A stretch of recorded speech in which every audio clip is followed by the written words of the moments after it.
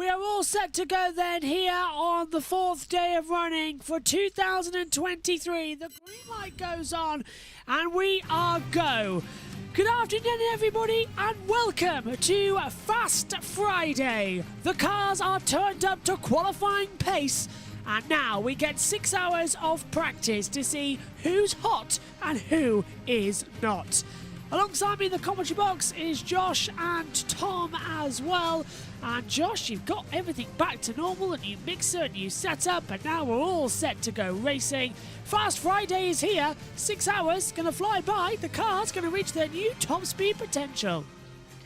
Yeah, it is. Hello everybody listening on JB Motorsports, and I believe we're on USR We are. again as well, so hello to everyone listening and watching over there as well. Current conditions, temperature 76 degrees Fahrenheit, a wind southeast with 9 miles per hour, 50% humidity, and the track temperature is 101 degrees Fahrenheit. There's got a little bit of a breeze as well, but sunny, no rain expected today, I believe, as well. But we've got another 6 hours, same as yesterday, to battle as well. Absolutely, and the drivers are out on the circuit as well already. Out there is the 24, so it's going to be Stefan Wilson, Santino Ferrucci, Conor Daly, Devlin Di Francesco, Marco Andretti here. Now, I have a basic spotter's guide and track map for this weekend. However, Megan, bless her, could only screenshot the things as well. So they're good, but not great as well. But the driver performance graphic is very blurry, so Megan's kindly reprinting them on Monday as well, but they'll do for now, and then I'll give them to Megan. She can write on them and everything over the practice weekend as well. We're going to be keeping our own scorecards tomorrow in qualifying as well in terms of the fast lap averages, so keep up as well, so that's going to be a lot of fun as well. We've got 6 hours to cover here as well. Yesterday it was Marcus Ericsson who was fastest, 229.607 miles an hour. Scott Dixon was second, 229.186. Simon Pagenaud third, Will Power fourth, Colton Herter was fifth, Conor Daly sixth, Dixon and Sato seventh as well. But yesterday at the road course, well, sorry, on the 500 oval course, it was Pato Ward getting a little bit of a fright out of the pit lane by R.C. Ennison, who was getting multiple messages from his race engineer as well, Spencer Piggott, over his radio. Pato Ward not happy with him as well, and the team unhappy as well, and so was the IndyCar stewards by saying that R.C. Ennison shouldn't need his spotter to tell him what is directly in front of him. Something a question I said yesterday on the commentary here and on the grid network as well. So a little bit of a talking to, a little bit of a warning, but hopefully all should be fine. Cars now venturing out to the circuit, and it's a good afternoon to Tom as well. Hello Tom, all set to go for Fast Friday. A lot of running coming up here today.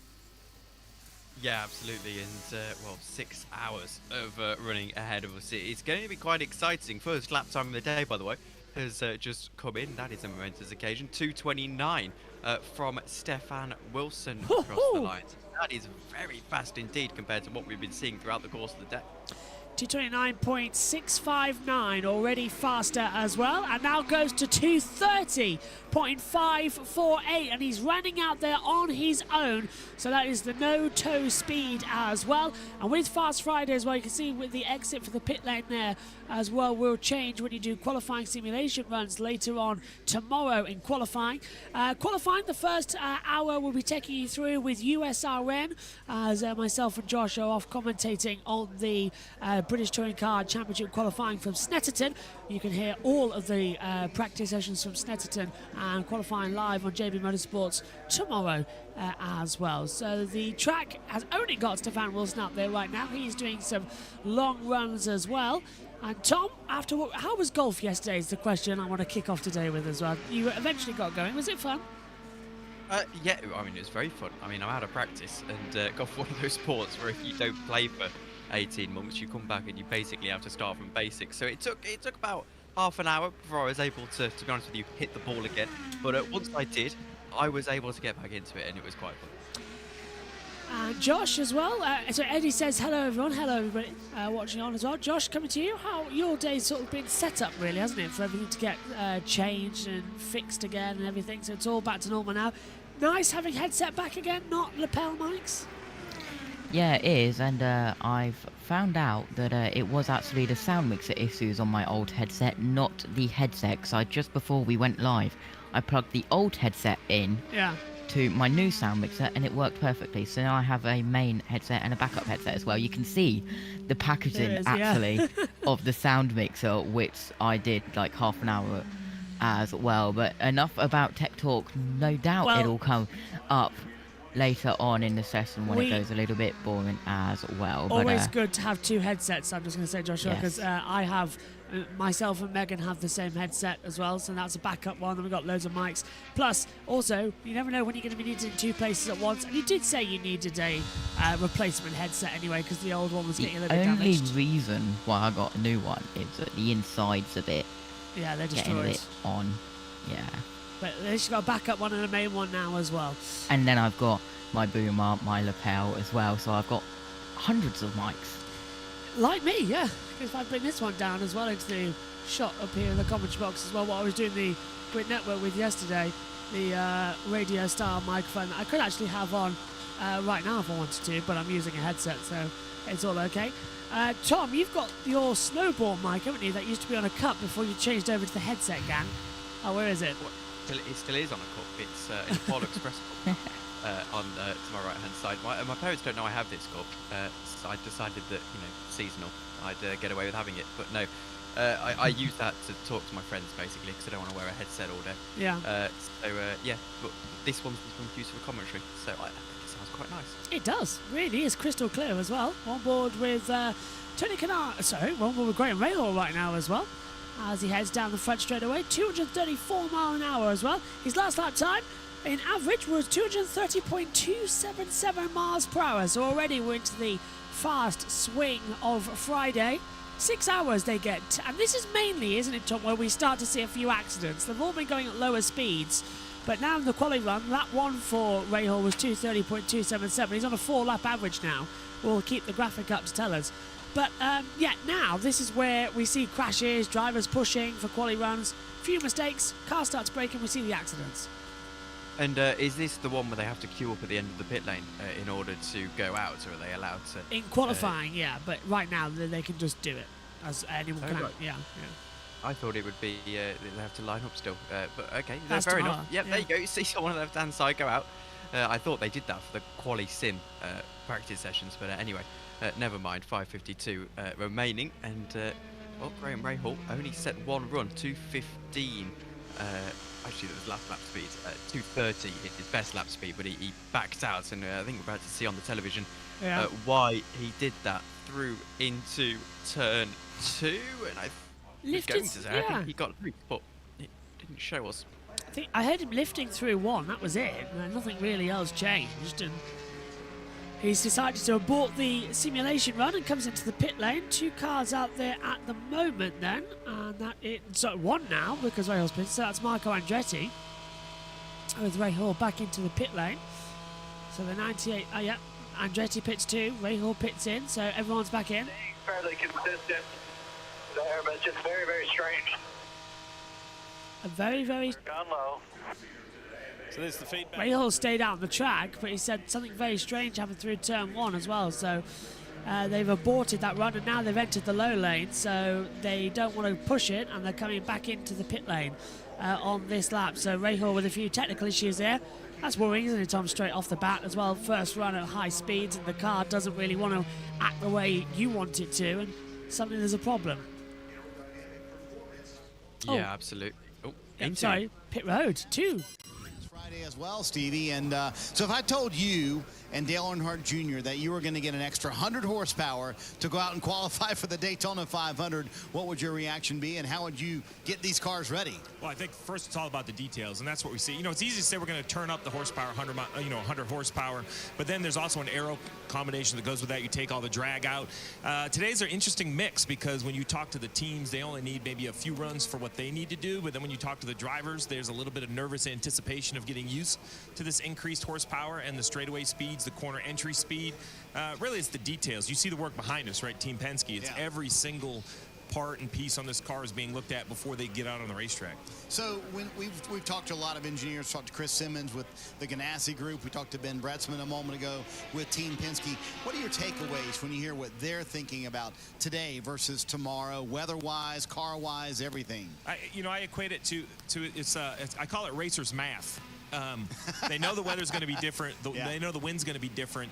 They think they know what they need. So, there's a lot of absolutes when it comes to a math equation, but when it talks about racing and math, there's a lot of kind of guesstimation. Yep. And that's really what you hear. It's not a wild guess. These are very calculated decisions, but there's still some uneasiness because they just aren't sure. One thing we've learned about the Speedway is you can think you know what the wind's going to do, you can think you know what the temperature's going to do, but at some point you kind of have to guess right with the information you gleaned today. So we're going to let you loose on Fast Friday. What are some of the things you want to see around the Speedway today? Well, we're in here looking at the cars, and the cars are great, but the Speedway itself and the speed, we can talk about the numbers, and they're impressive when you hear 235, 239, 240. I'm going to go find a spot out there to really appreciate it. Whether it's inside or outside the racetrack, this camera shot, right down the straightaways, that's where I'm going to go hang out. I'm going to go try to find as close as I can get safely to 240 miles an hour. All right, have fun roaming around today. Also joining us today is our buddy Dave Burns. Good morning, or actually, I guess good afternoon now, Dave. It is good afternoon, Marty. Good to hear from you and Steve. And yes, safety is paramount here, and that's why I'm standing at one of the busiest streets in Speedway, Indiana during the month of May. That is Gasoline Alley. It's famous for a lot of things, including the yellow shirts, as they're called, security holding people back at the right times because the cars will pass through here, the teams will pass through here. This is busy all month of May, and Ron Luther right there, this is his 5th Indy 500. Now, Ron has been around longer than that, though. I said, Ron, why did it take you so long to get to the Indy 500? He said, I grew up 2 blocks from here, had a real job my whole life, never knew I could do this just once in a while, not for the whole month of May. And so now in his 5th year, Ron is just enjoying being a security person here, keeping everyone down here in Gasoline Alley safe. But Diff, we will see cars and teams go back and forth through here all day, back to their garage areas, back to their engineering areas to work on things, to get things right before they go qualifying tomorrow. And it's just a busy place. You got to have some help down here. And Absolutely, and the amount of help that is around this Indianapolis Motor Speedway is unbelievable. As we've got Kyle Kirkwood, who has jumped to the top of the timesheets with 232.649 as a top speed in mile an hour. Stefan Wilson second, Graham Rahal third, Colton Herter fourth, Devlin DiFrancesco fifth, but Herter DiFrancesco haven't actually set lap times yet. They've just explored the outer circuits of the lap, but Kyle Kirkwood as well, Tom, flying at the moment, and an early pick, I think, to be inside the top 5 for pole position tomorrow.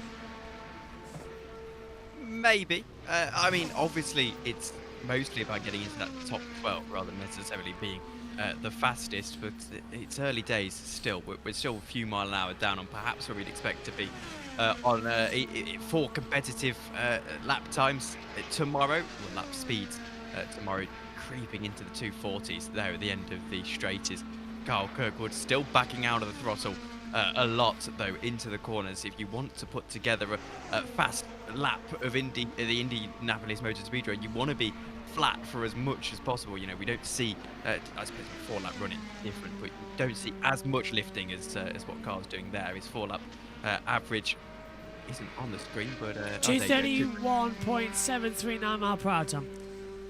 There you go. So that's it's decent quality sim, isn't it? But we'll wait and see. Yeah, a lot of time still left on the board. And Josh, we saw the performance he had. He's had a good start to the month of May with good results as well, with victory back at the road course. He's been on it as well, but another one who's been on it as well, you've got to see the Chip Ganassi has been there. Marcus Ericsson, last year's Indy 500 champion, topping the opening day and yesterday. Certainly on a roll, isn't he? Yeah, they really, really are. Ed Carpenter out on track as well, but Kyle Kirkwood, turn 3 speed, 240.922 miles per hour. Wow. That's insane already to go over 240 through one of the corners as well. As we swing through, we are watching Ed Carpenter across the line. He's 20th.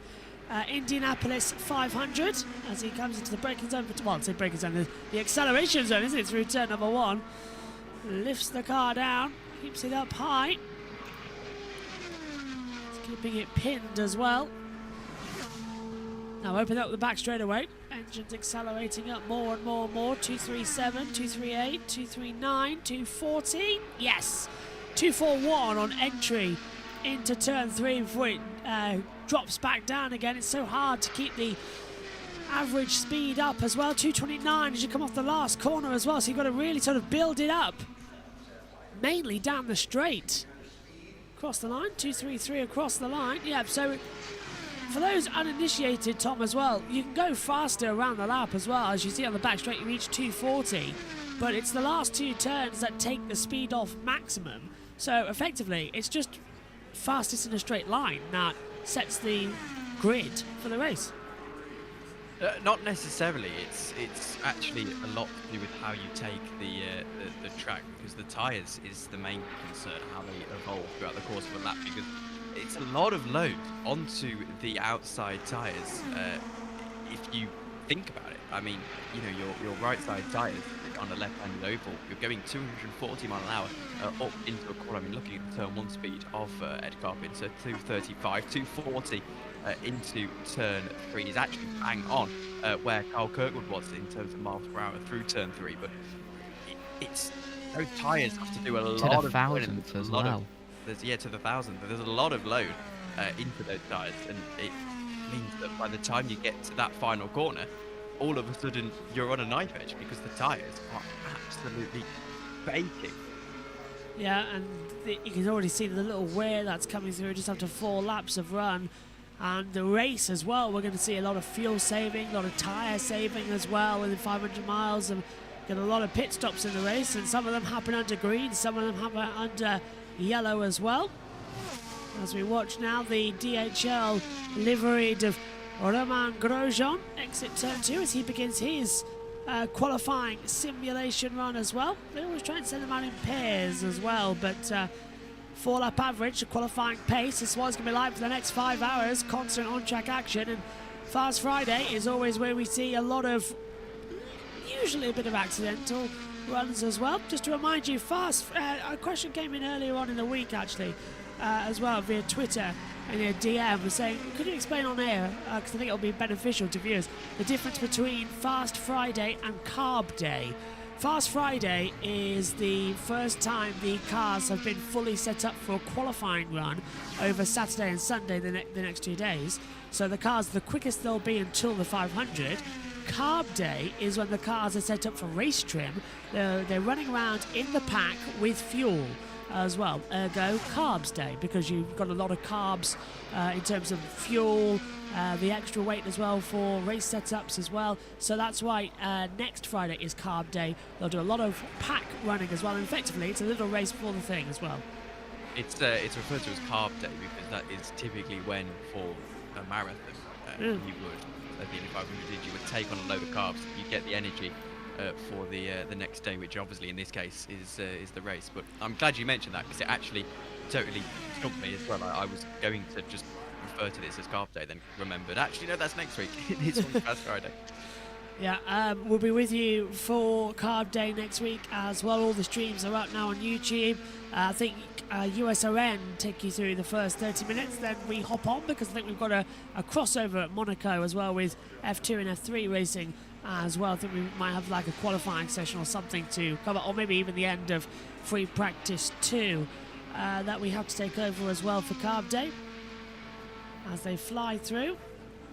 This is Grosjean's 4 lap average speed at the moment. His fastest time is 232.460 miles an hour as Michael Andretti watches on the pit wall. Looking more and more like Mario every day from the back as well. Just listening as well. There he is. Then he turns around and he's got the beard. Yeah. Grosjean's lap time then. He's remaining consistent. That 231.654 mile an hour. That's an average speed of 232.052 mile an hour. Has he backed off? Yes, he has. Yes. I hope they know that they had another run left, or they just didn't want him to push for a fault. If the tyres are being Yeah. loose and things, or the car's being loose because of the tyres overheating, he can back out of the lap and say, look, we need to work You don't want to be stacking it 5 hours to go and then only get an hour left of running at the end if you're lucky. Someone who isn't on a slow lap is the number 23. There you go. It's difficult to see on the television. Right, And 239 into turn 3. Really having to back out of the throttle as well on the exit just to make sure he's into that corner. He's not backing out too much into turn 4. 5th gear through there. You might hit 6th as you go out of turn 1. Actually, that's the only real time you hit 6th on the Indy 500 layouts. Looks pretty good so far. Does Ryan Hunter-Reay. Last lap speed, I should say, was a 2:31.2, so not the fastest of the day, but it's still pretty consistent. Yep, and there we see Hunter-Reay at the back now, down toward. He's backed off. He's been told to pit, so Hunter-Reay supporting his lap time there. Marco Andretti, the only driver currently out on track as well. Yep, currently his last lap speed though was 12.809 mile an hour, so a little bit slow there, but now he's up to speed. A 31 would get you into the fast 12 based on last year's qualifying time. I mean, I'd expect it to be faster this year, of course, but particularly if it's maybe a little bit hotter and there's or a little bit cooler, whatever would play into the hands of the tyres. Marco Andretti on a lap there, 98 car. I think he's just about to take the quote-unquote green flag for his top 4 qualifying run. His 4 qualifying run, 2:21 across the line last time by. So this is going to be his first lap, 2:35 into turn 1. Pushing like mad, isn't he, as Tony Kanaan watches on as well on the pit wall in his McLaren. He's got to get a few strategy things right before he has a go. That's into the pit lane, Ryan Hunter-Reay on the low line as well. Marco's looking incredibly strong through turn 3 and 4.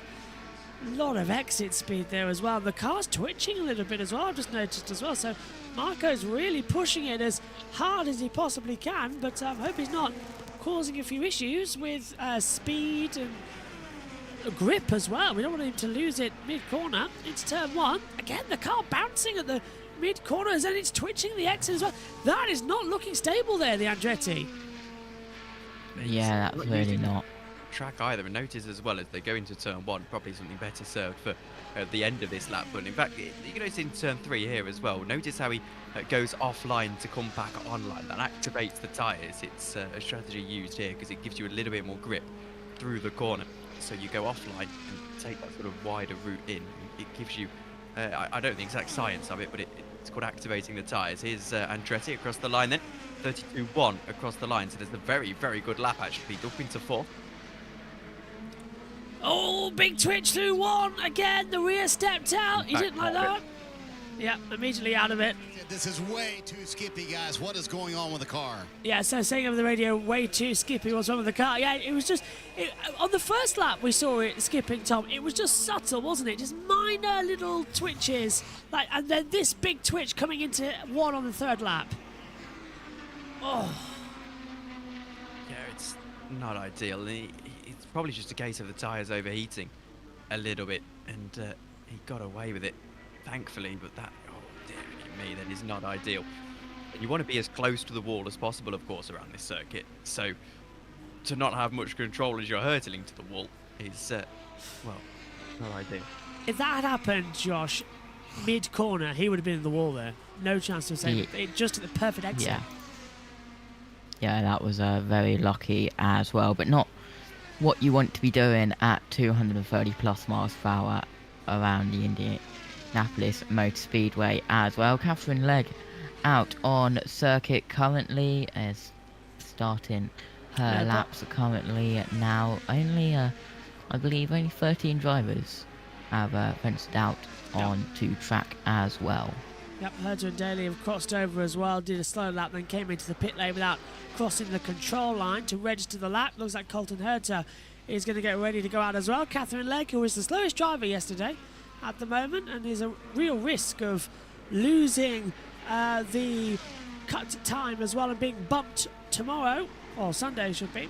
We'll see what she can do now on her 4-lap average speed as well. Santino Ferrucci, 224, so he's going at the same time here out on the circuit.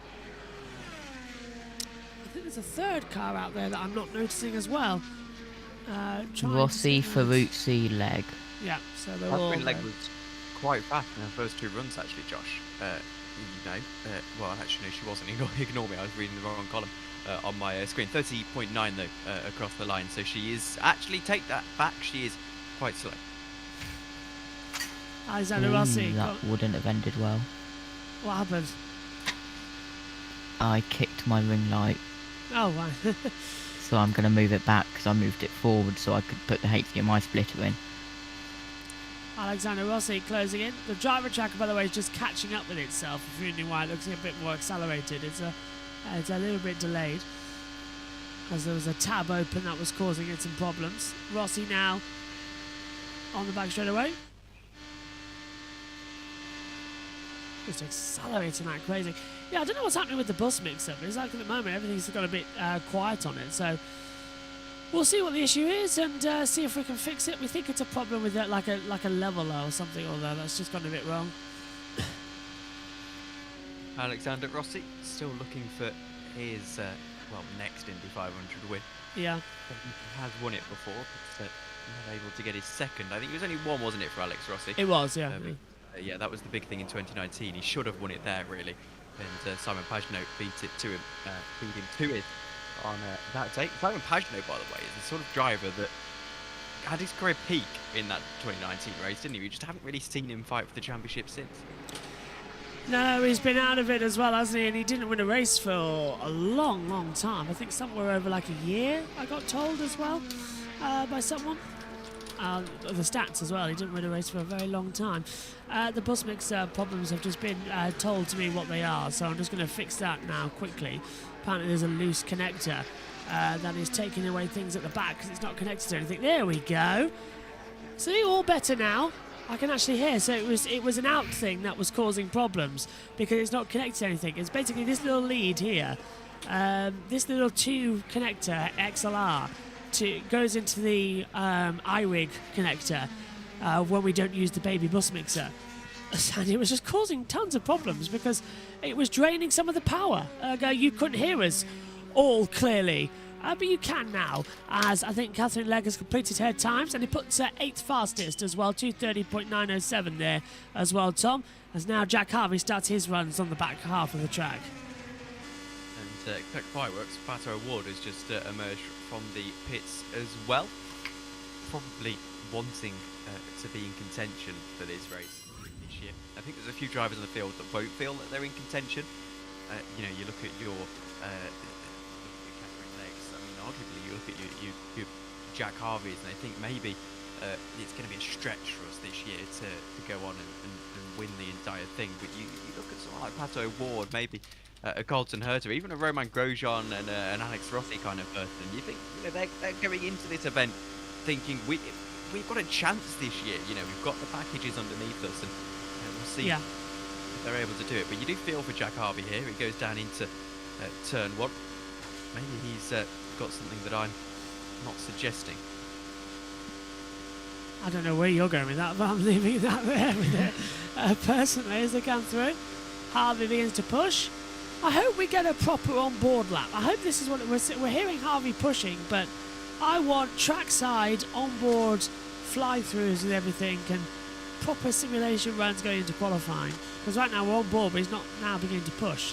Come on then. I want to point out as well, because I can't find any reading on this to do, but look down into turn 1 how he goes offline, then comes back onto line to give himself more grip into turn 1. It's a fascinating little driving strategy called activating the tyres that I mentioned earlier. Pato Award, by the way, speaking of fireworks, up into fastest down on his first lap, 32.7. So Pato Award immediately looking very good indeed. But yeah, activating the tyres is a fascinating little strategy because I don't see it in articles anywhere or people really mentioning it. But around a track like Indianapolis, even down into turn 1 at Silverstone, it's such a nice little strategy that can gain you a good 10th of a second or so that it just doesn't get mentioned. Probably pushing now as they come through, with Pato Award getting close to the wall, coming into turn 3 and 4, really finding the limits of what is acceptable up there with the grip and flirting, I think, a little bit with the safer barriers here as well. As they Doesn't Petro Ward do that every single time he's out on track, Josh? absolutely pushes it. Yeah, he does, doesn't he? Doesn't even hold back a second. He just, it's all go. So close to the wall out of turn 1 and into turn 2. He's going to be so close to the wall again. I mean, Pato, well, the car as well looks stable at the moment for him, which is the most remarkable thing. Absolutely pushing like crazy as they fling in to the barriers. And Ward's just still keeping it all together as well. It's waiting for a little bit of a lull at the moment, but nothing's happening. They're all going incredibly calm and incredibly, I don't want to say it, but almost safe, aren't they? They're all just running this absolutely brilliantly out there. Ward's backed off after his second lap, though. Oh, yeah. Sorry, Tom, missed that. Yeah, he backed out. I wonder why they're doing this, because he was looking very, very good. I mean, the second lap wasn't as fast as the first lap. Still, he's fast 2:43, by the way, through turn 3, Pato Award. That is 3 mile an hour faster than anyone else on the grid. Amazing stuff so far. And while we're in this, just need to, Josh, if you could activate your TV pictures for a second for Tom. Is it on battle screen, yeah? Yeah, it's on battle screen, yeah. I just need to sync up my driver tracker. And this is the new feature that Josh can still show everything. See, we can do this now. It's great. I love it. I can't see it. Can you see it, Tom? See what? From Josh. Oh, yeah, okay. Oh, I can't. That's new. Okay. That's because I'm using it on the... It's just absolutely chaotic at the moment. As, the timing screen is like a minute behind, so we just need it to sync up a little bit. Data's being the usual data. Wins picked up here. Current turn 3 speed. Ward is at 243.145. Carpenter 240.9, the same as Kirkwood, the second, as we heard earlier from the team. Castroneves 240.5, Andretti 239.2, Devlin Di Francesco 238.815 as well. So the time's still coming down here as they ring back through. And 5 hours and 28 minutes to go here. And now Colton Herta begins to push on his 4-lap average and begins to accelerate down the track. Sure, there'll be some fireworks here with Colton Herta, because again, as I said, someone who really is trying to push for this race this year. I mean, it would really accelerate his Formula 1 chances as well, I think, winning the Indy 500, although again, I think I'd probably offend some hardcore IndyCar people by saying the Indy 500 win will accelerate his Formula 1 chances, but rather than just being, the peak of his career as a whole. But Colton Herta down into turn 1 is still in the 5th gear, looks to go through completely flat through turn 1. That is impressive. Absolutely flying, isn't he, as well? Can you still hear the background audio, Tom? I can. Lovely. Yeah, and Colton Herta, the only driver out on track right now. 25 out of the 34 drivers have ventured out on track today as well. Colton Herta continuing his 4-lap speed, as well as Simon Pagenaud joins Colton Herta out on track, as well as Colton Herta goes across the yard of bricks into turn 1. Let's see how he is through there as well. Nice and speedy, isn't he? Speedy Gonzalez, I think should be his new nickname, coming through there. Takes it on the high line as well, keeping it on average. Right on pace through turn 1. You two are laughing because I can see the chat saying that I didn't. it looks better then. It actually does. I wasn't trying to offend anyone. It actually does look better than when you were doing it, just. But anyway. I need to use it on the app. It's just that it keeps freezing the computer as well. The second lap for Colton Herta is a 32.3, so again he's right on pace. I need a quicker internet cable. That's what I need to this laptop. There's a backup that we should really switch to. Yeah, well, Colton Herta going down the back stretch into turn 3 as well, 230. But as well, but he's slowing down as well, not pushing as much as he. Oh, we've lost Josh. There we go. Couple. There's going to be 2 now. Let's see how delayed our pictures are, shall we? Compared to each other as they come through. I can't see it. just buffering. Hang on, it's loading. There you go. Oh, I think they're right about the There we same. go. There's now 2 pictures on the same time. Who blinks first? Don't know who's. My one's like a couple milliseconds quicker. Say again, Josh. Say again, Tom. I said it's like just switching the quality on YouTube. I click on one, it's like low quality. Click on one, it's like the higher quality. Is mine not great then at the moment? Has it been really bad today? Yeah, Not your one really says bad. it's Really been bad. bad. Really I need to get mean, this fixed. If it doesn't mess Josh's setup up, I know what you're thinking here. can Do put- it. Yeah. Can I? Yeah, do it. I know what you're thinking. I'll be back. I'll still be here. Yeah. I know what Josh is thinking now because he's got 2 laptops. He can rejoin on a second Discord call as well. Yeah. Then I can just hide my image as well. So do it. Unless because I don't have to have my comcam on still. But yeah, do it. That'll work. Also saves a bit of things up as well. Hang on. Now he's got no pictures at all. I'll switch mine on though while Josh fixes his. Oh, that's something as well. As Oh, no, you're fine. Miraculously. Mine's fine now.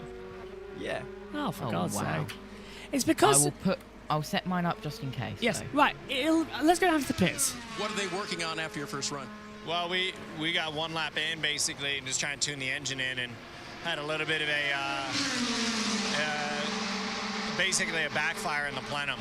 And so they got to go back and check the engine, make sure everything's okay. So we unfortunately didn't get to do much more than the 1 lap, but you know, we seem to be okay. We're not fast, but there's going to be a lot of cars kind of in our zone, so we're just going to have to see how it plays out. Our teammates are about the same as us. But as you and I were talking about off air, you know, our trap speed into 3, I think, was 237.8, and Pato's 243.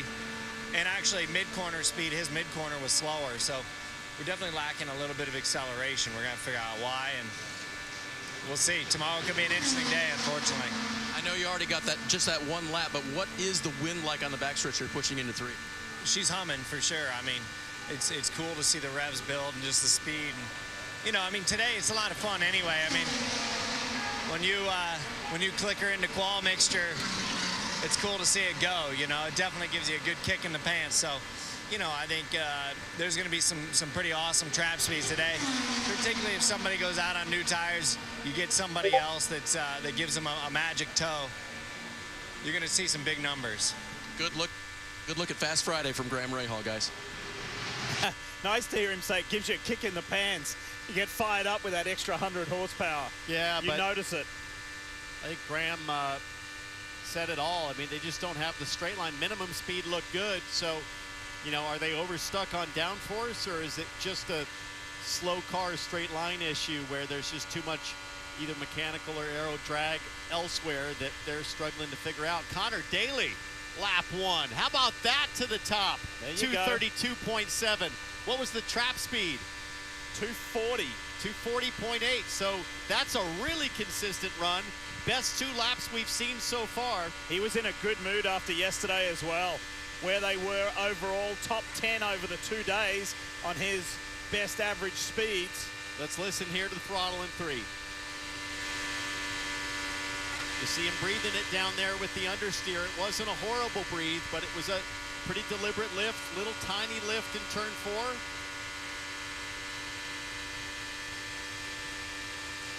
This is going to tell us more of the story.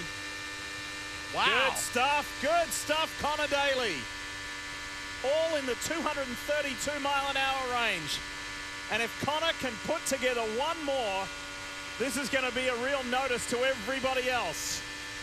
Little bit of a lift in 2. Let's listen here. He makes the adjustment to the front roll bar. Oh, big lift. More significant, way more significant than the previous lap.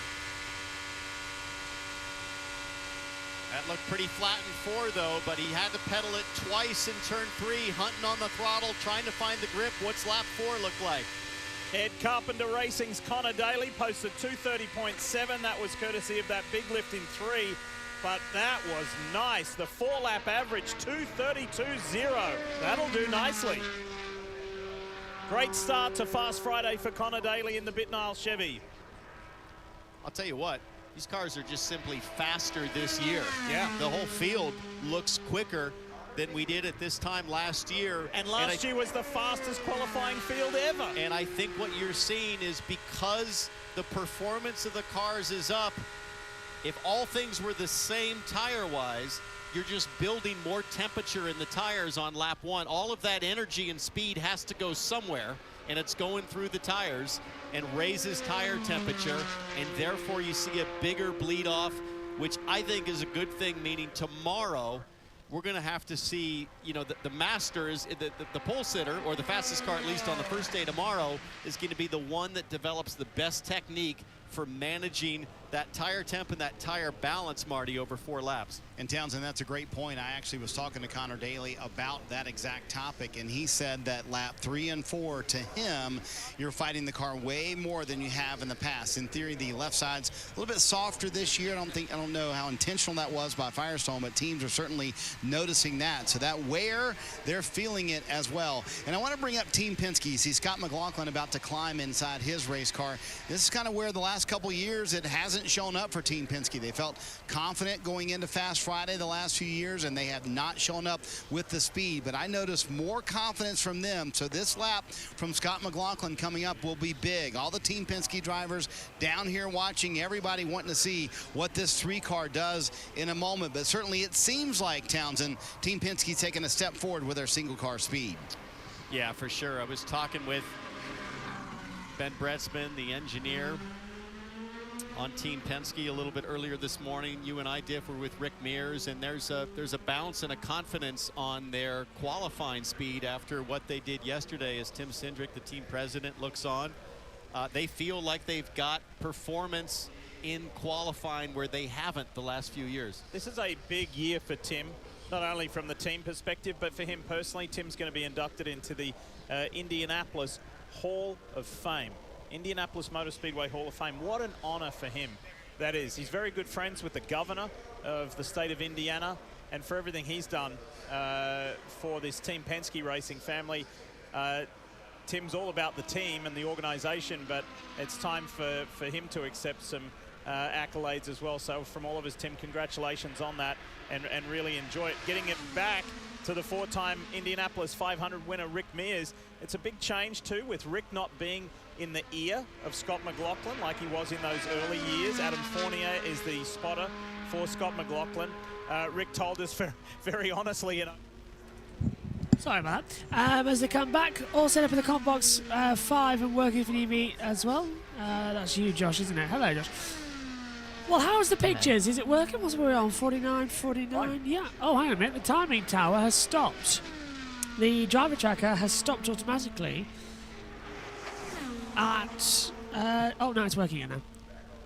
Yeah, I've got it all set up here, so if you need me to drag it in, let me know. Excellent. We might need that eventually as well, but yeah. Because then that also means if that one's being used, then you can have the comms box camera on the Discord. Oh yeah, hey, that's true. I can finally have myself on camera for other people to see, not just be a voice behind a monitor. We need to get that fixed. I think there is a method to get that fixed eventually, because then I've got, now that we don't need the Combox timing screen Discord, I can log into that and rename it like Combox camera, so we'll be in there. Yeah. So we'll get one set up eventually. I mean, I could rename my Not Josh G account to Combox TV. Yeah, that's another one. Yeah, good to know. Tom can rename himself. Oh no, he's already done it. Tom was named something else in the Discord, but he's changed it back. I can't remember what it was. What was it? Blessed? Because Team L8s and stuff on Twitter. I forget the joke, but yeah, I think it was about 8 months ago. Yeah, because you searched it once and then you were inundated with Team LH references. Oh yeah, that might be the case, yeah. Yes, it was. Was that in testing last year or something? I can't remember. Something last year. Did feel weird this morning though, not waking up and doing several thousand different shows, I must say, for F2, F3 and all that lot. Well, F1 has donated £1 million, by the way, to the relief efforts of Emilio Romagna, the same as AlphaTauri, and our thoughts and prayers continue to go out to everybody there as well. Unlike the likes of a few other F1 journalists as well, who are sort of thinking that the only reason the race hasn't gone ahead is because they panicked. Not naming a few names as well, but he's an ex-team principal of a team that never made it to the F1 grid. That might be able to narrow it down. Oh, well, there's... No idea. Does his name bear any similarity to the House of Windsor? I think it does. Yeah, the royal family. Yeah, it's darker with the likeness to the royal family name. Yeah, and that's a castle in England. Yes, it does. Yeah. I read. Honestly, the amount it took me not to say something, because other people already had, but it was like, you know how I like a good row on Twitter, Tom. He's got himself into a little bit of trouble, hasn't he, Peter Windsor, the last couple of weeks. He's gone from being some kind of like really nice, you know, articulate journalist who you sit down, you listen to his podcast, so just saying a couple of things that just, I don't know. Yeah. Hate people. I mean, what was this nonsense about you can't put... He was complaining about Max pointing to his car. Yes, he was, wasn't he? That was really weird. He was complaining about Max pointing. You've earned the right to wear that number 1, so you have the right to point at that number 1 to remind people that you're the best in the world. I don't see a problem with that. I think Peter Windsor is... I don't know. I think he's very much of an old guard of Formula One, and you just sort of got to take it with a pinch of salt. A lot, really. I think the entirety a pinch of salt as well, which is a disappointment. Several cars coming in then. It's Conor Daly who sets the fast... Nope, it's just changed. Sato. Takuma Sato for Chip Ganassi Racing sends it to the top. 234.753 miles per hour in the fastest lap speed. Sato immediately on the call then. Let's get in some questions. I have to get my glasses off for these because the chat's still so quiet. Astral says, Fast Friday. Woo! Absolutely. Canapino with a fist emoji, the arm pump emoji, I think it is. And Argentinian slides for Fernando. Chambers says, hello all, big speeds, Fast Friday, let's go. Absolutely. And Sato's first speed though, Tom, 234.753 mile an hour. Second lap speed, 233.9. Sato's on it. Chip Ganassi not holding back. No, they're not. Sato's looking very, very good, isn't he? We'll see what he can do through lap 3. Oh, he's lifted. And lap 4, though. He's lifted. Damn. Yeah. They're doing half quali runs at the moment. Wow. Is this a moment for Sato on a 4? Oh, he got so close to the wall. Wow. Sato almost crushed. Say again. That was so he close. Definitely hit the wall. It was only a brush, but it was there was definitely contact. Yes, he did. You're right. Touched the wall. Exit of turn 2. Oh. Perception and vision. Here we go. Yes, he did. Oh, ho, ho, ho. It's all going now. Everyone's starting to get up to speed. Sato first touched the wall. And now VK, go on. Yeah, VK out on track going into turn 1 as well. But we've got a new best turn 3 speed trap. 243.142. So getting close. No attack, no chance. 243 miles per hour in turn 3. Oof. Insane. That was incredible at the moment. Just trying to reset the gain speed on our monitors here. 2 seconds, guys, while we get this all set up, because I think the cables, nearly on its bye-bye way out. So just plug you back in. Get the speeds back up. Hello, can you hear me now? We could hear you before. Fantastic. Just getting everything set up as the cars head out on the circuit and a few of them lifting up. Yeah, VK's backed up. I don't. Why does Formula 1 have to announce that they donated £1 million to the charity? Mate, go on. Part of me just wishes that they would just do it rather than writing an article saying, "Oh, look at us, we've donated £1 million."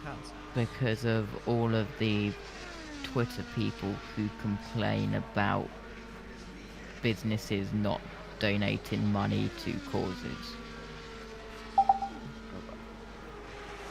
It's all about the same thing, really, isn't it? It's just in terms of what can you actually do and what can you actually push in terms of accessibility, I presume, on that. It's a weird scale, really. As the action comes in. So, we are closing in on the end of the first hour. Our mandatory caution, by the way, should be coming out soon. They've just got to check everything's still okay as they come through. Right, I've adjusted a few things as well. Hopefully now. I suspect I'll hop off at the turn of the hour. If that's okay for a little while. It's fine by me. Yeah, All fine. Did you see my comms chat message, by the way, Josh? I did. Fine for two. We'll hand over soon as well, as I am going to have some black bean and rice sauce. Chicken and black beans sauce with some rice as well for dinner. My dinner is actually over the road and still not been cooked yet. Gonna have burger from the burger van, which is over the road as well, so I've got to go get that as well. But I shall. Oh, Friday night burgers. Yes. Are we too early still for a tangential testing my GCSE maths knowledge there story? No, not at all. We've got a lot of time to fill. 5 hours. Go for it if you've got something. Well, yeah, we don't have burger vans quite across the road where I am, but we did have a sort of local street food get together, and it was all awful stuff. It was like 12 quid per head for a street food. Oh wow! Yeah, it's a joke. This is good stuff, though. I'm only chippy, like, so. Oh really? From the, yeah. They do good doner meat in marmite at my local place. Nice. I would have made a ramen or something, but my stomach is still not okay for that. Chambers Charles Torres says, when I started watching the Indy 500 as a kid, 200 mile an hour was just broken. These speeds are just incredible, and probably set to get well, I was going to say probably set to get faster. We heard the NBC guys mentioning the tyres are softer this year, marginally so. So yeah, I suspect. In fact, I suspect we've already beaten last year's fastest lap. Well, we haven't got the averages yet, of course. But in terms of the speed, it's 2:34 is faster than what we got last year. And this is only the first few runs in practice. Yeah, well, we're currently at 243 miles per hour as well, Josh. Do you think in maybe the next coming years, in the near future, we might hit 250?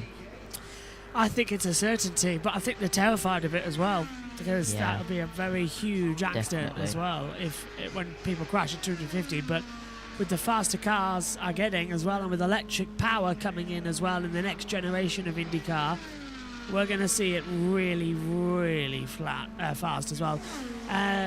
Magic says speeds are incredible on a flat track. Cannot wait to attend next Sunday as well.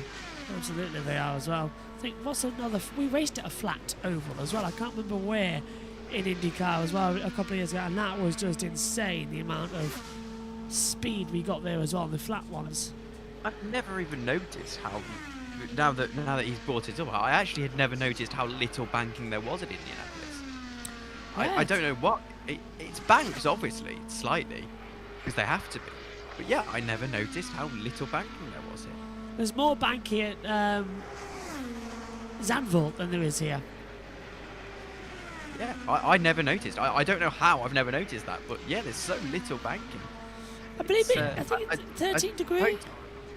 I suppose it's because as someone who doesn't necessarily watch a lot of oval racing outside of IndyCar, and the oval schedule is so packed out, or so stretched out, that by the time we get to, I've never looked at Daytona's banking in direct comparison to Indy's banking, so my brain has never gone, oh, there's not a lot of banking there. I believe that Zandvoort's banking is the same as Daytona's Yes. banking. Yeah, so it's bigger, isn't it? Daytona's banking is insane, the last corner there. He's tricky. Chambers saying it looks like more bank in real life. I suppose it will. And well, racetracks as a whole look faster, look better in real life than Definitely, if you yeah. watch them on camera. I always think Indianapolis is the ultimate oval test, but it isn't really an oval. And it's more of a square with rounded edges. Because an oval to me is Texas, Daytona, things like that. Even Texas isn't really an oval because it's sort of stretched out at the top. It's more of a tri-oval. I think you count ovals because, I mean, look at our ovals over here in England.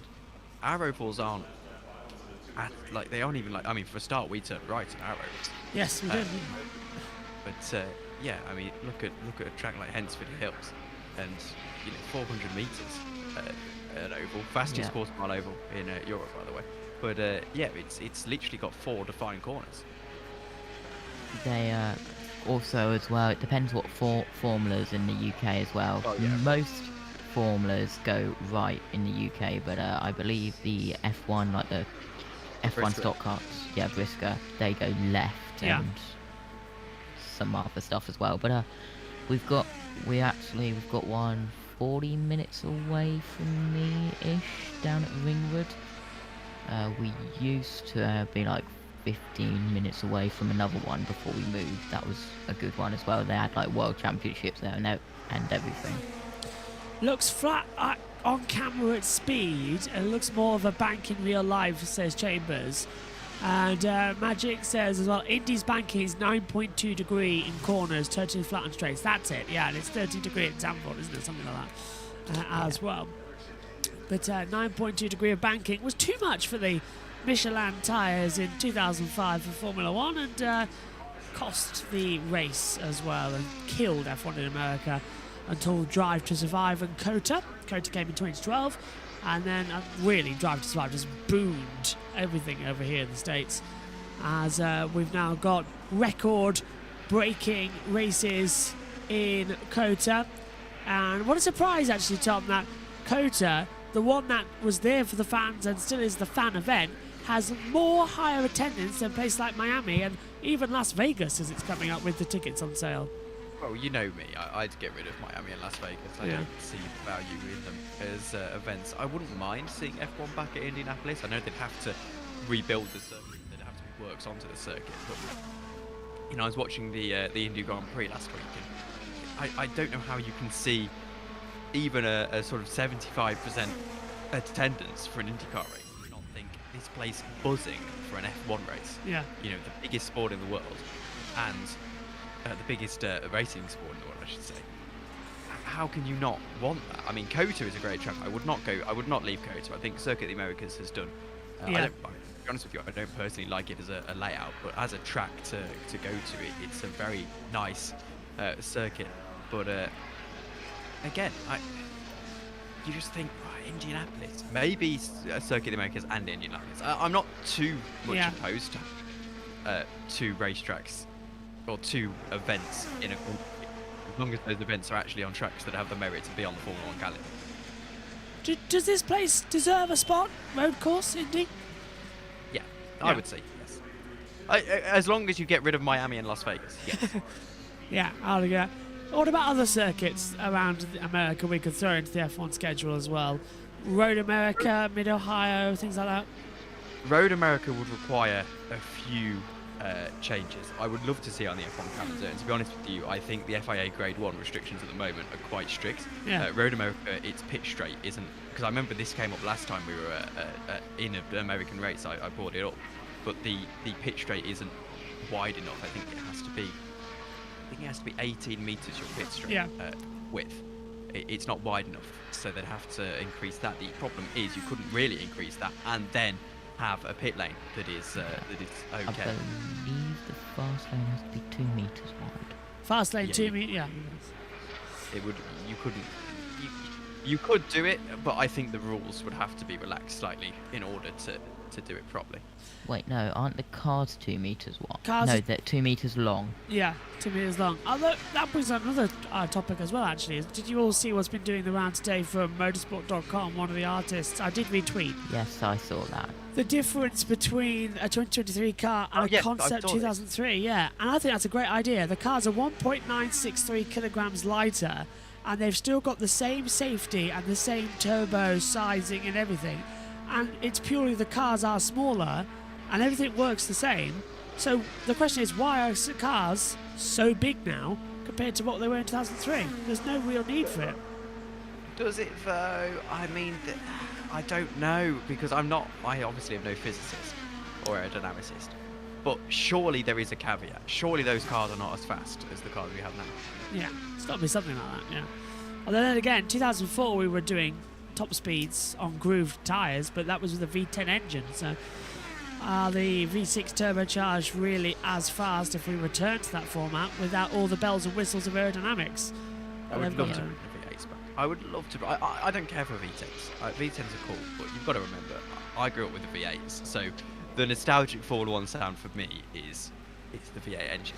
I love the V8 engine. I had the V10, and I would love it if the V8s came back. I think that was such a great sound for F1. But the V10s, let me tell you something, there is nothing better than listening to a V10 Formula 1 engine with Murray Walker on the commentary, heading down the back straight at the old Hockenheim ring. That was the one race of the year where everything was just on the 11, and it was literally just singing and screaming down the back straight. It's absolutely brilliant. We've got an interview though, and I believe you're two gonna. I did want to bring up one more point, if you don't mind, Josh. Yeah, sure. Go on. Okay. Right. Okay. There's still lap 3 and 4. It's going to come down to, and it's so tight. It's, I think, 0.2 of a mile an hour is going to be 3 rows. I love watching McLaughlin's lap with you and Mario. You guys are sitting there kind of bench racing and talking about what McLaughlin's fighting with out there. How much do you use him as a resource when you're watching and kind of learning what you're doing and what other people are doing? Well, I mean, he has 12 more starts than me at this place, so yeah, no, it's yeah. I mean, I have a lot of knowledge, down the pit lane. We have, feel like we have a third of the field with all of our cars as well. So yeah, taking it all in. All right, Marco's going to head back to the garage area and sort of work on the car right now. A set down, as we've talked about all week long, Dave. Conor Daly has stepped out of the 20 car and still the best 4-lap average. How nice is it to get a full run like that out of the way early? Well, I mean, if you remember last year's Fast Friday, I think we all thought we were going to really just probably poop our pants because it was so scary here last year, but it's a little bit more calm today. It's still tough, though, man. I mean, these 4 laps are a real challenge. Once you get to 4, the tires are gone, and you're just basically trying to hang on. So, I was actually really pleased with that first run, just the consistency of the first 3 laps, and I just made a mistake on the last lap. So, you're literally riding the knife edge, and turn 3 is the devil right now. So turn 3 is definitely a real, it's a tough one for us, but solid first run for us. So it's just good. We want to be sure to do almost as few runs as we need today, so we feel good tomorrow. And qualifying's always been my nemesis, so I want to make sure that we leave here confident. And turn 3 was where that little dance with the devil happened, that mistake? Yeah, just you try to set yourself up with the tools in the car for turn 4 because it's quite free in turn 4. So instead of going to what I went to in 3, probably should have just waited till 4. So, but that's probably practice is for. So we'll see. I see a lot of people dropping off though, which is interesting. I mean, Ganassi's. I mean it's insane what they're doing. But I think we are going to be quite good here. Rena's had a really good first couple laps on his run. So it'll be tight as usual. Thanks, Conor. Good start for them. Very consistent. Okay, fantastic news from the guys. Tom, please do continue your picks. I know both of you are going to leave the box, and we'll come up to one of our competition cautions anyway. So go on. Are we far away from a new IndyCar generation? Because these cars have now been going in some form for many, many years. Obviously, with the differences year on year. Yeah, well, we had the Aero Screen came in, didn't it, in 20? Yeah, 2020, yeah. And then that's been around for a couple of years now, but that was just built on the existing car, wasn't it? So I think there's a new car coming next year for the for everything. So I'm fairly sure we've got a new car for 2024. And if so, and I'll open this up to the YouTube chat as well, what sort of car, what sort of changes would you make to the new generation IndyCar?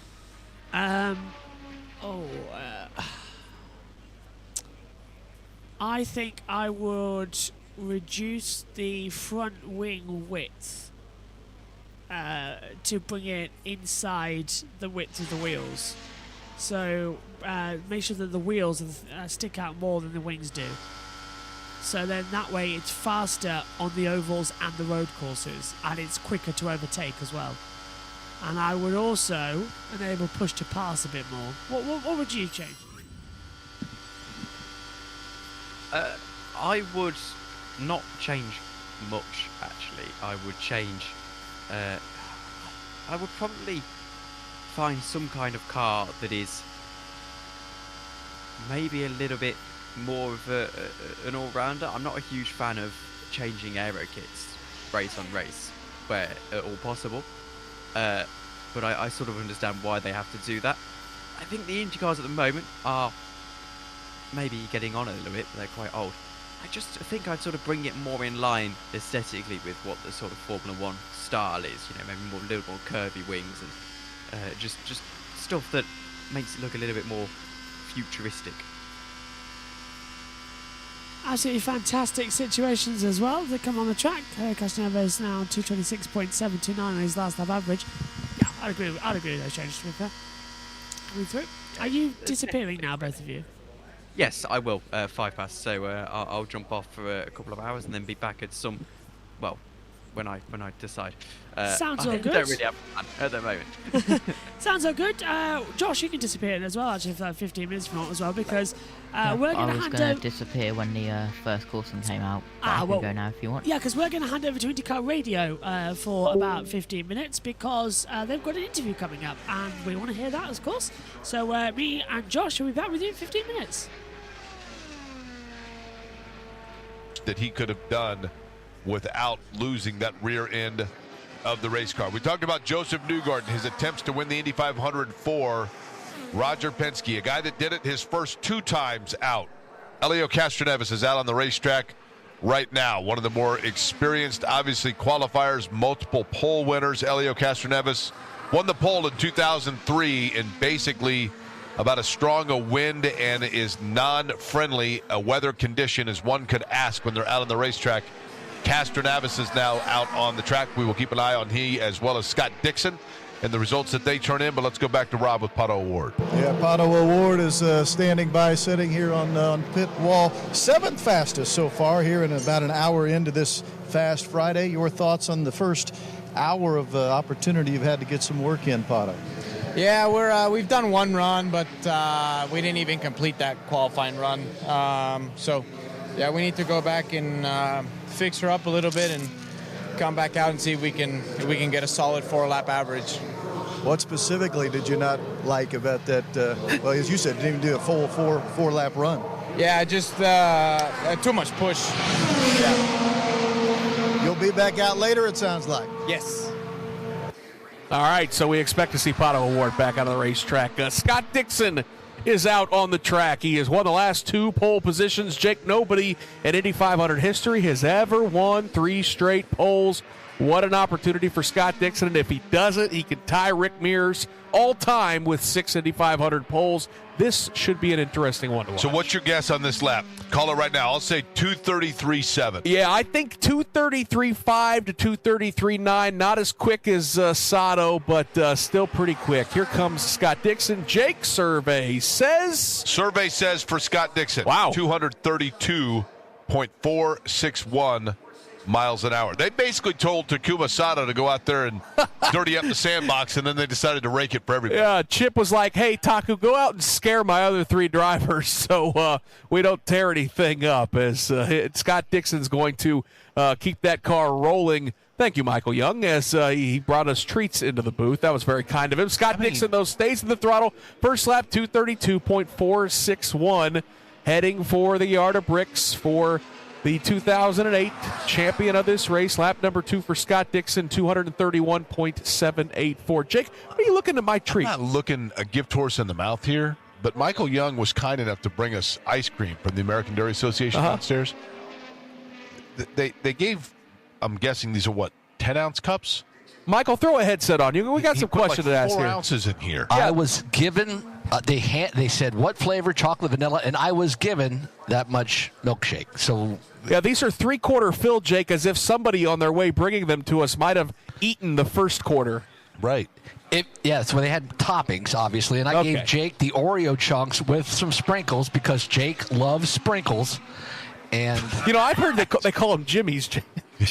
No, they don't call them that. If this was All-American Burger at Fast Times at Ridgemont High, I would actually ask for my $2.50 back, please, Brad, because this is not the best-looking sundae I've ever had. Because then I would be getting fired at the moment. But there you go. Enjoy, gentlemen. You know what they say about people that drink milk, Jake?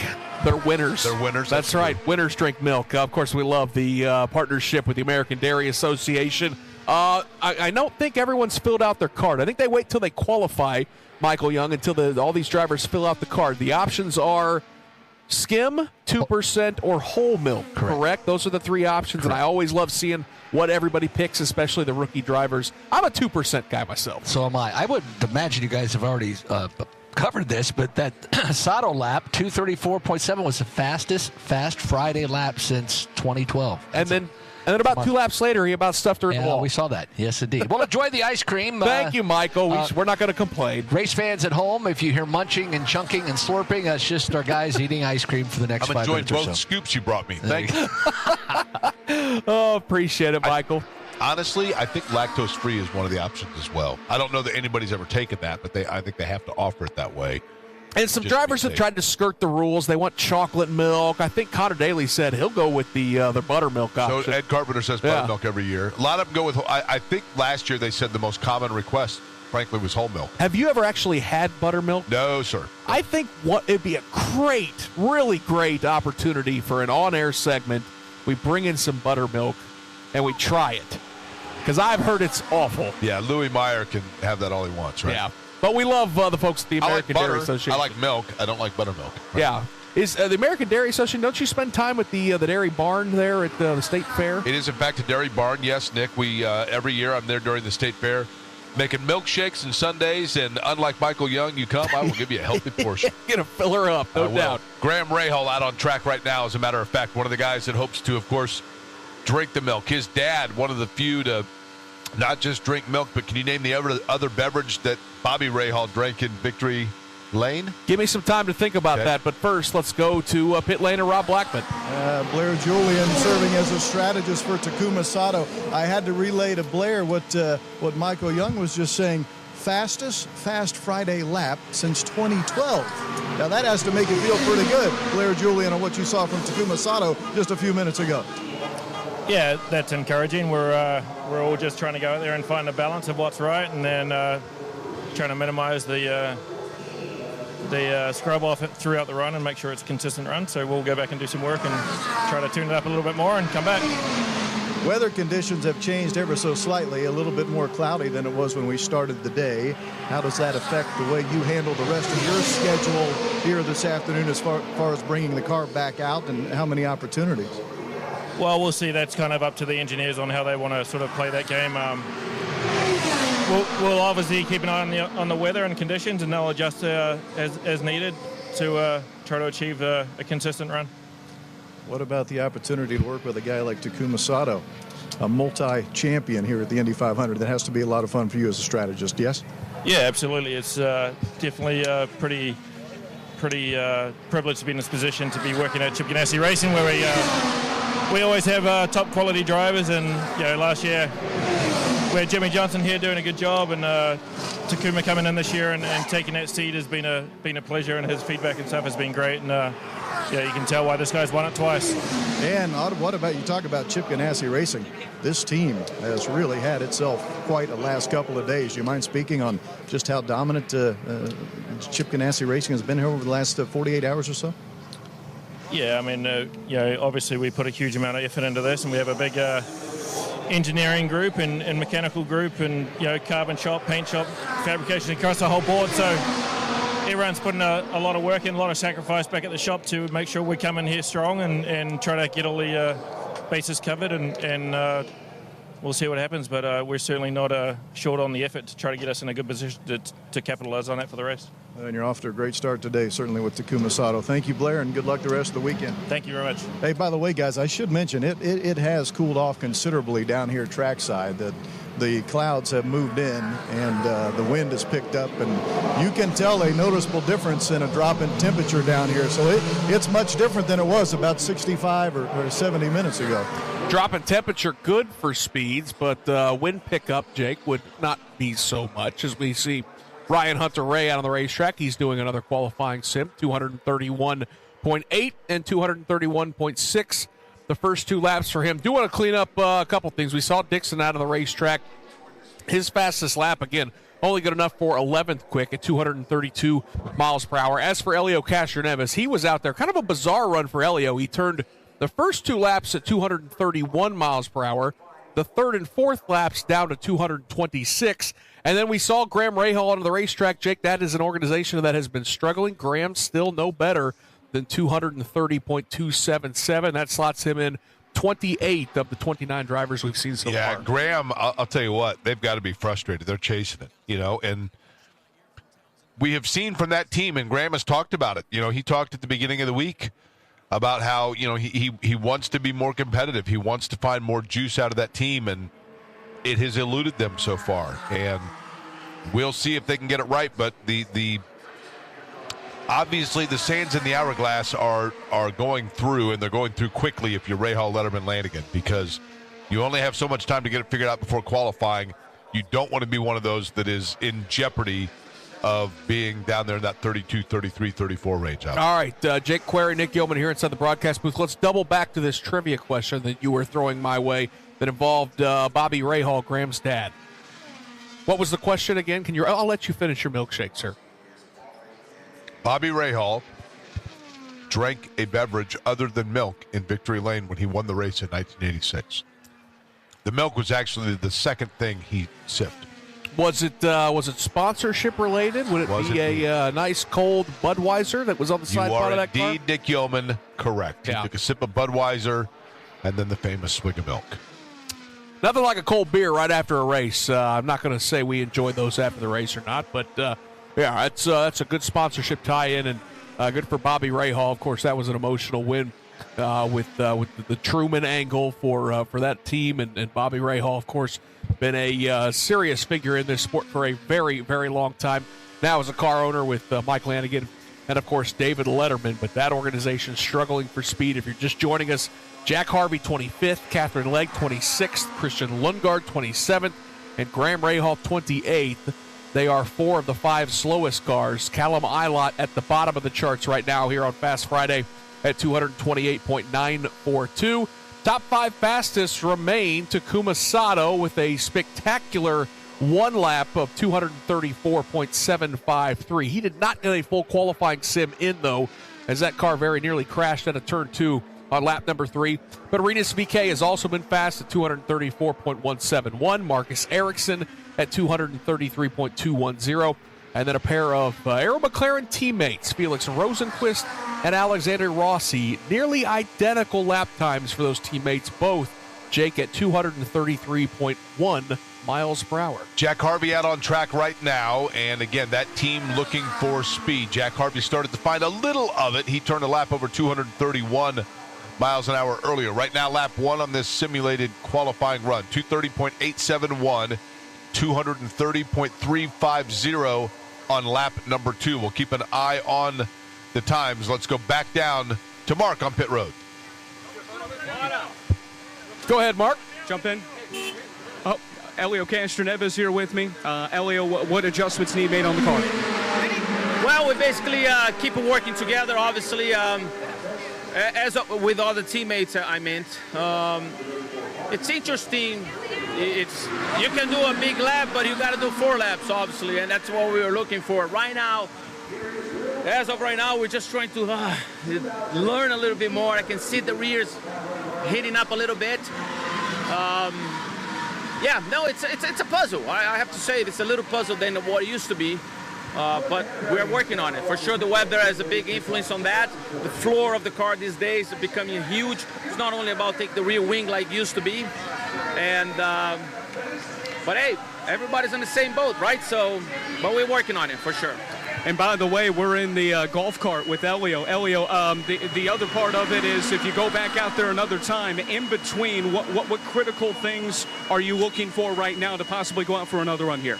Oh yeah, we're gonna analyze, because this is a puzzle that also it's a teamwork. The engineers got to take a look into the data, into the ride height, because this is, you can't see. I can only tell him what the car is doing, and that's what they're gonna do. The temperature of the tires. There's a bunch of other things that a lot of people don't realize. That it's like I said, there were so many components that can go wrong, and to make it right, it takes a lot of information, and that's what we're trying to do right now. Thanks for the VIP golf cart service, okay? No problem. Yeah, it's a good hustle there by Mark Forster, jumping on the golf cart with Elio. You can hear the fans waving and saluting and cheering for Elio Castroneves there as he took a ride back to the paddock. Elio's former teammate, Will Power, is a reigning champion of this race. Not reigning, but a former champion of this race.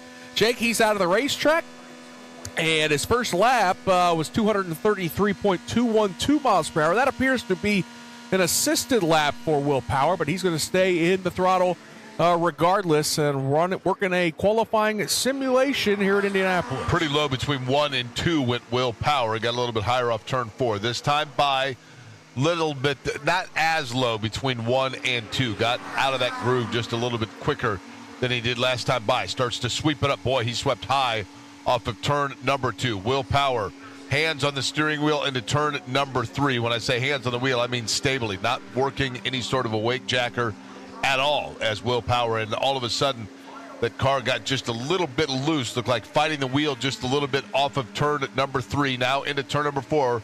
Will Power along the main straightaway. We'll see what the lap speed is for Power. He was at 232.149 last time by. This time 231.976 for Will Power. It's a 4-lap average on this practice qualifying run at 232.474. One note to kind of put a bow tie on Elio Castroneves, Nick, and I've said this a lot, but I think it bears repeating, and you can kind of hear it right there. I think one of the first things that people ask about Elio Castroneves, somebody that is that vibrant, that's that personable all the time, is people ask me, is that really what he's like? And I don't know. It would be disingenuous for any of us to say that we're close personal friends with Elio Castroneves, but we've been around him now for, really the entirety of his career in my case. And it took a long time for me to reach the epiphany, Nick, but the reality is, yes, that is really what he's like. Sure, he has his bad days, bad moments. I don't know that I've ever seen him where he was short or declined an interview where afterwards he was not apologetic or explanatory as to why. And more often than not, even when maybe the track is chasing him or he's chasing the track a little bit, he usually is pretty quick with a grin or some sort of an optimism. He's just an awfully, awfully hard guy to dislike. Everything about Castroneves is pretty likable for certain. You got to be a dream driver to work for, or work with, I should say, if you're a team member or a team owner, because, you're going to have those days where things don't go right, and the last thing you want is to have an irritated driver come in and maybe make things worse with comments or an improper attitude, and Elio is just simply not that guy, Jake. And on the bad days, and it appears you can hear Elio, and he said it's a puzzle right now for Meyershank Racing. They've been struggling across the board in the NTT IndyCar series, but when you're having those days where things are struggling, having a guy with a positive attitude like Elio Castroneves certainly has to help. Elio right now 23rd on the time charts at 231.581. R.C. Enerson, by the way, just turned to 230.910 miles an hour.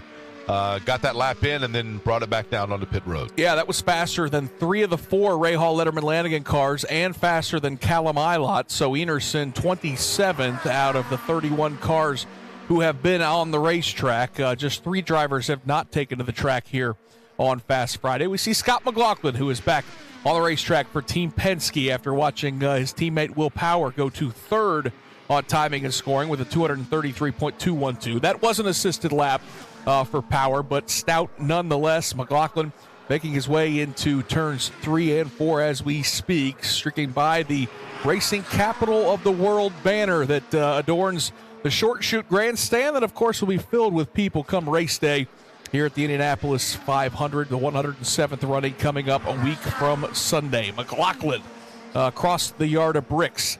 What does he do? How about 232.319 miles per hour? Still only good enough for 16th fastest. Actually, that's a little bit slower. He turned a 231.417 lap that time across. 232.3, Jake, is the fastest McLaughlin's been able to do. John Day points out that Al Unser Sr. was the first to have that familiar Pennzoil paint scheme, as Scott McLaughlin now rocks it and takes it into turn number 3. We'll continue to watch what he is able to do. I believe that is Benjamin Peterson, who is also out on track. So they are in 2 separate corners of the racetrack. Everybody trying to give themselves room to do the qualifying simulations, and we will see how it works out. Right now, Peterson is on the backstretch heading into turn number 3. This is one of the rookies, of course. Driving for A.J. Foyt is Benjamin Peterson, trying to find a little bit of speed, and so far, I'll tell you what, all of a sudden he jumped up and he's got it. 233.197.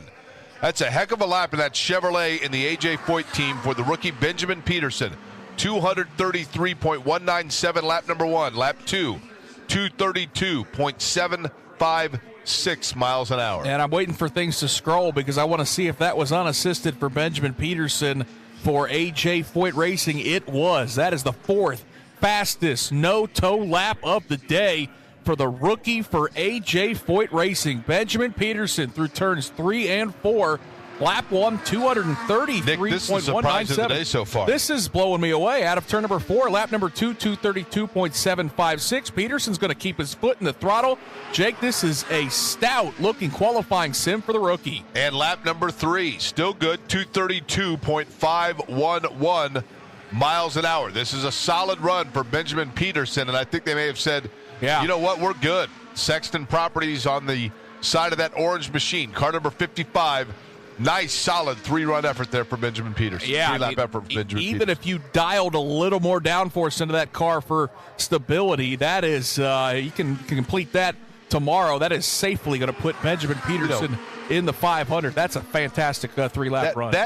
That simulation he just did was very similar to a Michael Young-made milkshake. Very good.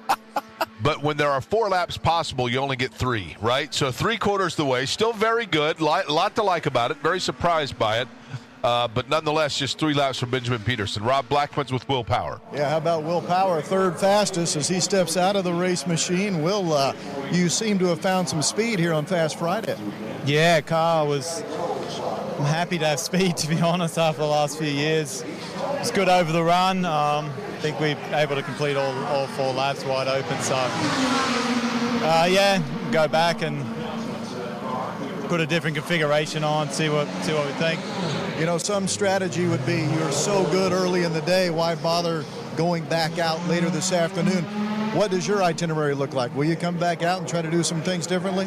Yeah, we will come back out because as the condition is so different tomorrow, we need to understand, well, actually for Sunday, we need to understand some different aero bits. So, yeah, we'll see.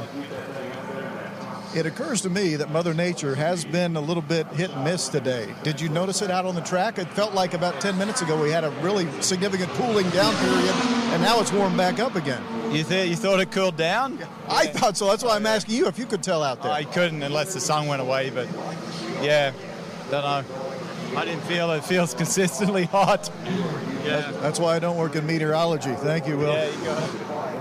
All right, appreciate that. Will Power, 3rd fastest on timing and scoring, 233.212 miles per hour. We see the veteran Tony Kanaan out on the racetrack. Jake is TK out for his 2nd qualifying simulation. Right now, he's 19th fastest. He's one of them, I think, probably wanted to see a little more speed out of his last run, so we shall see what Tony Kanaan does. Car number 66, Arrow McLaren is the team, the veteran Tony Kanaan, and what is scheduled to be his final run at the Indianapolis Motor Speedway. Black car with that papaya orange on top of it. He did a 231.673 in lap 1, 230.947 in lap 2, lap 3. 230 miles an hour, 0.758. And now coming to the completion of lap number 4 will be Tony Kanaan as he works his way off of turn number 4. And we'll see what sort of speed Tony Kanaan has here in the straightaway of the last lap of this 4-run simulation for Tony Kanaan across the yard of bricks. The speed comes in. We await it. And the speed for Tony Kanaan, 228.857 miles an hour. Jake, I was wondering, we've had 3 more drivers that have not been on the racetrack. One of them is out there now, and it is a run probably worth paying attention to. Alex Palou, the 4th Ganassi driver, about to complete lap number 1 of his qualifying sim. His teammates have been awful fast. What does Alex Palou do on lap number 1? Just 232.610. So this kind of following that trend after the big lap from Sato. A little bit more conservative for some of these Ganassi drivers. Yeah, and I wonder if they're not going to back Alex Palou off just a little bit. Goes off of turn number 2, that same area where Sato had gotten really loose. And Alex Palou with that 232.6 as he works his way and says, yep, you know what, let's bring it in. He works his way back onto the pit entry road. So as Alex Palou comes to pit lane, good opportunity for us to chat with our good friend David Turner from Perspective Group, who joins us here once again. David, great to see you, of course, associated with the Motorsports, the New Zealand Academy, and certainly here in IndyCar, we've got some good New Zealanders. Yeah, well, thanks first of all for having us back. This is my 21st Indy 500, so it's a great way to be back. And to all you guys on IndyCar radio, listening to you in New Zealand at home while we have our breakfast on a Monday morning, it's an amazing way to start a working week. So congratulations to you all. Really love the broadcasts, and it's fantastic. As for New Zealanders, well, yeah, we've got a few more in the pipeline because you're starting to get a few up here now, so we thought we'd generate a few more for you. And there's some names that I think have some good potential in them. And I heard you just before, we were making comments before about Steve Horn and the relationship with Tony Kanaan. Well, Steve Horn's just up the road in Ohio at the moment with a young driver called Callum Hedge. And I would not be surprised if one day soon you hear that name around these circles. That's one to watch out for. And he was a graduate of the Motorsport New Zealand Elite Academy a few years back. And I think, he's one that, 4 or 5 years from now, we may see him there. But, the one that we're very proud of right now is certainly Marcus Armstrong. Yeah, I think we've all been impressed with Marcus Armstrong here in a very short amount of time as we're all getting to know him and learn about him a little bit more and more each and every race weekend, jumping on the road and street circuits for Chip Ganassi Racing. Everyone seems to be pretty happy with him. And tell us a little bit about what some of the drivers do and the partnership with the Academy. Well, when Marcus went through it, he was only 14. He was one of the youngest drivers that we've ever taken through it. And since then, we've actually evaluated that, and we believe 15 is the age to aim for. 14, they're still a little bit too young to take in a lot of the workshop sessions. So we take 8 kids every year in July into a camp in Otago in the bottom part of the South Island in New Zealand. And the reason we do it down there is we have a relationship with the University of Otago and High Performance Sport New Zealand. So we have access to the tutors and trainers that train the Olympic and Commonwealth Games athletes. So it's the best of the best. And there's a lot of workshop sessions that they do. We don't teach them how to drive a car. We've got other people that can do that. But it's about mind psych and nutrition, diet, how to travel on the road, a range of things, how to do PR and media skills. So it's just making their briefcase, if you like, or their toolbox full of bits that hopefully make them into a professional racing car driver.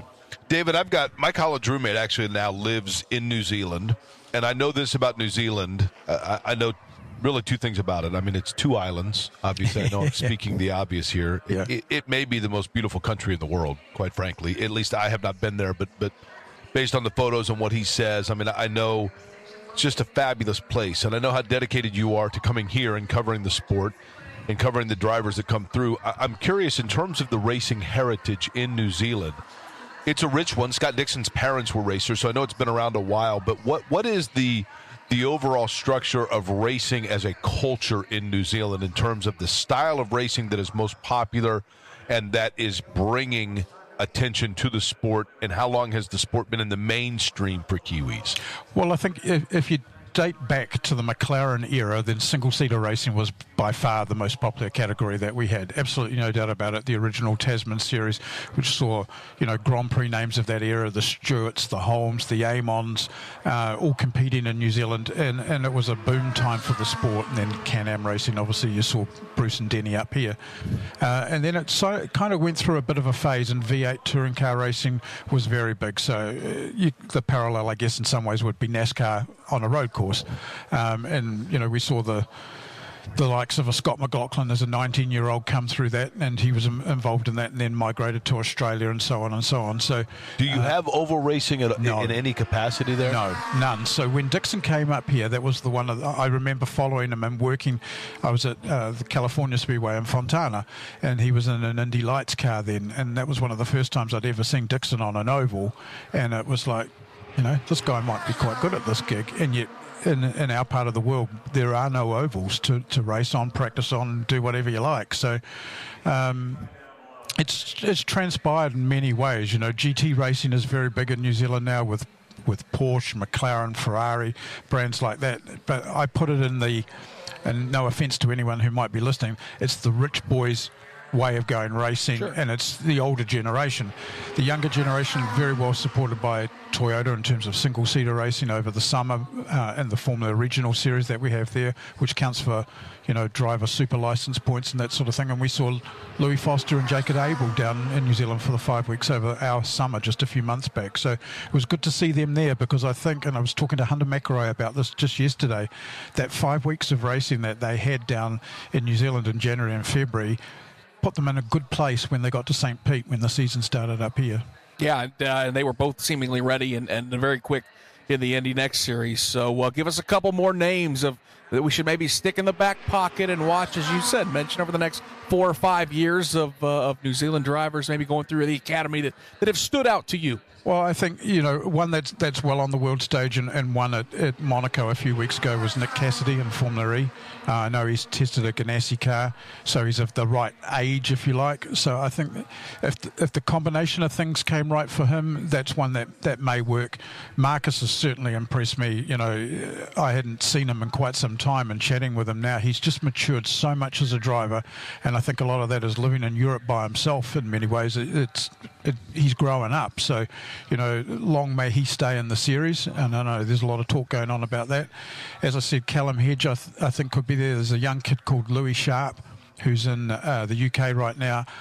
I think he might stay in the UK and become another Liam Lawson, but let's just wait and see. But there are a few, and it's a good thing. I think New Zealanders are very passionate about it, and part of what we're up here doing this year is also uncovering a lot of the New Zealanders who are not in the cars, and there's something like nearly 20 guys within teams within the NTT IndyCar series that hail from New Zealand, and that's another avenue altogether. What kind of national hero is Scott Dixon there?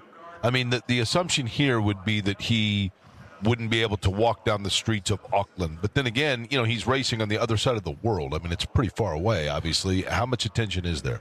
Well, my company produces dirt track speedway racing in New Zealand at Western Springs. A lot of drivers have come down for. Kyle Larson was down there a few years back.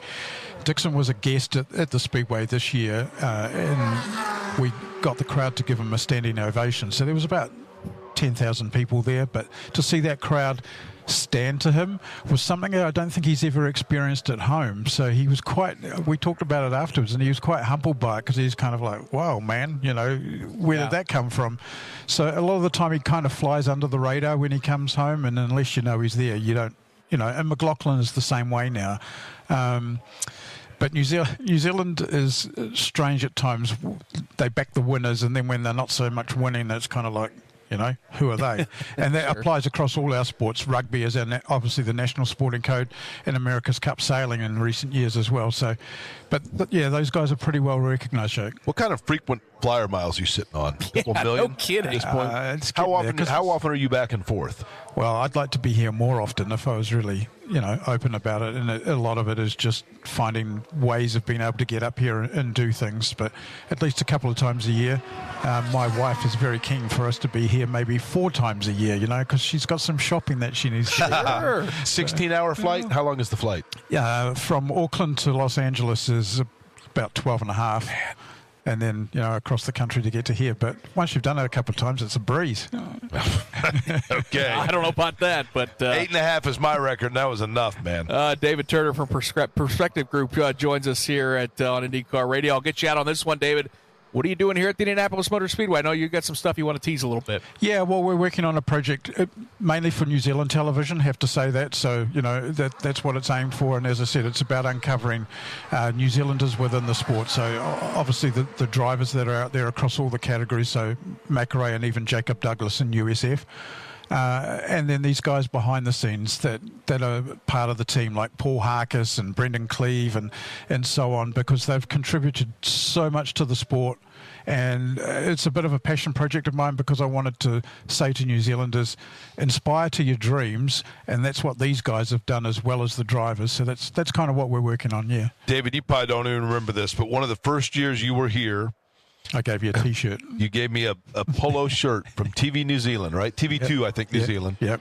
I went through a thing about, I don't know, probably 2 years ago where I purge cleaned. I mean, I'm telling you, like, you walk around Indianapolis, probably there are people wearing Eyes Out IndyCar Series stuff all over the place. It made the cut. I still have it. I've never parted with that shirt. I love it. And I just thought it was so cool, man. It was so cool to see somebody from another part of the world take an interest in what we do here, and what, I think people in Indianapolis take a great pride in this place and its representation, not only for the sports world, but to represent who we are as people, as Hoosiers in Indiana. And to see that somebody was willing to sit for 12 and a half hours on an airplane to come and take in what is important to us automatically made you important to us. And it just was so cool. And I've never, ever forgotten you give me that shirt. It's one of my prized possessions. It was a classic, and it was a great time for us to come up here. I remember being the producer then at TVNZ, which is the equivalent of NBC, and milking them for money so that we could come up year after year. And they kept saying to me, look, unless this guy Dixon wins, you're not going anywhere. So, of course, in 08, when he won, the first thing I said is I need the budget for 09. That's right. And then since then it's been my own company, so I kind of play a different game on the budget model. But look, Jake, I love coming up here. The late Larry Rice said to me, if this place gets into you, you'll fully understand it. And at the time when he told me that in 1996, I didn't really realize it. And we did the bus tour and everything around here, and I thought, yeah, Larry's just kind of stringing me a bit of a line here. And then a year later, it was like, I know what he meant. Yeah. And ever since then, I've been here every year for the month of May. I've been wearing that shirt trying to get free meals all over the country, by the way. Big-time TV star in New Zealand. Yeah, see, I do the reverse at home. I wear an IndyCar one down there and tell them that I'm kind of into IndyCar. Right. Perfect. That's right. Well, David, you're one of the familiar faces we love seeing here in the month of May. All the best, you and your wife. Hope you guys have a great time, and keep sending us the fast New Zealand drivers, and we'll keep talking about them, all right? Yeah, well, you guys keep up the great job. We certainly enjoy Line and Bread on having breakfast on a Monday morning, listening to you guys as well. Appreciate it. Much appreciated. David Turner joins us here on Fast Friday at the Indianapolis Motor Speedway. The Fast Five, Takuma Sato, Renus VK, Will Power, Marcus Ericsson, and then Jake, the story of the day has to be Benjamin Peterson, fifth quick for the rookie for AJ Foyt Racing. His lap at 233.197 was unassisted. Great run for that rookie driver. And the other story of the day, quite frankly, is the fact that I think that Ray Hall, Letterman, Lanigan team, I don't want to sit here and belabor the point, but Nick, they've got to be feeling like they're starting to chase it a little bit here, because we keep waiting to see a big speed pop out of them. And Christian Lundgaard out on the racetrack just then did a qualifying run, and again, finding themselves down towards the bottom of the speed charts. Now, R.C. Enerson right now is 28th, but Harvey at 27th. Lundgaard still not able to find that speed. Catherine Legg, Graham Rahal as well. So definitely a challenge. Hang on, we're going to take a picture here. You ready? Yeah, and there's some drivers certainly struggling, Jake. You can hear that smile over the airwaves. Augustine Canapino's been on the racetrack. He's another one, Jake, that had not been out yet, and kind of slow along with his Juncos Hollinger Racing teammate. Canapino did 5 laps, could do no better than 230.054, so that slots him in 32nd. Callum Ilott is 33rd, and we are about to see the final driver, Stingray Robb, who has not been on the racetrack, Jake, for Dale Coyne Racing, as the rookie from Idaho looks like he's poised to start his first qualifying simulation. But to your point, the speed of Benjamin Peterson was impressive. 233.197. He turned 3 laps on a 4-lap qualifying simulation, and those 3, they liked what they saw, that A.J. Foyt car. Now, maybe they saw something that they wanted to tweak, but for him to be able to go out in that Chevrolet for A.J. Foyt Racing and turn a 2:33.197, 5th fastest so far here in this session, was impressive. Right now, back out onto the racetrack. Speaking of New Zealand, Scott McLaughlin is continuing to turn that Pennzoil yellow submarine. He's done a lot of laps so far here today, at least in these simulations. He's done 13 laps in a day when most just go out for 4 and bring it back in. Decent workload for him. That means basically he's gone out now. This would be his 4th simulation. Santino Ferrucci, the only that has turned more today. I take that back. Alexander Rossi did 17 laps, 18 for Ferrucci, and Scott McLaughlin going to be out of the track, but Stingray Robb just worked his way across the start-finish line. Yeah, and just completed lap number 1, and it's right in line with what his teammate David Malukas did. It's 26th fastest at 231.387. Malukas ran a 231.311, so the 2 Dale Coyne Racing cars currently sit 26th and 27th. Stingray Robb going to keep his foot in the throttle here on lap number 2. Again, the first one at 231.387. Good enough for 26th fastest for the graduate from the Indy Next Series out of turn number 4. Jake, it's a white race car with some blue, red, and green on it for Stingray Robb from Idaho. Across the yard of bricks goes Stingray Robb. 231.387 for lap number 1 for the young Idahoan. Lap number 2, 230.433. I don't know if Idahoan is actually a word, but it's a native of Idaho, and if it is, that's what Stingray Robb is. So he works his way off of turn number 2. I think they're also known as Hoosiers. I think that's right. I'll have to check that, but I'm almost going to guarantee you it's not Idahoan. But Idahoan. You don't think so? I don't think. Look that up on your phone while you get a chance. While Stingray Robb roars around the north end of the racetrack in car. You want to look up what you look up what you call a native of Idaho? Yeah, okay. There's got to be a we have a wager going here. I'm very interested. Stingray Robb across the line for lap number 3. That is a 230.205. So this qualifying simulation is pretty stout and pretty consistent, and wouldn't you know it, the Idahoan, as I told you it would be, Jake, is making his way down the back straightaway. I'm not going to lie to you. If I was an Idahoan, I would introduce myself as a guy from Boise. You know what I mean? Yeah, it's a good call. Yeah. I'm from Pocatello. That's exactly what I would say. Stingray Robb out on the track right now as he is trying to complete a simulated run here. He is off of turn number 4. Pretty good looking line, again, as is natural. Kind of works his way to the middle of the racetrack, down towards the bottom of the track a little bit as he went across the yard at bricks. We'll see what lap number 4 brings for Stingray Robb. 230.010 miles an hour in that Honda for Stingray Robb. Again, the fastest so far today. Nick, let's go ahead and do a rundown for those folks that are just joining us. The fastest, now we're just going with single laps here that have been turned in on this Fast Friday. Takuma Sato, as the sun starts to tuck back behind the clouds here, but it was not that way when he was out. 234.753 for Takuma Sato. Fastest lap of the day, followed by Rinus VeeKay at 234.171. Will Power, 233.212. Rest of the top 10, Marcus Ericsson, Benjamin Peterson, Felix Rosenquist, Alexander Rossi, Conor Daly, Pato O'Ward, and Kyle Kirkwood. That puts 7 of the top 10 cars in the top 10 as Chevrolets. 11th fastest was Alex Palou. 12th, Joseph Newgarden. 13th, Ed Carpenter. Santino Ferrucci was 14th. And the two-time defending pole sitter, Scott Dixon, was 15th fastest. Roman Grosjean, 16th fastest. 17th was Simon Pagenaud. 18th was Colton Herta. Scott McLaughlin was 19th. 20th, Jake Marco Andretti. 21st fastest, Tony Kanaan, followed by Ryan Hunter-Reay, Devlin DiFrancesco, Stephen Wilson, Elio Castroneves, Stingray Robb, David Malukas, Jack Harvey. That's how they run 1 through 28. Then 29, R.C. Enerson, followed by Catherine Legg, Christian Lundgaard, Graham Rahal, and then Augustin Canapino. Speaking of Graham Rahal, he turned a lap over 230 miles an hour. He is back out onto the racetrack, and that speed seems to still be elusive. He just did 2 laps in seemingly a simulated qualifying run. And looking inside the race car, you could almost see the frustration on the face of Graham Rahal. 229 and change. Speed continues to be a problem for that 15 United Rentals car. As for the non-tow speeds, I know people love paying close attention to those. Top 5, Sato, VeeKay, Ericsson. Fourth fastest on the non-tow speeds, Benjamin Peterson. Then it's Felix Rosenquist, Alexander Rossi, and Conor Daly through 7. And then the final 3 drivers in the top 10 on the no-tow charts, Kyle Kirkwood, Alex Palou, and Joseph Newgarden. So Fast Friday right now, a little bit of a pause. That might be weather-related, although it's not obviously bad outside. But all of a sudden, for that matter, it might have cooled off a little bit. So you would think, actually, this may be when you want to jump 2 things. Just as I say that, we do have a car back out on track.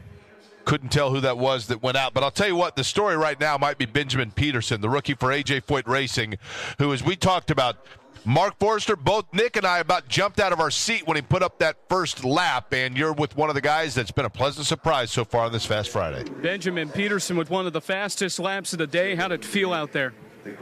Super good. My first ever Fast Friday. I'm a rookie here, and yeah, we did one run, and it was pretty okay, but lacking a little bit of overall grip, and we weren't that sporty in terms of times, and I came in and I just said kind of what I felt from a car perspective, and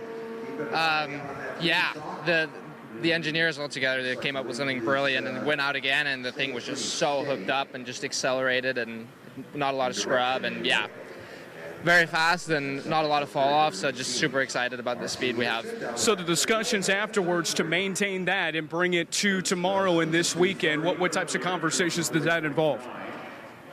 There's so many things. There's weather, there's taking care of the equipment, there is, how can we make it faster without potentially messing up what we just did. So, we got great people around us and just very fortunate to be working with them. What's the rest of the day look like for you today? It's a good question. Like I said, it's my first Fast Friday, so I'm still trying to figure out how the rhythm goes, and we may do another run, we may not. We'll see, but pretty happy right now. Excellent run by Benjamin Peterson. Thanks for the time. Thanks. Yeah, it really was. Thank you, Mark. Kudos to that young man, Benjamin Peterson. Again, top 5 on the speed charts and the 4th fastest no-tow lap, and he kept it out there on the racetrack and completed what was a pretty stout 4-lap average. So, Jake, put on your team owner hat. Your A.J. Foyt and your rookie driver just went out. Drake, it's the team of whoever's doing well, right? Yeah, exactly. Yeah, put on a New Jersey. That's right. So put on my team owner hat. Go ahead. Yeah, so Benjamin Peterson, a rookie driver, goes out and he turns the 5th fastest lap, 4th fastest non-tow lap on Fast Friday. Do you want him going out there again? That's a really good question, Nick. The answer probably would be yes, because I think that there's an element of baptism by fire that has to come into play, right? In terms of you might as well get used to it. Now, one of 2 things is going to happen. He's either going to go out and start getting used to running at that speed, or it's going to fall off, and then you don't want it to take away his confidence. But then the reality is you're always having to chase the car, right? And you got to get used to just feeling the car in different settings and different situations. Yeah. But to your point, that was I know that we've been hammering this home, but you look at Benjamin Peterson that goes out and puts in that kind of lap. I don't think anybody expected that. Then you have some of the more savvy veterans and some of the more, guys that have shown a ton of talent around this place and have scratched and clawed from starting in the back and worked their way to the front during the 500, or started up front and been up front all day, led laps here, and they're still chasing it. And so... And we are returned as well after a lunch break as well, thanks to the wonderful team in IndyCar Radio as well, who was able to just give us a little helping hand while all 3 of us stepped out as well. Tom's disappeared for the remainder. We'll be back there in a few hours' time, which means at the moment it's myself and Josh up in the commentary box as well. Hello everybody, welcome back. Scott McLaughlin though, Josh, just putting in the early laps. 233.347 miles an hour was his first lap time.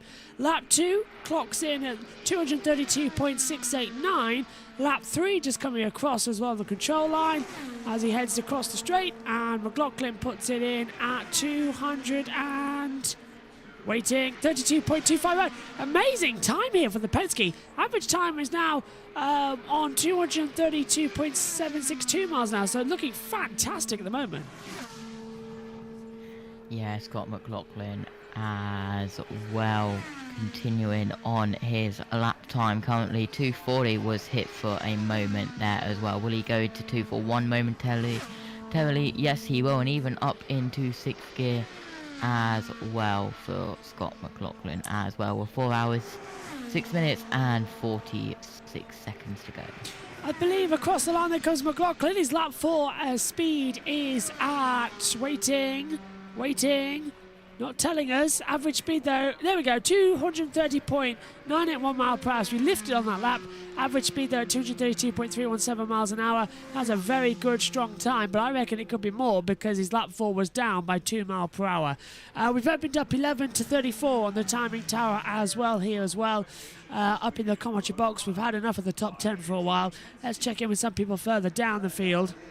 I think the biggest submarine, that's Chambers saying yellow submarine hooked up as well. The biggest talking point at the moment is Agustin Canapino as well, who's on the track in 32nd place. NBC, hello, haven't it? I don't think we're struggling so much with the balance. We're just clearly not quick enough at the moment. But again, now there's room to trim, which is always good. But at the same time, we got to stick to our run plan today and get through it and then learn as much as possible. But we're definitely not the fastest car out there today, unfortunately. Listen to you talking about sticking to the plan. You're one of the most even-keeled 21-year-olds I've met doing this. How do you keep that mentality and just know that the program, the process is what you have to do? Because it's so easy to go out there and scare yourself. And that's this place. It's all about confidence, and it's all about just getting through it and commit to it. And you can't commit to it if you're uncomfortable. So at the moment, we're very comfortable. We were comfortable yesterday across all 4 cars, really. So I think Graham at this point is struggling a bit more. There might be something on his car because he looks a little off compared to the rest 3 of us. And he's been saying that as well. So we'll go back and see. And right now, I think we're going to go out for another one before we head back, and then we'll see where that is. But comfortable in the car, just not fast enough. So we're trying to get some speed into that car. All right, we'll see what they can do next time Christian heads into the 45 car. That black and red Hy-Vee. We've gone yellow. We have. Yellow flag has come out on the track, and we understand it is track inspection time. Just as we come on here as well. First or second one of the day? I think it's our first of the day, isn't it? Within 2 hours, because then there'll be another one in 2 hours' time, and then there'll be another one before the top of the board there. So, yellow flag is in. McLaughlin comes in, and here's your current running order then. I think it's a perfect time with this yellow to go through the field and see where everybody is.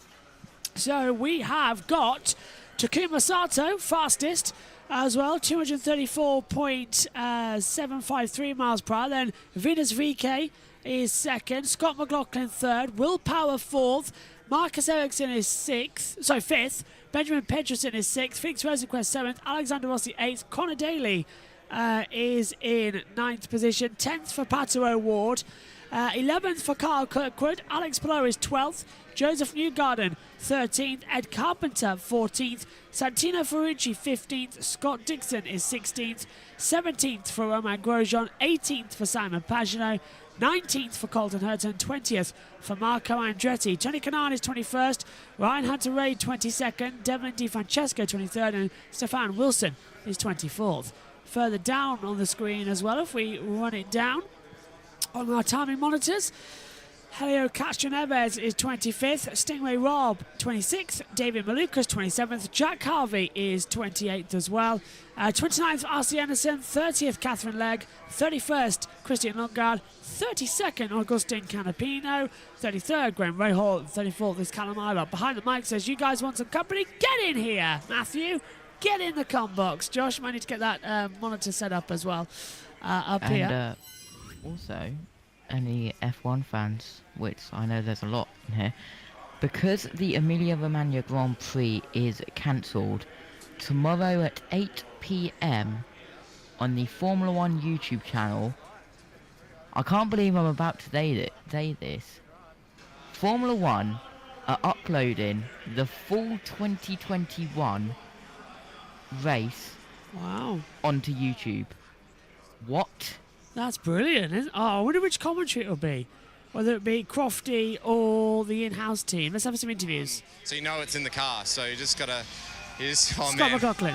At the last lap through 3, I was like, qualifying's tomorrow, not today. How was that last lap? Because I heard you say, yeah, it was really free on entry in 3. Yeah, I knew it was going to be hard the last 2 corners. I just kept screwing weight jacker into it, and I was maxed out on my front bar, but man, I just, there's nothing, this is like the coolest thing ever. Honestly, I love it. I love it. I love it. You know what amazes me, Diff, is all these veteran drivers who have done this before, and Scotty Mack's done it a couple times, right? They're getting out and saying, I've never gone this fast in my entire life, including his teammate Will Power earlier. That's a pretty impressive statement for today.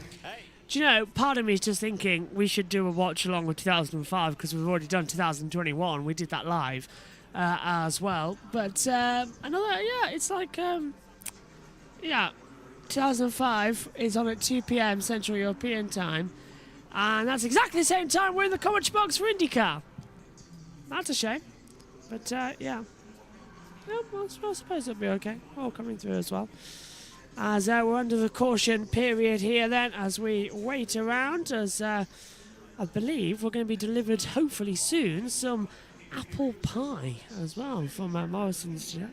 Other supermarket brands are available wherever you are in the world, I suppose is a keen thing to say. The caution is out for track inspection, and soon we are going to be joined, hopefully, by behind the mic, which is going to be Matthew Owens. But just got to turn that down, I believe. Unless we're going to have some audio, I'm not sure. NBC might have something here. Yeah, so that's turning down as well. Let's cross over to the radio IndyCar again, because they've got some more infos. A lot of laps turned for you out there, Scott. Sounds like that was part of the plan, though, to run a lot more maybe than everyone else here, at least early. Well, we didn't really want to, but the balance wasn't quite there. But what thing made me proud on this Pennzoil Chevy team is just we managed just to think about it and massage the car, and we've sort of found it a really good balance. And to knock a 233 there on like our 6th or 7th run is pretty decent. So, yeah, fastest I've ever been around here, so definitely hanging on.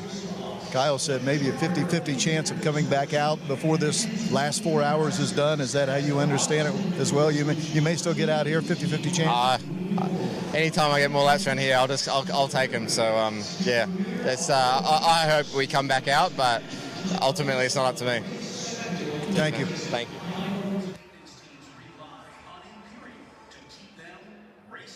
Oh. All right, so, Scott McLaughlin, third quick, Jake, at the Indianapolis Motor Speedway. Hey, Nick, we're going to need you to start paying better attention out here. I zoned out a little bit there chatting with you as we are yellow for a track inspection. And, again, top 5, Sato, VK, McLaughlin, Power, Erickson. But you got to go a little bit deeper than 5th because Benjamin Peterson's been a nice story in 6th. Felix Rosenquist 7th, Alexander Rossi 8th, Conor Daly 9th, and Pato O'Ward 10th. Second 10, Kyle Kirkwood, Alex Palou, Joseph Newgarden, Ed Carpenter, Santino Ferrucci, Scott Dixon, Romain Grosjean, Simon Pagenaud, Colton Herta, and Marco Andretti. 21st, Tony Kanaan. 22nd, Ryan Hunter-Ray. 23rd, Devlin DiFrancesco. 24th is Stephen Wilson. 25th, the 4-time champion Elio Castroneves. 26th, Stingray Rod. 27th, David Malukas. And 28th is Jack Harvey. R.C. Enerson for Able Motorsports is 29th. Catherine Legg is 30th. Christian Lundgaard 31st. Augustine Canapino, the rookie, is 32nd. Graham Rahal is 33rd, and Callum Ilott is 34th. Well, earlier this week, Ryan Marine, our pit reporter, had a chance to catch up with some drivers and talk about their first memories of coming to the Indianapolis Motor Speedway. And what better one to hear from than the guy who just impressed all of us, turning the 6th fastest lap of the day, Ryan Marine with Benjamin Peterson. What are your earliest memories of the Indianapolis 500? Oh, wow. I can't really pinpoint one specific thing. I think to categorize just the presence here when you're here on race day, it's just there's nothing else like it that I think exists or I've experienced for sure. When everyone goes quiet during the national anthem, just the power, the cars, how much time goes into these 500 cars specifically, the history, the awe of it. It's that's the biggest memory. Do you have a pre-race tradition that's your favorite? Not yet. I've only done 3 or 4 IndyCar races so far, but in terms of my career, I have my regular routine, but nothing weird or superstitious. But here at the 500, all of the pomp and circumstance before, having attended, not driving, but having attended the race before, is there a part of that pre-race that you look forward to? Oh, for sure. I look forward to every little piece of it. I really look forward to embracing the whole pre-race show. but more so, I really look forward to the moment of getting the helmet on and everything just goes quiet and just there's that many people, but you're just in your own space. I really look forward to that.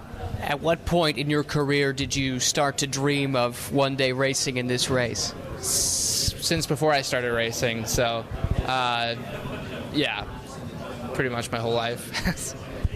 What have the veterans told you to expect about the month and about race day in particular? Obviously the first and foremost thing is to finish the race. That's most important, but just you have so many years ahead of us here. The big thing is the race flow changes so much with people pushing to then fuel saving. You think you're doing really well, and then all of a sudden people go a lot faster. It could be the opposite. So just getting the experience the first year of understanding the flow of this race and how it changes is what I'm most and foremost focused on. I think we're going to have a very fast car here. We had a great showing at Texas, qualifying P13 with a car that frankly wasn't our oval car or having the bits that we know can make it a lot faster just because we didn't have the parts available. So yeah, very excited for this month. When you were watching this race when you were younger, did you have a certain driver that you cheered for? Did you have a personal favorite? I mean, when I was very young, I just saw the series as a whole. So not in particular one driver, but it's crazy. I was talking to Will Power the other day when we were in Barbers. Like, I asked him, Will, how many years have you raced here? And he was like, 20 years, I think. I was like, Will, I'm barely 20 years old. Like, so it just puts it into perspective how much experience some of these guys have. But yeah, it's very, very special. I'm sure Will loved it when you pointed that out to him, right? Yeah, he laughed. It was a genuine laugh. But yeah, he's an awesome guy. Appreciate it. Thanks. Benjamin Peterson, the rookie for AJ Foyt Racing, sharing some of his thoughts. And as Ryan pointed out, sure he made Will Power feel quite old about that, but Will Power's got a lot of experience and a lot of accolades, Jake, that I don't really think he'll care if you point out that he's been racing in IndyCar for quite a long time.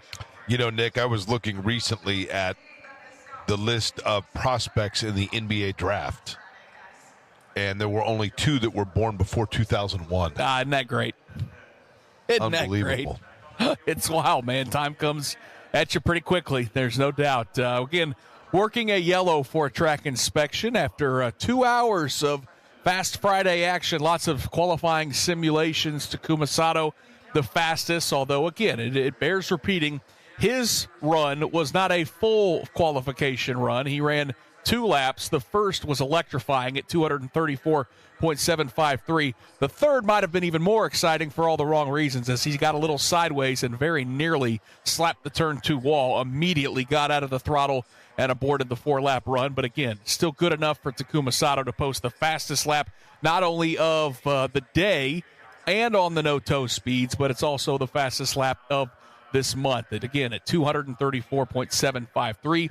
Rinus VeeKay has been quick. We probably didn't talk enough about Rinus VeeKay, Jake. That should be no surprise, though, that Rocket Rinus finds himself at the top of the charts for whatever reason. I'm sure a lot of it has to do with those Ed Carpenter racing cars being quick, but that young man is fearless and in a short amount of time has shown that he is not afraid to stand on it and put up some big laps here at Indianapolis. 3 races, Rinus VeeKay has qualified inside of row number 2 and twice outside of row number 1. And we have not talked him, to your point, talked much about him at all.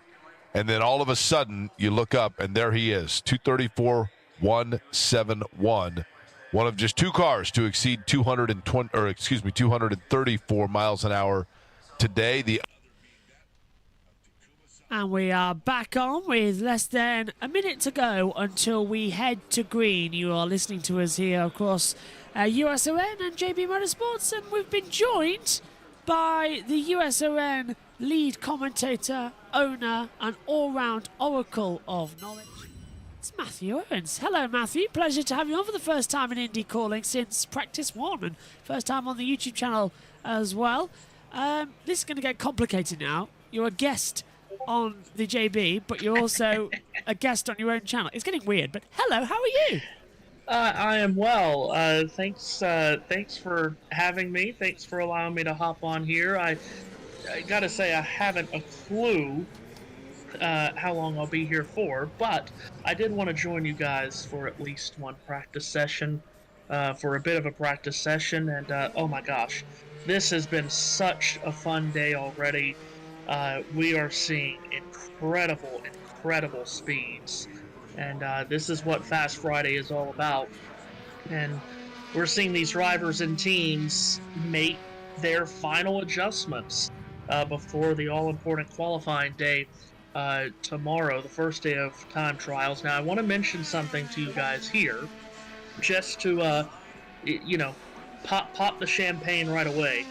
Takuma Sato's lap of 234.753 earlier.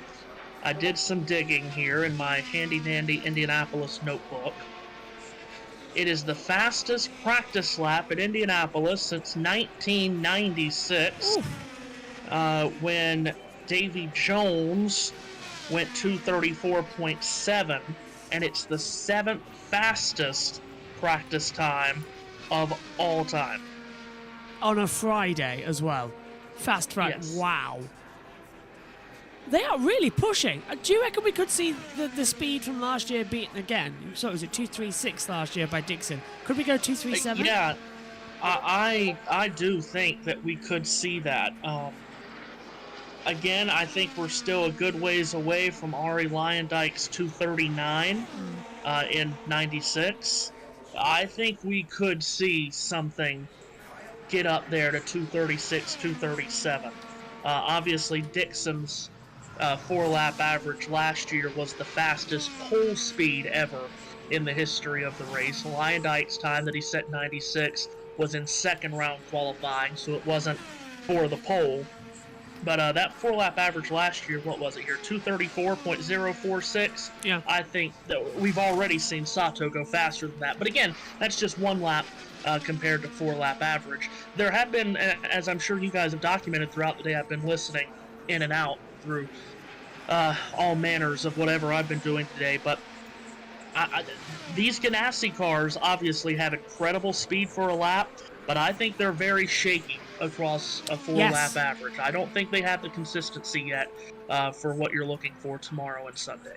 Sato, the car twitching as well and almost throwing it into the wall at one point as well, was on the third lap, was very much a risky manoeuvre. He has gone fastest though, 234.7 is his top speed.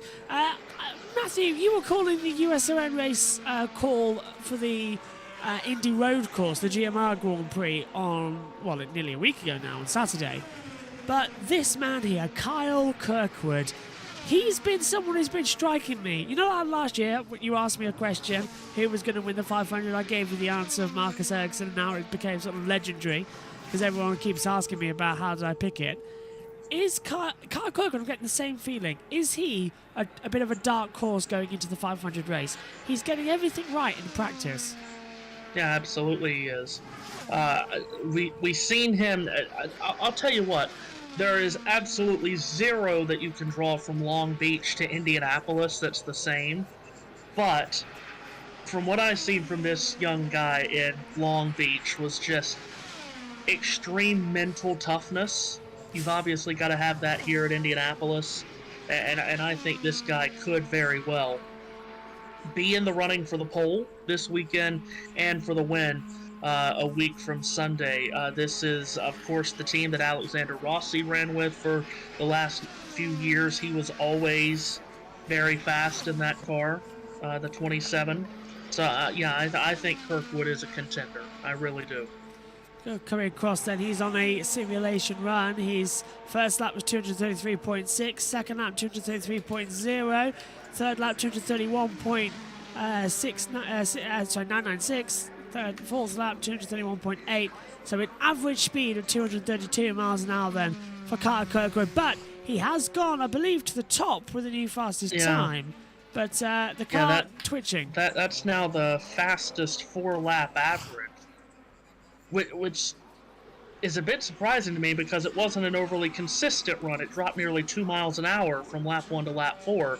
And, we've talked about it for 100-plus years coming to Indianapolis. When it comes to qualifying, you've got to have that consistency from lap 1 to 4.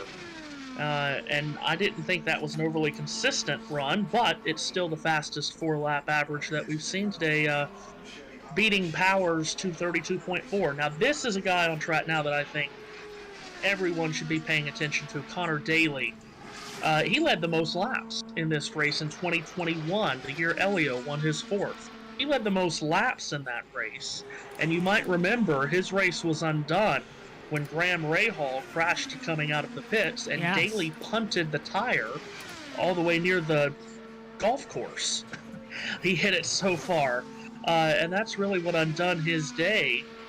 But he led the most laps in that race. He's in an Ed Carpenter car. We know how much Ed Carpenter and his team puts in to this race. Carpenter being from Indianapolis, a graduate of Butler University, which is only about 10 miles down the road from the Speedway.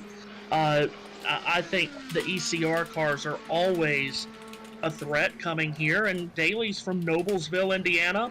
He's a Hoosier at heart. He knows what it means to race here and hopefully win here, and I think he's a contender as well this weekend and next.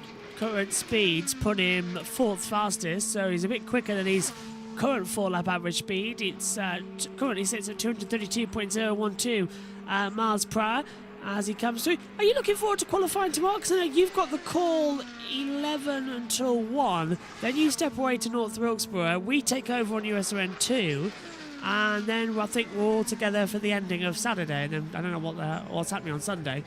But it's going to be a lot of fun, isn't it? I'm always excited for qualifying, and it's one thing that I tell everybody. I love doing practice and qualifying shows. It's just a time to not, kick back with your feet up on the table and relax completely, but it's not as intense as a race broadcast, but it does give you a much better chance to tell some stories, right? Tell stories about the drivers, the teams, the track. And, I mean, when you come to Indianapolis, you could tell 100 years worth of stories about this track. I love doing practice and qualifying shows. Qualifying here is so intense. I'm excited for it tomorrow as Daly just completed his 4-lap run. And again, not very consistent. That's about a 2.5 mile an hour drop off from 1 to 4. What does that do? That keeps him 4th in 4-lap average times. So it's no improvement there. As we look at the fast lap speed overall, Kirkwood slotted into P3 with his runs at 233.608 miles an hour.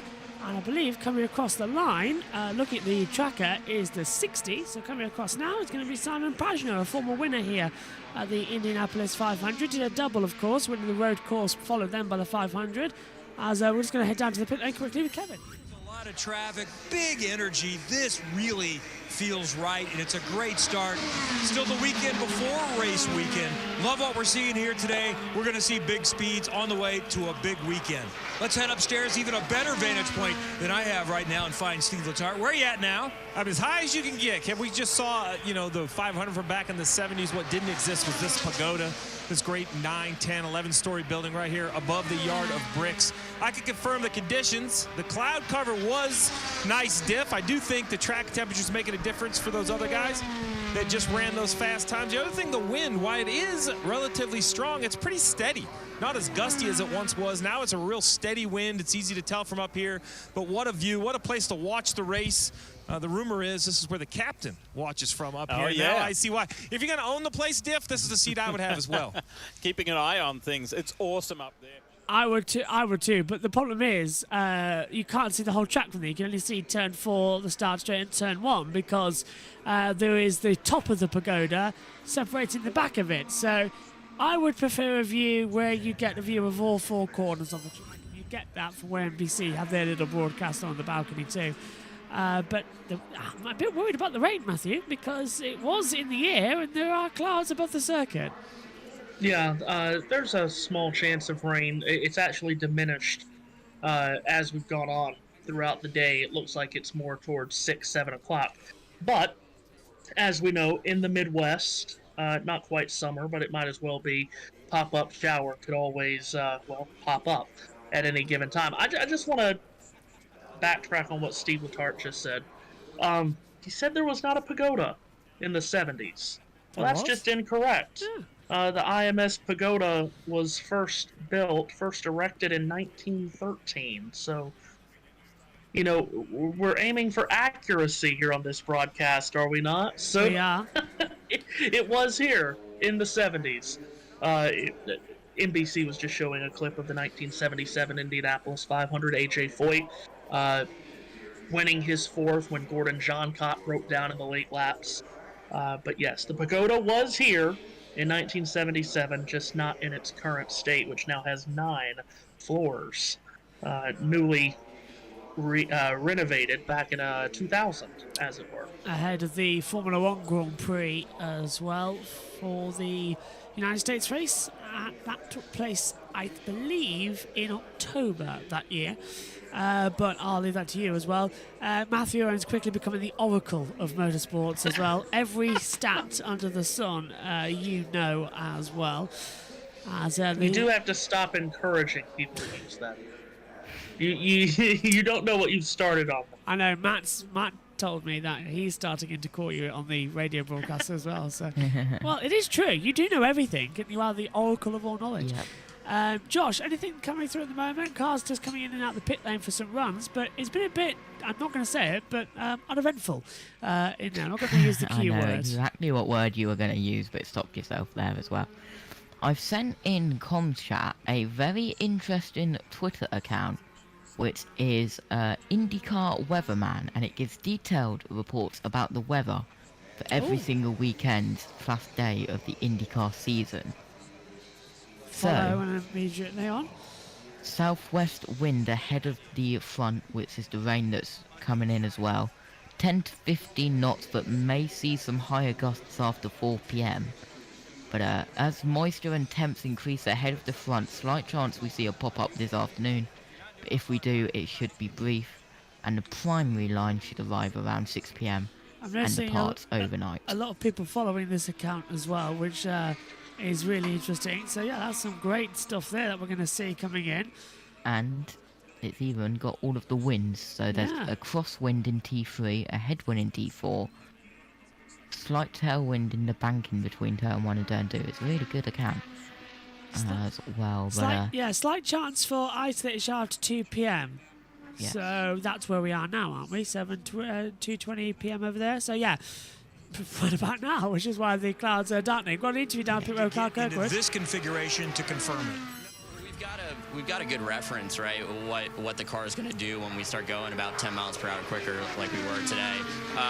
So it's still good to do those quality sims. I know Penske did a lot of them yesterday and preparation to today, and they're obviously quick. So there's a good reason for doing it. It's not identically the same, and you're definitely more scared when you go down into turn 1 the first time, going a lot quicker. But you know what the balance is going to do with that extra speed and extra downforce, et cetera, et cetera.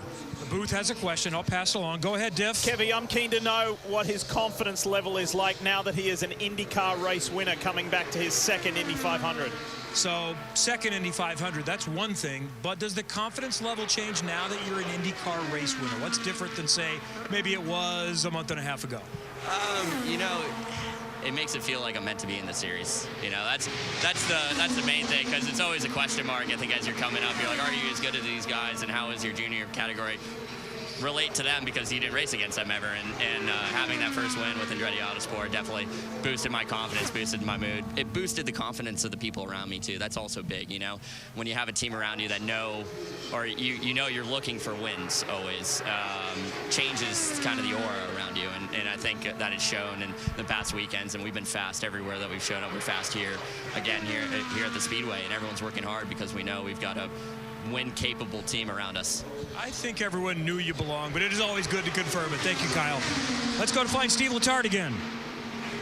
Kevin, you mentioned basically the crowds and the excitement. We talk a lot about the Indy 500 and what it is because of the history and the prestige, but I'm not sure we can really captivate the event and the size of the event. You talk about the crowds. 9 days from the running of the Indianapolis 500. Qualifying isn't until tomorrow. This is just the crowd for a practice day, Fast Friday. It's very important for the race teams, perhaps on pins and needles trying to figure it out, but the fans have come in droves. The garage area is full, pit lane is full. There's a lot of activation in the infield. It's just a great scene out here in Indianapolis. It's, you know, Diff, we talk a lot about big sporting events and what they mean to the competitors, and I believe it's all about this, right? When a sporting event is attended to this degree, it just makes it all more special when you're successful at it.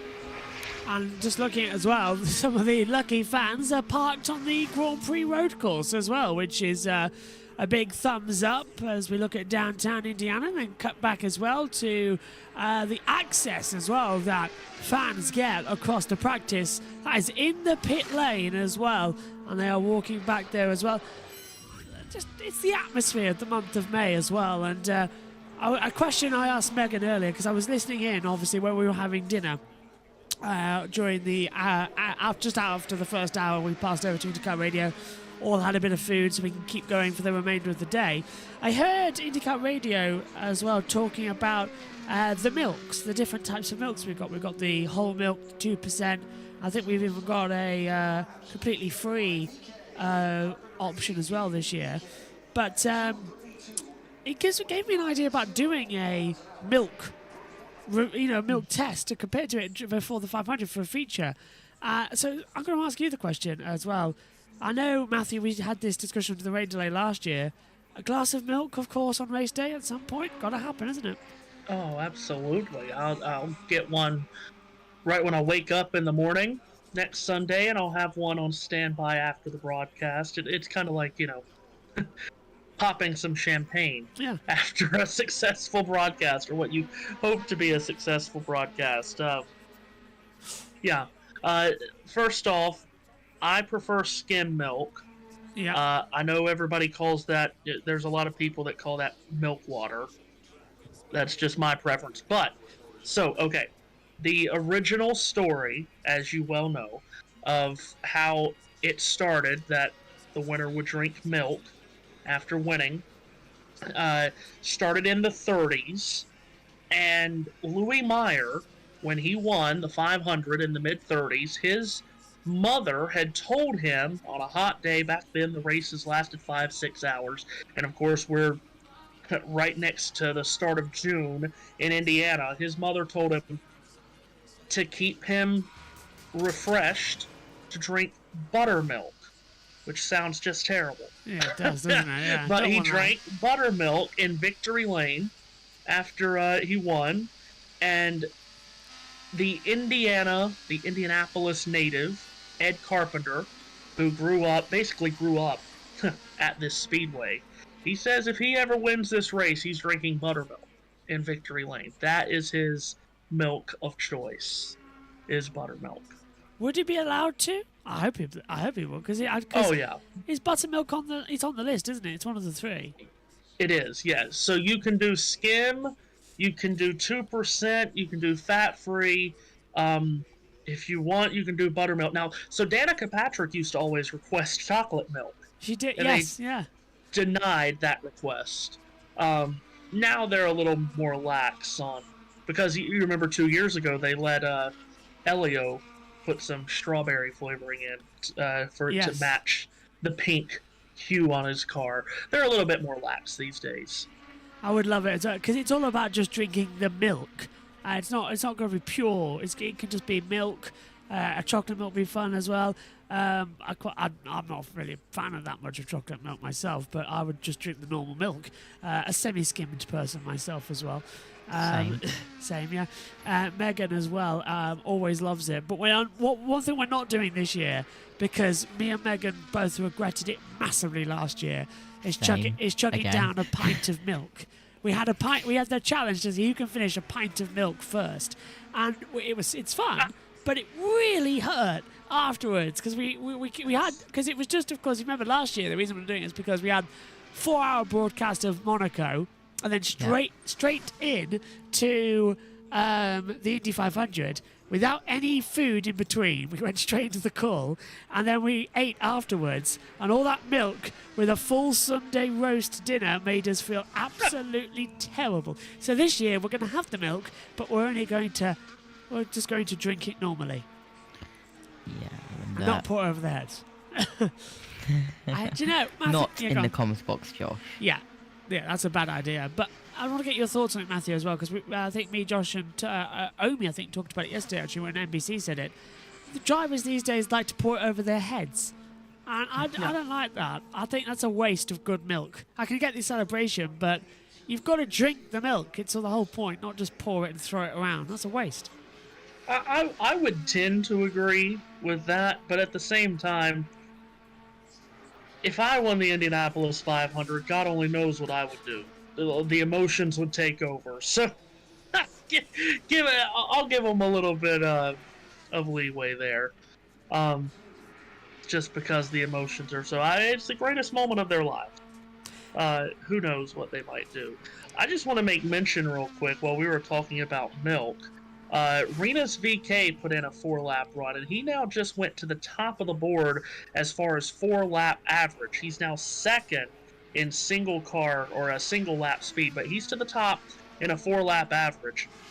Here's a guy in Rinus VK that has attempted 3 Indy 500s, and do you know that his worst starting position in those 3 500s is 4th?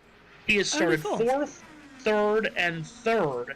He is a real threat for this pole this weekend, trying to become just the second Dutch driver to ever win the Indy 500 pole. The only other one to do it was, of course, Arie Luyendyk, who did it 3 different times. You're right. And then, of course, had the track record in 1996, just not the pole. I'm just looking at the stats up here as well for the driver performance. You're right, of course, as well.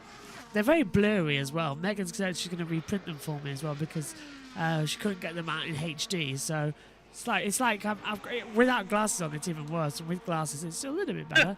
I can read them. Just quickly as well, where did I see it?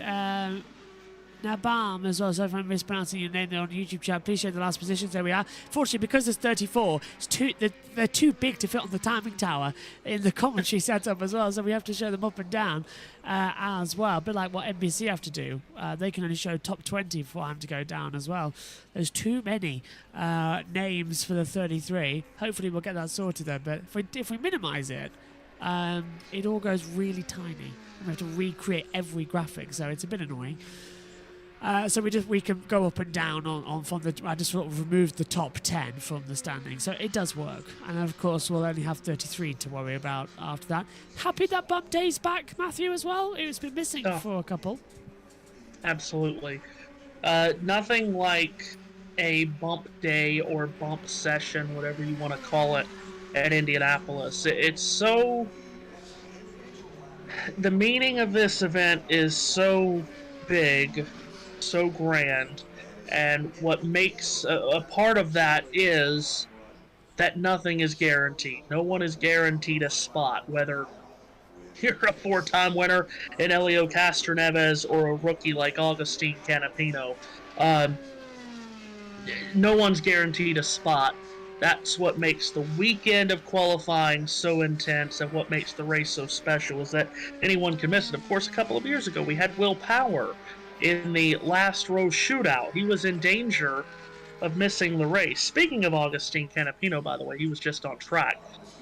How can you not love that livery? Oh yeah, it's great, isn't it? The Argentina flag, the white and powder blue stripes. Of course, we had so much fun doing the World Cup. Yes. Across the USR and networks just, 6 months ago. And so great to see Messi and Argentina win the World Cup finally, for the first time since '86, and there's no doubt when you see on Sunday, as long as he makes the race, when you see the blue and white stripes on Sunday, you will definitely know who that is. You won't have to worry about identifying that car. 110% as well. There's a couple, aren't there, Josh, that are catching us out as well already, because in this practice session they're running packs. We can't see who's who. Yeah, it really is, and I know a lot of people will be disappointed if Agustin Canapino can't make it into the Indy 500, but I think he can as well. The person who I think is going to unfortunately not make the 500 with her performance lately in the first couple of days of practice. Remember, it is only the first couple of days of practice, but we do have qualifying tomorrow. Currently on your screen now, if you're watching along with us, is Catherine Legg, making her first Indy 500 attempt from, I believe, 2013 as well. But it's a little bit tight for Catherine Legg, I think we can all agree as well, in the number 44. Yeah, But she just had really good top speed going into turn 3 a moment ago, 239 miles an hour. So it's got good straight line speed if they could make it stable for her. But yeah, she just had a 239 and change turn 3 trap speed, which that's pretty sporty. Yeah, she was struggling earlier on in the session as well, but it looks like we've got some setup changes as well for the number 44, and hopefully it'll do her well as well. Second lap speed, she's dropped about 0.4 of a mile an hour as well. So 231.158 was the first lap speed. The second lap speed was a 230.7. So lap times begin to cool down a little bit as she heads down the back straight away. The 44 squad in the Honda powered car looking a bit too good for Rahal Lemon Lanigan Racing. I reckon she'll bump through as well. I think the big worry is RC Anderson. Hopefully. Yeah, RC Anderson's the big worry. And I think definitely. Also Callum Ilott. Ilott's had a really bad start to the 500, hasn't he? And that's a surprise for the Juncos Racing squad. I think the people who might be at risk of going out, Catherine Legg, RC Anderson, and Callum Ilott, those three I think might have a little bit of a risk of going out as well. Definitely Callum Ilott as well, he's been really struggling. Matthew, would we add in as well Christian Lundgaard to that mix? Down in 32nd at the moment on Fast Friday, and has sort of struggled as well across the 2 practice days we've had. Yeah, I think you would have to, and of course, Lundgaard coming off the pole for the GMR Grand Prix last week, that'd be a real shame. I'm worried about his teammate Graham Rahal today as well. Now, I have not seen a Rahal run so far today, but he's down there 33rd. But yeah, I think both of the Juncos cars, Canapino and Ilott, let's see, 30th and 34th. That's certainly a problem. I'll tell you something else. And again, you just never know what might pop up on qualifying weekend at Indianapolis. And tomorrow, we're going to be about 10 degrees cooler Fahrenheit than we are today. We're going to dip down to about 70. So the track is going to be completely different tomorrow. So you don't know how that might affect things, but I'm a little worried about the Meyer-Shank cars, which I did not think I would be. Castroneves and Pagenaud. Now, Pagenaud's about middle of the pack right now, 18th. But we have not seen much speed at all from the 06 Castroneves all week long. That's concerning. And he, of course, going for his 5th victory and an all-time record. Is that possible? Last year you were really praying, weren't you, as well, that it was going to be doable, but it seems to be a bit off the pace this year, unfortunately, as you've been saying. What is... Yeah, well, and of course, one thing you just don't know either is if... This goes for anybody. If you could just make the field, avoid not qualifying. Yeah. It's totally different on race day. In a huge pack, starting in rows of 3, having to funnel down to that 90-degree turn.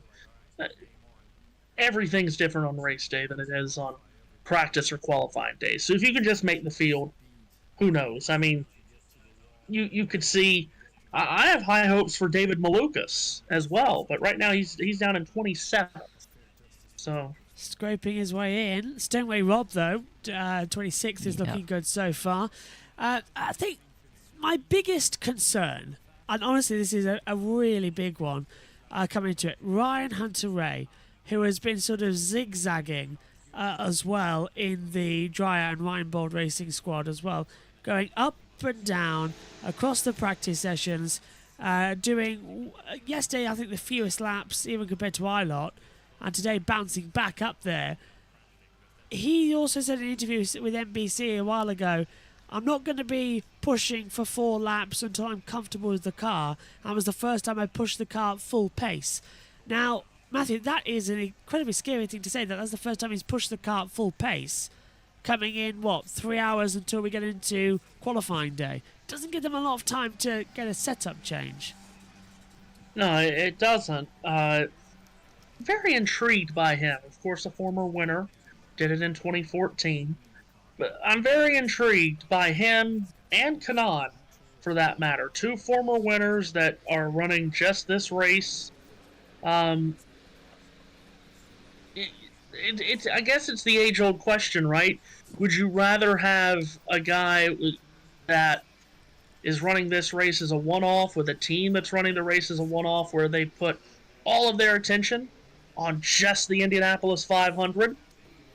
Or would you rather a team that is fully in the championship, that competes every race and has that week in, week out experience? I don't know. There's positives and negatives to both, but I'm very intrigued by Kanaan and Hunter Ray this month. Tony Kanaan, of course, doing his final ever Indianapolis 500, as we've mentioned, across USRN, Jimmy Motorsports, and the Grid Network. All of us so far have agreed with the fact that it probably isn't going to be his last 500, because he's been saying this for the past 6 years. What do you think, Matthew? Last 500 or going to do more? It's hard to imagine Kanaan or Castroneves ever leaving, isn't it? Yeah, it is. The energy they have, the personality they are, it's hard to imagine either one of them not coming back. I don't know. Just myself, I don't think this will be his last. Especially he's in a McLaren. It's a very competitive car. I think everyone here seems to believe the Ganassis are the best cars, and then second are the McLarens. So you put Kanaan in a position where he's in contention for the pole this weekend, in contention to win the race next week. He'll get out of that car as energized as he always is, and then he'll say, "No, I want to come back next year. Yeah. One more. I want to take 50 weeks off and then come back again next year." And he would. And we're watching him now on the screen, actually. And he would do that, and he would come back stronger than ever as well. And of course, next year, really want to hear your opinion on this, because it's been announced for ages as well. We heard him on the show yesterday during our broadcast. Kyle Larson was at the circuit, as well as Jeff Gordon, of course, for Hendrick Motorsports over in NASCAR. They're coming over next season to do the Indy 500, partnering with McLaren. Rumours that they're going to enter a full-time IndyCar team as early as 25 as well. What's that going to do for NASCAR IndyCar relations to have Hendrick come over and give this 500 a bash? Oh, it'll only make it better. I'm very interested to see what comes of it as far as the big picture down the road. Does Hendrick want to get into a full-time IndyCar team? If that does happen, my guess, and this is a total guess, would be it would be in a situation where he would team with another existing program. I don't think Hendrick's going to just totally put together an IndyCar team out of nothing. But as far as just focusing on next year's race, Kyle Larson, he races everything and anything. We know that. From running on dirt in super late models, running everything you can imagine, on concrete, on dirt, whatever. And seeing him next year in an IndyCar, in a McLaren, running the Indianapolis 500, it's just, it's going to be a spectacle. It really is. And then what's really interesting about it too is he's going to, of course, try to do the double, Indy 500 and the Coca-Cola 600 on the same day. You would have to think that gives him the best chance of anyone before that has attempted it to win one of the races. The closest we ever came to someone doing the double and winning one of the races was 2001, when Tony Stewart attempted it, and he finished third in the 600 at Charlotte behind Jeff Burton and Kevin Harvick, as it were, 2001. That's the closest we've ever come to someone doing the double and winning one of the races. have to think next year Kyle Larson would have a great chance to win one of them. What if he wins both? I mean, if he wins both, if he comes to Indianapolis next year, wins the 500, then takes the helicopter ride that's about an hour and a half, 2 hours to Charlotte or whatever it is, and wins the 600, we can crown Kyle Larson the most... Let me see. What would be the best phrase? We could crown Kyle Larson the greatest versatile driver of all time. I think you're right there. I would go for that. I really hope he does it. Who do we think, as of now, who is the greatest versatile driver of all time? I think it's one of two guys, don't you think? It's either AJ or Mario. In America, yeah. Between the two, yeah. I would go Mario Andretti. I think you do have to go Mario, because he's won an Indy 500, a Daytona 500, and a Formula One World Championship. Yeah. Of course, AJ has also won Le Mans, along with 4 Indy 500s and a Daytona 500. If you go for who's the only one to do all three, it's Graham Hill. Graham Hill. That's right, yes. Graham Hill won Le Mans, won Monaco, won Indy as well. Jim Clark never won Le Mans, but he won... Yeah, I mean that. Jim Clark never won Le Mans, but he won Indy and he won... Monaco 4 or 5 times? That's Hill won it 5 times. Clark won it 3 times, I think, as well. Or am I mixing that up? Did Clark win Le Mans but didn't win Monaco? I can never quite remember. Well, of course, Graham Hill won the Indy 500 in 1966 when there was an enormous crash on the first lap of the race, took out half the field. Went on to win that race in 66. I love Graham Hill. I love how Damon always says in his diary as well. I think Graham joked that he threw oil out the back of his car. And interestingly enough, in that 1966 race, you had Graham Hill win the race, and Jackie Stewart was the Rookie of the Year in that race. Those three. Graham Hill, Jackie Stewart, Jim Clark, the F1 trio at the time as well, who always went to parties. And there's a great documentary, both Jackie Stewart and Graham Hill. There was one about both of them as well that the BBC did, and it was mainly Graham's as well, where Graham used to always host parties at Mill Hill, the family home, and Jimmy Clark would bring a different girl every week. So there would always be a different girl coming around, and they'd all play with the kids and everything, and then all the F1 drivers would turn up, and they'd all go on the trampoline and on the little carts and just be a massive party after every race. I thought that's what we miss right now with F1. Yes, there's a camaraderie with the drivers, but there's not a spirit of the party. And that's what I really miss about F1 these days, is the fact is that you don't have the parties after the race where everyone goes out, has a drink. They all do it with the teams, but the drivers just sort of go off on their own, and I don't like it. I want a return to that. Everyone can go to this party and just relax and remember this is sport. It's not a massive overall thing. We do this for a sport. So yeah. Now I mentioned that about that 66 race, Stewart being Rookie of the Year, while Graham Hill won. Yeah. Now, what is wonky about that, Graham Hill was a rookie. That was his first 500. So how do you win the Indy 500 as a rookie and not win Rookie of the Year?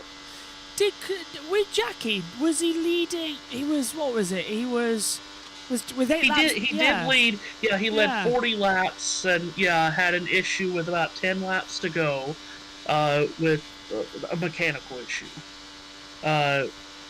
But yeah, that's like just a couple of years ago when you had Fernando Alonso win Rookie of the Year in the 500.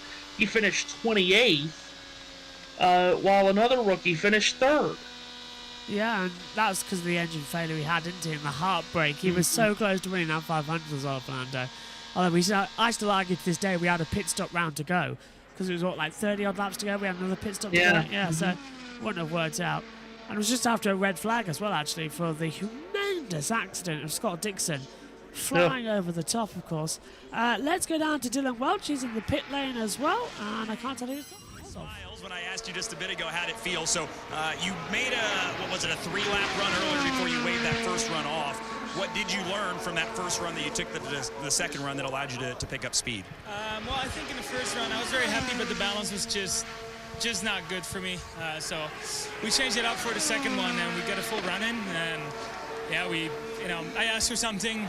The ECR team, the Binnow car, they just delivered. So it's really for us feels great, and I think we might be done today, but we'll see. We might go out for a few laps, but anyway, very happy. That's what I was going to ask on a day like today, where you are happy early in the day, but you never want to get complacent, right? So what is that balance, right, with the team? How do you extract everything you can out of the car without doing too much and maybe overextending yourself and then kind of getting yourself out of the window?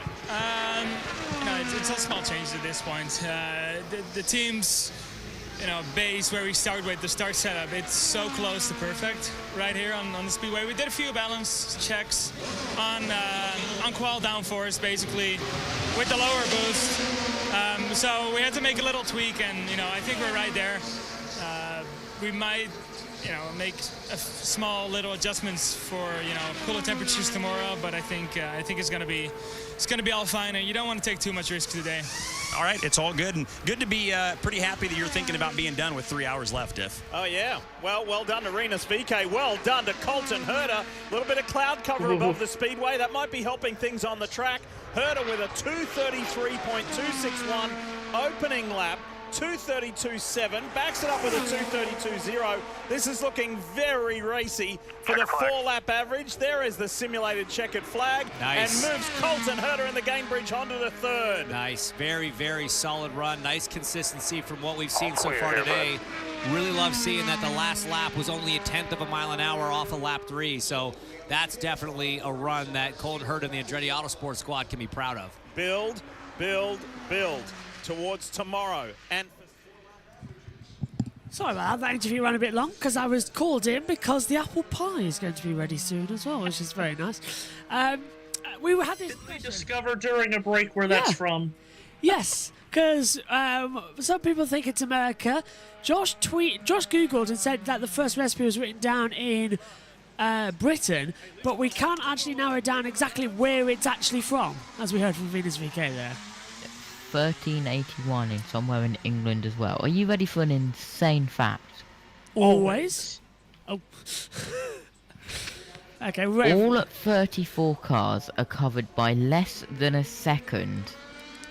The top 33 are under 3/4 of a second.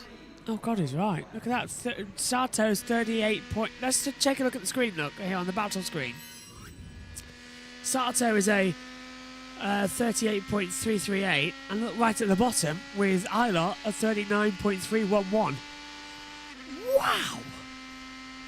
That's got to be some of the closest 500 practice times we've ever seen. Matthew, that goes back to your point. It's the fastest top speed since 1996.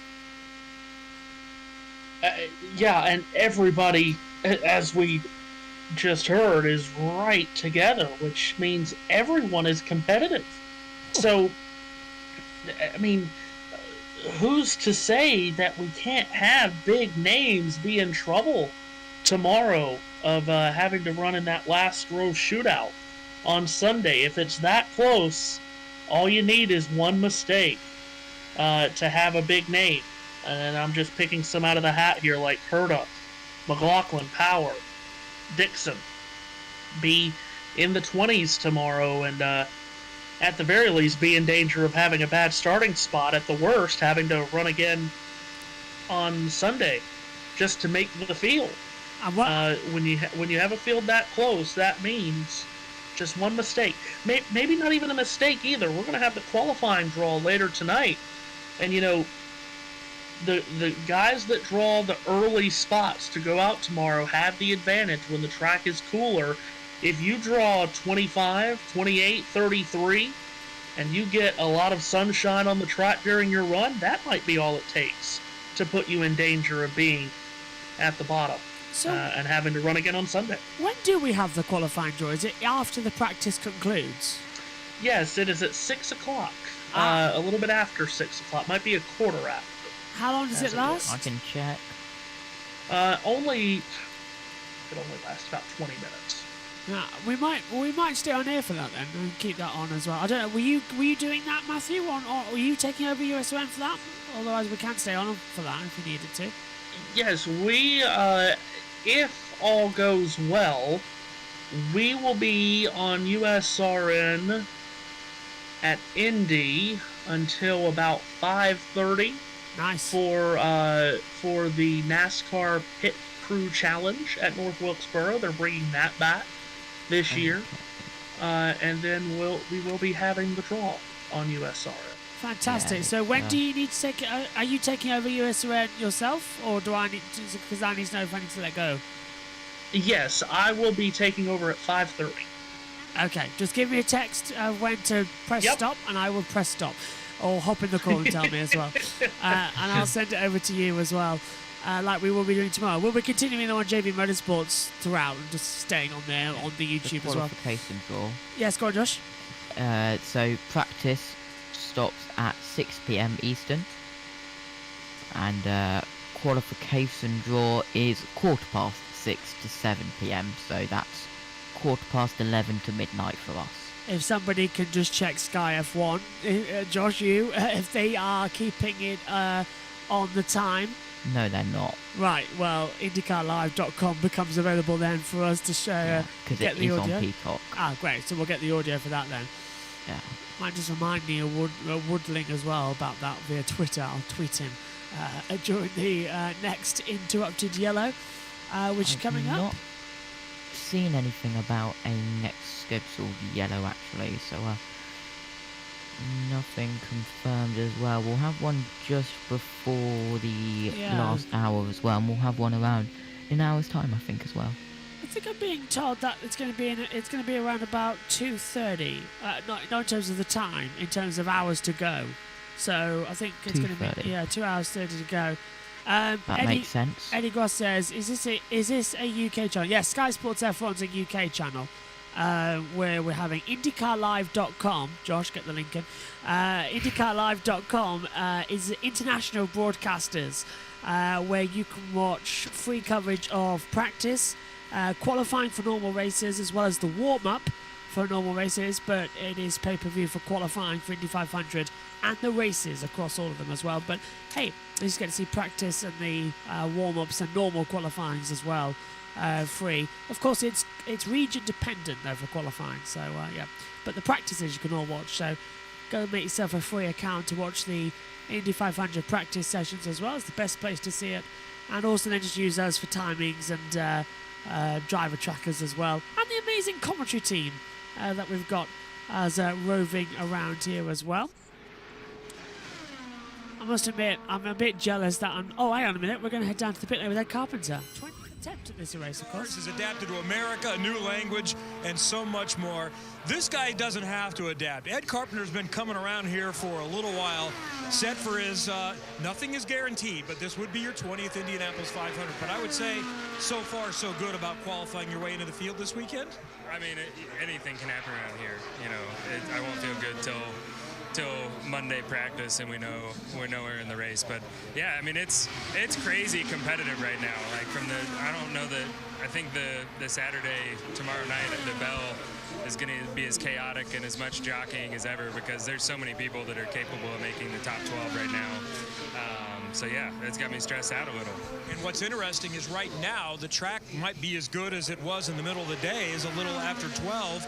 We're expecting a high of 70 tomorrow. Might this be a year where the draw does not matter as much? And then you will see people going back and forth and never feeling safe. I think the draw is going to matter more than ever, because it's not going to be cloudy tomorrow.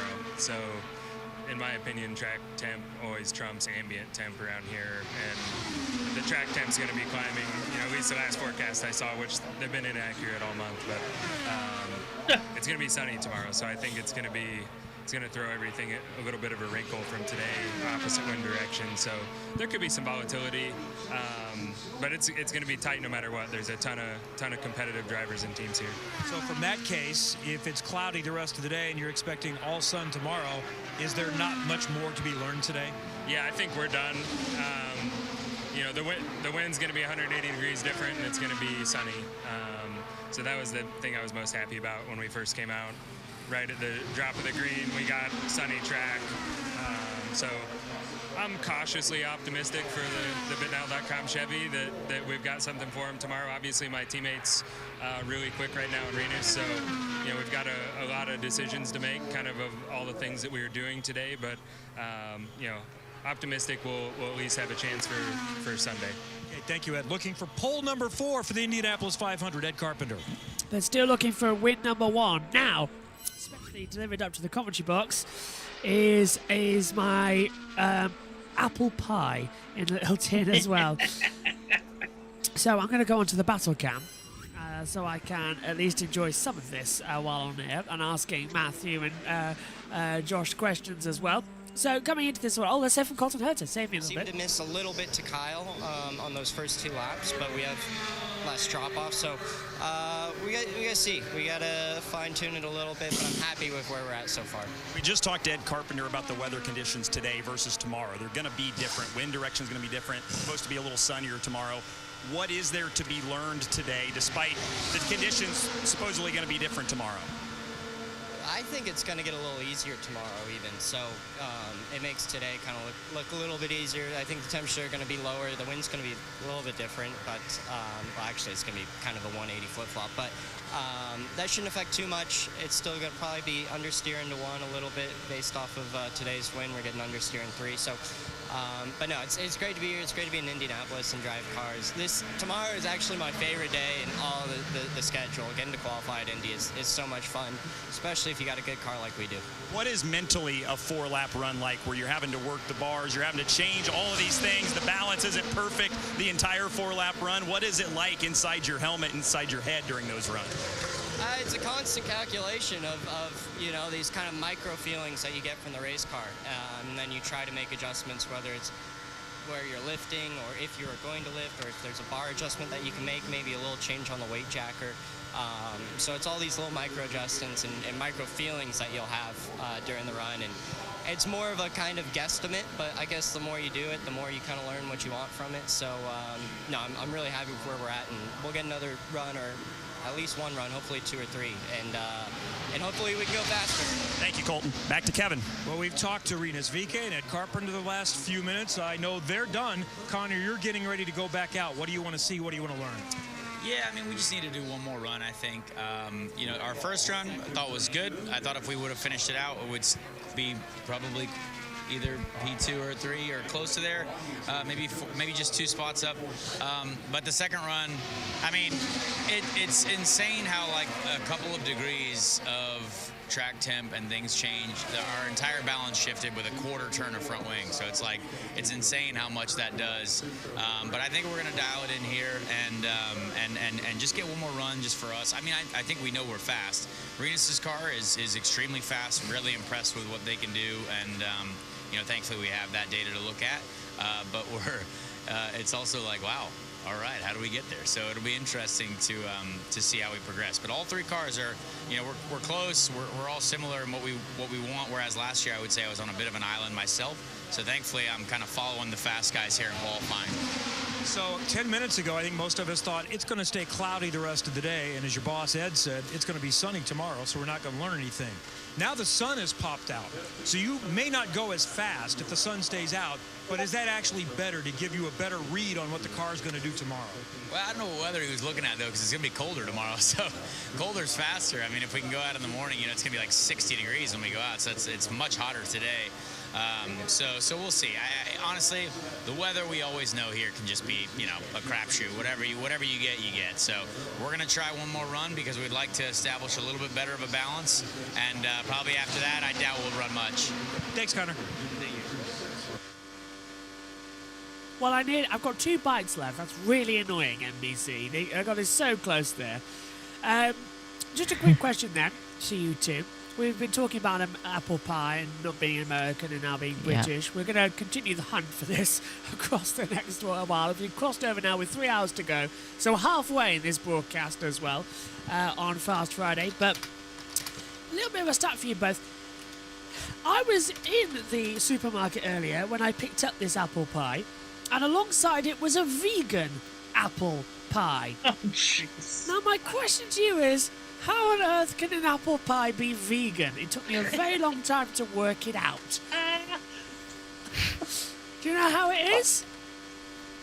Because the pastry wasn't made with eggs or milk. Oh. I know. I was literally stood there for 5 minutes thinking, how is it vegan? And then I figured it out. Oh, Lord. The thing I'm eating it. I'm now chewing on air. There you go. There's like IndyCar Network in there where they had some ice cream brought into them as well. But this is basically, you have to put up with this because this is what's going to happen during the Le Mans 24 hours. I'm going to be sat here just eating breakfasts as well and all that lot and little snacks that come in as well. So, favourite question to you both as well. We'll start with you, Matthew. Most embarrassing thing you've ever done live on air? Well, that's a good question. No, just saw that. Oh, that's a very good question. I would have to think about it. Now, I know, and this might be my answer, I don't know. But, well, now, I'll say, okay, let me preface it with this. All right. I have my lovely dogs, including one right over here just to my left, that I love dearly. But they will start barking at any given time and at any given thing. And let me tell you, I have 2 big dogs, and their bark is big. Oh dear, oh dear. And I just remember, and I can't totally remember the year, but I can remember the situation.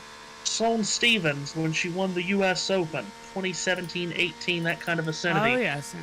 They started barking on championship point. No. Yes. Oh, God. Yeah, that was interesting as I tried to talk over them barking as Sloane Stephens won the U.S. Open over Madison Keys. I'll also say one thing that I have done, and this was during one of the Rolex 24s that we did, and I can't remember which one either. But, and as you know, Josh, you do a 24-hour event, you're up and down a lot. Yes, you really are. And I was just coming in from doing whatever, something. Probably getting something to eat or drink. But I was just trying to get back into position.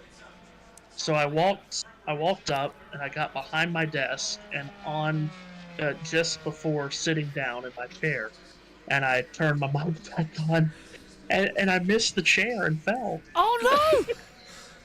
Oh my God! She's completely. And I'm sure everyone listening is probably, what in the wide world of sports was that noise? I probably created about the biggest land bang you could ever imagine. Oh God! But right. yeah, that those two right up there. What's yours then, Josh? Live on air? They're pretty golden actually. Dogs in the background and missing your chair. I've had a couple. What's yours, Josh? Well, on the topic of dogs, Del Boy, the one that I have, very, very vocal, like incredibly vocal. I don't think he's been vocal on the streams though. These streams anyway. I think Mexico last year when you were in your other setup. I think in qualifying, I think he was barking. And then I had to remove him. Yeah. As a just like a naughty school kid in a secondary school or something like that, or high school over there in the US. Take him to the principal's office. But probably that one time when I fell over at Plans live. Oh yes. I remember you were running, weren't you, to get from the other side of the track, and you fell over, and the camera just went black.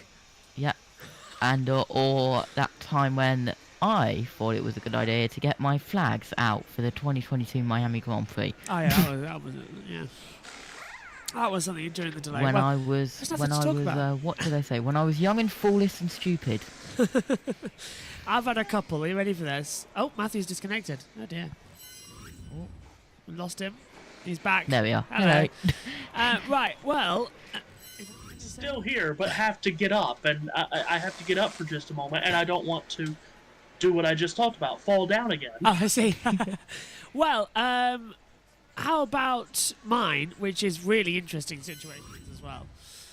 Oh, sorry, yeah, he's turned his camera off, of course. It's because I've got the camera switched off. That's why. Okay, get your point now. Okay, yeah, right. Well, mine was. I thought he disconnected. You see. No. Mine was commentating. We used now. If we come on to main com cam actually for a second, because no one's out on the track. These flags behind me as well. They never used to be held up with what they are now, which is actually U-bends on a toilet. And I wish I was kidding. Went to B&Q to find something that we could drill into the wall, and it's literally U-bends of a toilet. Part of the little clips that we just drilled in from a DNA parts of a toilet system, but. They keep the flags up, but before that, we used to have two little nails either side where we could put the flags. 9 times out of 10, they'd fall down a few times, and they once fell down 3 times in a single race. And once I said, don't worry, I don't think they're going to fall down again, to which I heard a loud crash in the back of the commentary box and they fall down. Then there was another time where me and Ian Burge were commentating and Christmas decorations fell onto the floor. Still don't know how that happened. But my most embarrassing moment had to be getting stopped by Formula One media security because I was broadcasting live, technically in the paddock, but I wasn't actually in the paddock. I was on the balcony, which wasn't the paddock. So that was my argument. But yeah, that was quite embarrassing because I'm mid-sentence and now all of a sudden there's a small, very large Italian man shouting at me. Wow. And after I'd stopped talking to Mario, Because you've brought that up. Yeah. I'll bring something up which I actually have never told anyone. But remember BTCC Brands Hatch, 7th of May was the date? Yes, last week, yeah. Race 1. Yeah. The start. I disappeared at the start of the race. Yeah, no one could work out where you were because the camera was off. Well, I was told to move from my place. Who by? Because apparently I was blocking a staircase. Oh, is that why you were moving? Yes. Oh. I was wondering where you disappeared to. But I was a fire staircase. But you could clearly fit 2 people side by side behind me. Yeah, I could see why now, but yeah. Yeah, but you can see why. So yeah, but I was on the move anyway as well. But I stopped for like a couple of seconds, like a minute. Yeah. I'll tell you one thing though. I'm trying to think of another embarrassing moment. Doing a dab on the top, being told by the chat to dab on the Silverstone wing, and almost dropping your iPad into a live pit lane is one of them. Well, we have just told 90 to 110 people what our embarrassing moments are. Yeah, and everyone on USON as well. Yeah. Yeah, it was an interesting weekend, that one. I'm trying to think of any other embarrassing moments we've had. Yeah. I mean, there was the sheer bit. I'll tell you what, do you know the one time I looked like a local was? Okay, when we went to Barcelona for testing in 2019, I got told by some F1 journalists, it's going to look sunny, but it's going to be a bit cold. So make sure you bring a winter coat, bring a long-lined t-shirt like I'm wearing now. So it's not going to be that cold. So just make sure you get a good coat and a long t-shirt, and you'll be absolutely fine. Get there, and it hasn't rained for 3 weeks. We're in the middle of a heat wave in February, and it is boiling hot. To which point, my 2 other colleagues and friends who are alongside me had planned for this, and they were wearing shorts and t-shirts as well on the plane out, and were all ready to go. Because we left England and it was cold, rainy and freezing, and I was feeling quite smug because I was dressed for both weathers. and then got off the plane, and it hits you like a ton of bricks. And I thought, oh God, I am wearing long trousers that are black, a big blue winter coat, and boots, and I was boiling. Safe to say, I had to stay in that for 3 hours as well. But I looked like a local, because everybody else in Spain was wearing big woolly coats and that lot, and scarves. I kid you not. At the end of day 3, where I had changed, obviously, by this point to a red polo and shorts and that lot, and I was, with a little sort of side bag with all my equipment in it. And I swear to God, we were on the subway at the end of the testing. So we left the Barcelona track, we walked out, got the bus to the subway station and got underneath it. And I saw a woman coming from upstairs, coming down into the subway, in a coat, shivering. And it was boiling hot. Now, the Spanish are unbelievably resilient for what hot weather is. Yeah. There, I would not like to go when it is really hot, because that week I came back with a suntan. I came back with I was feeling refreshed. I was speaking Spanish. I mean, it was a great week. But yeah, 8 days we had to spend there in America. 8 days we had to spend there in Barcelona for a 4-day test, because there was no other flights out. So we had a flying day, a day spare, 4 days of testing, another day spare, and then we flew back the next day.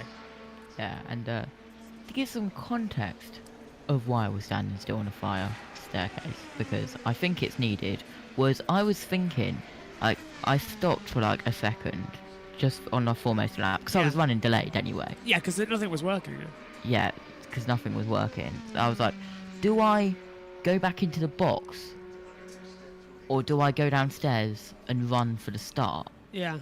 And I was like, it's like, if I go up to the box, the Wi-Fi probably won't work. There's tons of people. I won't be able to commentate. I won't be able to do anything. Yeah. So it's like, if I start heading down, and as soon as I was about to, like, mute my mic was... My muted, mic was already muted, so you didn't get like any of the air. But as soon as I was about to turn my camera off, I got the tap on the shoulder as well. But I was about to move, so it doesn't really matter. Yeah. Anyway, as well, but I was on the move anyway, just literally about to. But I was like, if I go in the box as well, it's like it's so busy. The Wi-Fi isn't that good in there because I was on my 4G as well. But yeah. Yeah. Although we did get a red flag, so we got to restart. And then yeah. I was actually walking down to paddock when that happened, and you can see on the broadcast when I was absolutely sprinting. Yeah. And then we got it all set up for the restart, and we got angles that not even ITV got, which was right next to the cars with you being trackside. So yeah, absolutely fantastic. I love Brand so much as well. Wish IndyCar you need to get down there. I do need to get down. I wish IndyCar would come back as well, but not to the Indy circuit, to the Grand Prix layout. That'll be amazing. Yeah, it'll be Road America-esque as well. Go on. 3rd to 4th of June, other than BTCC at Foxton. Can't remember. Need to check, actually. Let's have a word with our fan favourite, Austin Canapino. Today with the high boss is different. It's really fast today, and I starting to gain confidence because I am approaching the corners much faster, and the car feels really different. So I am learning now. Not bad, honestly. We need to improve now a little bit of the balance of the car and with the gears and everything. But I think for a start, not too bad. For someone that has been a champion-level driver for well over a decade and was dominant in your sport in touring cars, coming over and doing something entirely new. And for example, I'm watching you and Ricardo Juncos spend the last 15 minutes deeply going over things. How much are you enjoying this process of learning something entirely new, like you're a kid again? I enjoy it a lot because this is the highest levels of motorsport in the world. So, and I love that. I enjoy a lot working with the engineers, working in the details, work in the step by step about the technical situation. So I enjoy it a lot because here I have a lot of technology. I have a lot of engineers, and in my country it's not like this. So I am enjoying this part of the IndyCar. The hardest thing I am told for new drivers to come in is to be able to tell the team what you need, to be able to explain what's going wrong and what's going right. Do you feel like you're giving the feedback to the engineers, the information that they need to make the car better? I am doing my best, but for sometimes I need help. Lucky for us, we have Callum. This is one of the best drivers of the series.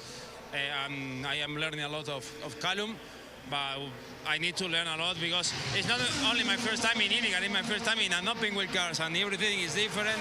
So, and the seat is different. So imagine you, the feeling with the car is different.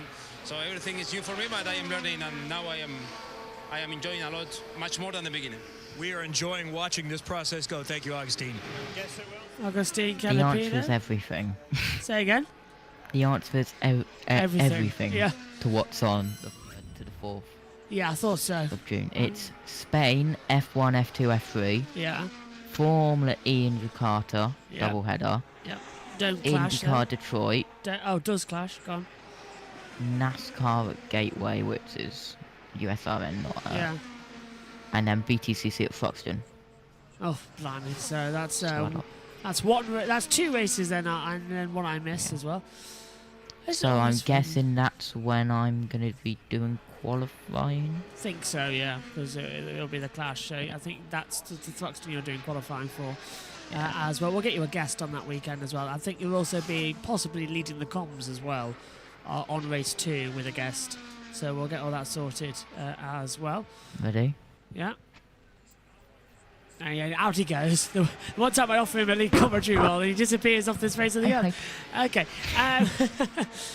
Yeah, because I don't think I'll be able to do race 2 because it'd be in the middle of F1, won't it, with Spain? So yeah. I think I'll be able to handle a lead BTCC. To be honest with you, maybe. I'll be honest with you. There was a couple of things that last week at Indy Road Course as well when you were going through. I thought, oh yeah, Josh is 100% ready for a lead, 100%. So yeah, Wow. cars race 2. Go on. I will point this out, and I think you can see it as well, Josh. With IndyCar, I am way stronger in IndyCar with ovals and road/street courses. Yes. Yeah. I don't know why, but it's just that thing. I don't get it. Wrong, yeah. I agree. I think, Matthew, you can probably agree with that as well, because IndyCar sort of... It's quite a good thing to get a hold of quickly from a commentary point of view, then compared to NASCAR, Formula 1, that lot. IndyCar, you can pick it up and go straight away. Yeah, with ovals as well, it's not like they're all in one pack. It's like, if, and when they're going round and round, it's like, if you know that VK is, for example, because he's top at the best for average speed, or Kirkwood is in like the front 2 rows, you know if there's a pink car or something in the front 2 rows that's going to be Kirkwood, most likely. Just quickly, Matthew, I thought you might like this as well. 2-time Grand Slam champion Simona Halep, I hope I'm pronouncing that right, has been charged with second breach of anti-doping rules. Oh dear. Yeah, so I just thought you might like Well, that'll be an interesting story going to the French Open, where she has a past champion and 3 times a finalist at the French. See, this is what I mean about how he just knows that off the top of the bat. That wasn't teed up or anything. I just said it. Well, okay, well, okay. Made the final there in 2015, lost to Maria Sharapova. Remember that one well. I called the final at the French that she won, beating Sloane Stevens. And then a year before that, lost to Yelena Ostapenko in the final, which was a huge upset, as it were, that year. But that'll be an interesting story to follow as French Open begins the day that the 500, the day of the 500, May the 28th. I just want to mention to you guys real quick here, before I do head out, I've greatly enjoyed the last hour and change with you. Oh, yeah. As always. Can't wait to do it again, hopefully tomorrow. But before I do head out, just wanted to thank you both for all of your hard work this week and keeping us on USRN. And I look forward to getting back with you, like I said, hopefully tomorrow for the last run to the end, which should be so much fun, seeing who gets to the top 12, expanding it out that number to 12 rather than 9 to get to Sunday is going to be a lot of fun, because when it was top 9 advance, you would sit and think, if I'm 20th, I probably don't have a chance to get to the top 9, so I'm not going to withdraw my time and then have the possibility of making a mistake and drop down to the last row shootout. Now, if you're 20th, you could get up to the top dozen, and you're going to have to make that decision. Do I want to stay at 20th, or do I want to try to make the top 12 while also risking losing my time, making a mistake, and dropping into that last row shootout? Tomorrow is going to be a lot of intense times for these guys, and as we've heard with a couple of interviews, it's going to be, the ambient temp is going to be cooler, but it's going to be sunnier than it is today, so the track temp might be warmer, which could make a very big difference. So tomorrow's going to be a lot of fun. But again, guys, thank you so much. I am going to head out. At least for now, I will be back on USRN for coverage from North Wilkesboro, Pit Crew Challenge, and then the qualifying draw here. But thank you guys so much. It was great, as always. Pleasure to have you, Matthew, as well. Thank you for joining us, and we'll see you later on and tomorrow as well. Thank you. Absolutely. Thank you. Enjoy the rest of the session, especially with the livery on the track now. Indeed, the Marlborough livery inspired as well, but with the papaya orange at the back as well. Ron did see your message. I would have immediately thrown it up if it wasn't that we were getting Matthew leaving the commentary box as well. So here's the data screen back up for a few minutes as well while we regroup ourselves as well. And there's a lot of action now coming in, isn't there, Josh? So we're getting ready for what's going to be a very interesting couple of hours starting now as well, as we close up on the last 2 hours. But I think in 5 minutes we're going to have another track inspection. At least that's what was billed. Yeah, I do believe that as well. Today the low is 52 degrees Fahrenheit, the high is 81 degrees Fahrenheit, but tomorrow the low is 55 degrees Fahrenheit, but the high is only 72 degrees Fahrenheit as well, so there's around 9 degrees in there as well. And then Sunday as well, low 50, high 76 as well. Sorry, Rosenquist on his simulation run shoves it up into 4th place with a 232.320 as his average speed as well across the 4 laps. Big statement there finally from the number 6 McLaren as well, getting straight up there into the pace. So Rosenquist goes 6th as well. VK still the top though on the average speed lap times, 232.898. That's data that only NBC gets. We've got the fastest laps overall, which is 234.753 for Takuma Sato. Chip Ganassi so far topping all of the sessions. Sorry to cut across you there. I'll throw it back to you. No worries. I was kind of done with that little weather report as well. The winds also between 10 to 15 knots all day, all weekend at Indy, but on today and tomorrow gusts are up to 20 knots on Sunday. It's mostly sunny as well today as well, so it starts off really cloudy today, and then tomorrow it gets a little clearer. Sunday it's perfect. So we'll stay on the battle screen for a few moments to give everyone a view of what's happening out there on the circuit, as well as we'll be coming up as well with the prediction. In 4 minutes time we'll have a caution so they can clear the track up. Then we'll have an hour and 15 minutes of pure running, then another caution before we get in as well for the fast hour as well. And once again, Josh, you remember the first day, yes, we got rained out, but day 2 dragged massively. Day 3 went by quite quick. Day 4 has absolutely flown by up here in the commentary box. It's really got into it. Fast Friday living up to its name. Yeah, it really, really is. I couldn't believe when I just looked at it just before you started mentioning that, how fast it has gone. It really, really dragged when it rained out as well, and it's just got quicker and quicker and quicker as well. Devlin D. Francesco out on track right now, and I believe we're going down pit road. In April, and you guys are going to be my director here, and Eric, our cameraman. Not only the aero options this year, but then what's different in qualifying. So let's look at the front wing here. By the way, this is the Dry and Reinbold Cusick Motorsports Carekeeper's car, Chevrolet. So Hinch, I'm going to let you talk, and then I'll help direct Eric as we kind of go from front to back on this car, what the options are. All right, so let's start right here at the front wing. You see these bits that are bolted on to the, to the front wing right here. They are the front wing extensions. They are different. You have different sizes. You can run them on just the left side, just the right side, vice versa. That's going to make a difference to obviously how much front wing angle you put on the actual main plane. Then, of course, there's the end fences on the front wing. Those can be adjusted. Yeah, the angle of this can be adjusted as well. And that is a very important thing to remember. You can have them set like that. You can have them set a little bit different. Move back, barge boards. Barge boards aren't going to exist right here exactly in qualifying. Those are extra downforce bits, but they are draggy, so they're useful for the race, not so much for qualifying. New piece right here this year. Yes, this is actually in case of the car getting sideways in a spin or an accident. That piece, that stability wicker, stops the car from flipping over. You see the hole in the floor. There's a little wicker that goes right here. That's an extra downforce piece you're probably going to see in the race, not so much in qualifying. And then, of course, the rear wing. It's not the most efficient rear wing. It's got a very narrow, what we call chord. That's the distance from here to here.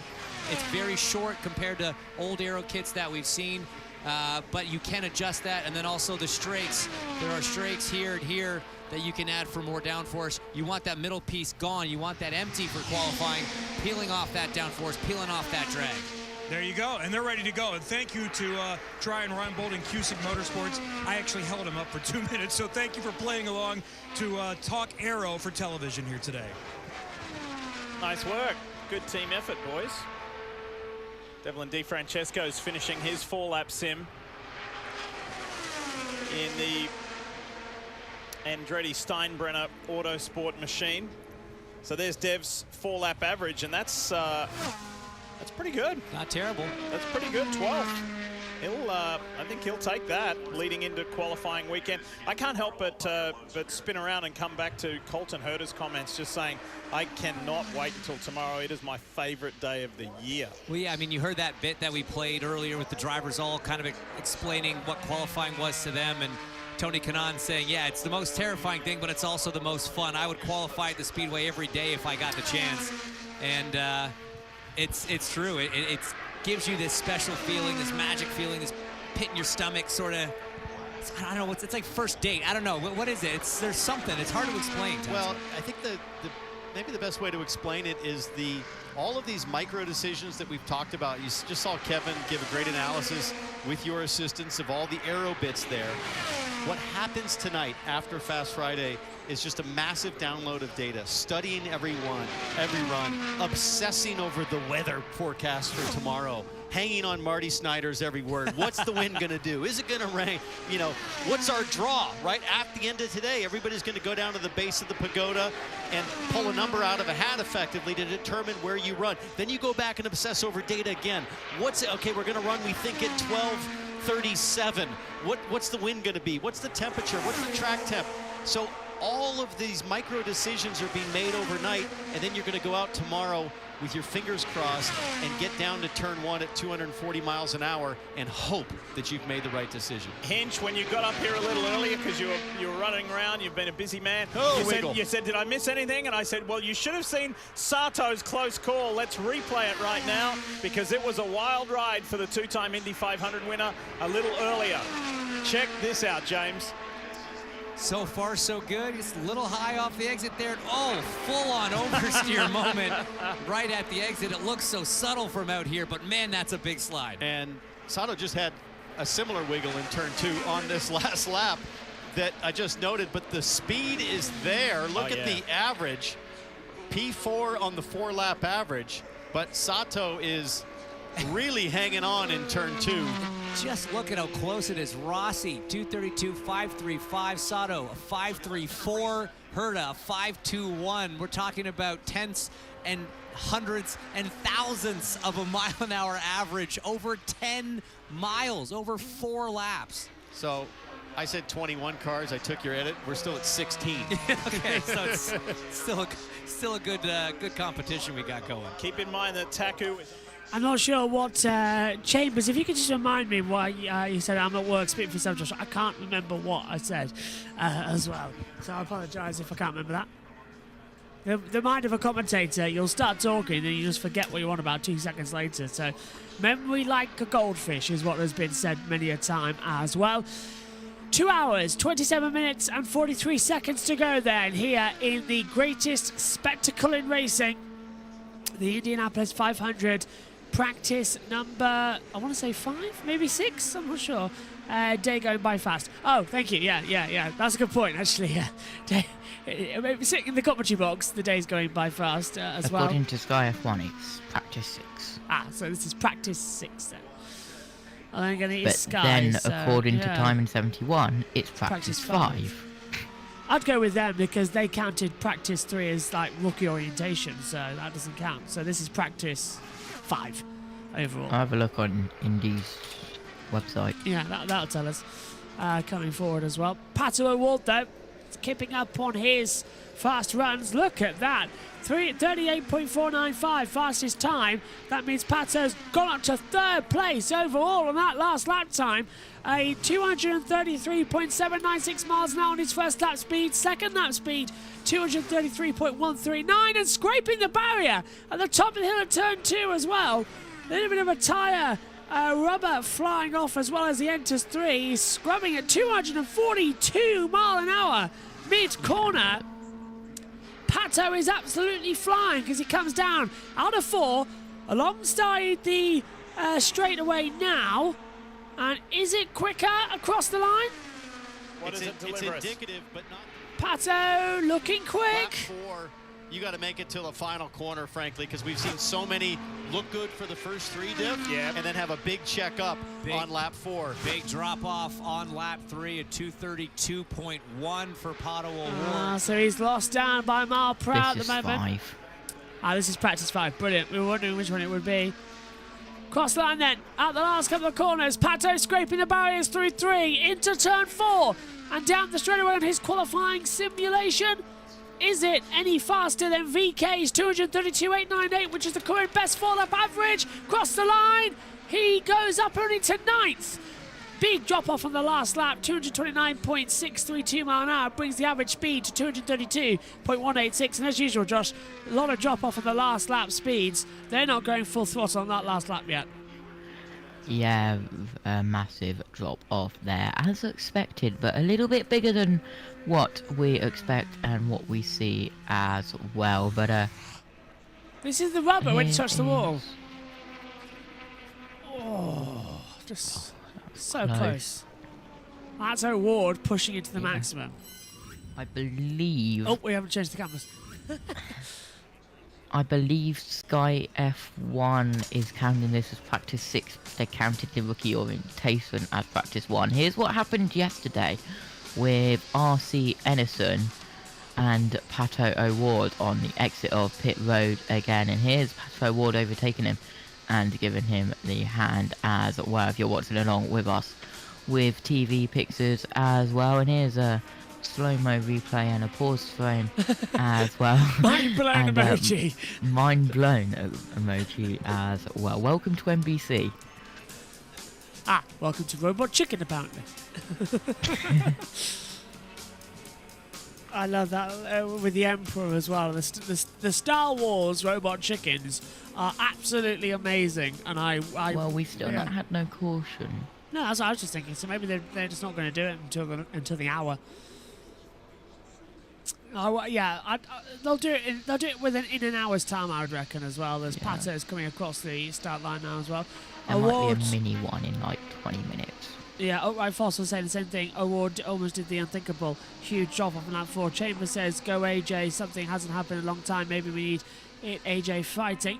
Yeah, the AJ looking absolutely greatly as well. The AJ 40 cars up in 4th through Santino Ferrucci as well. 233.758 mile an hour. Looks absolutely fantastic. Benjamin Pedersen in 10th position as well. Looking epic.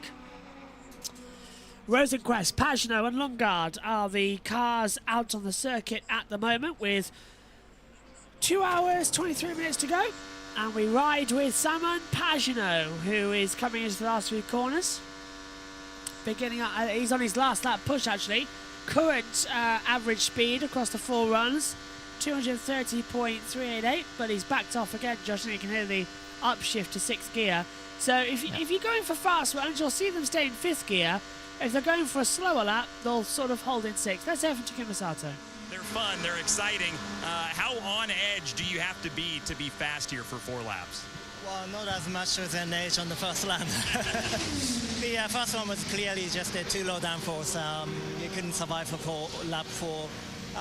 We still had a little bit to need to manage the tires for over the course of the lap 4 lap.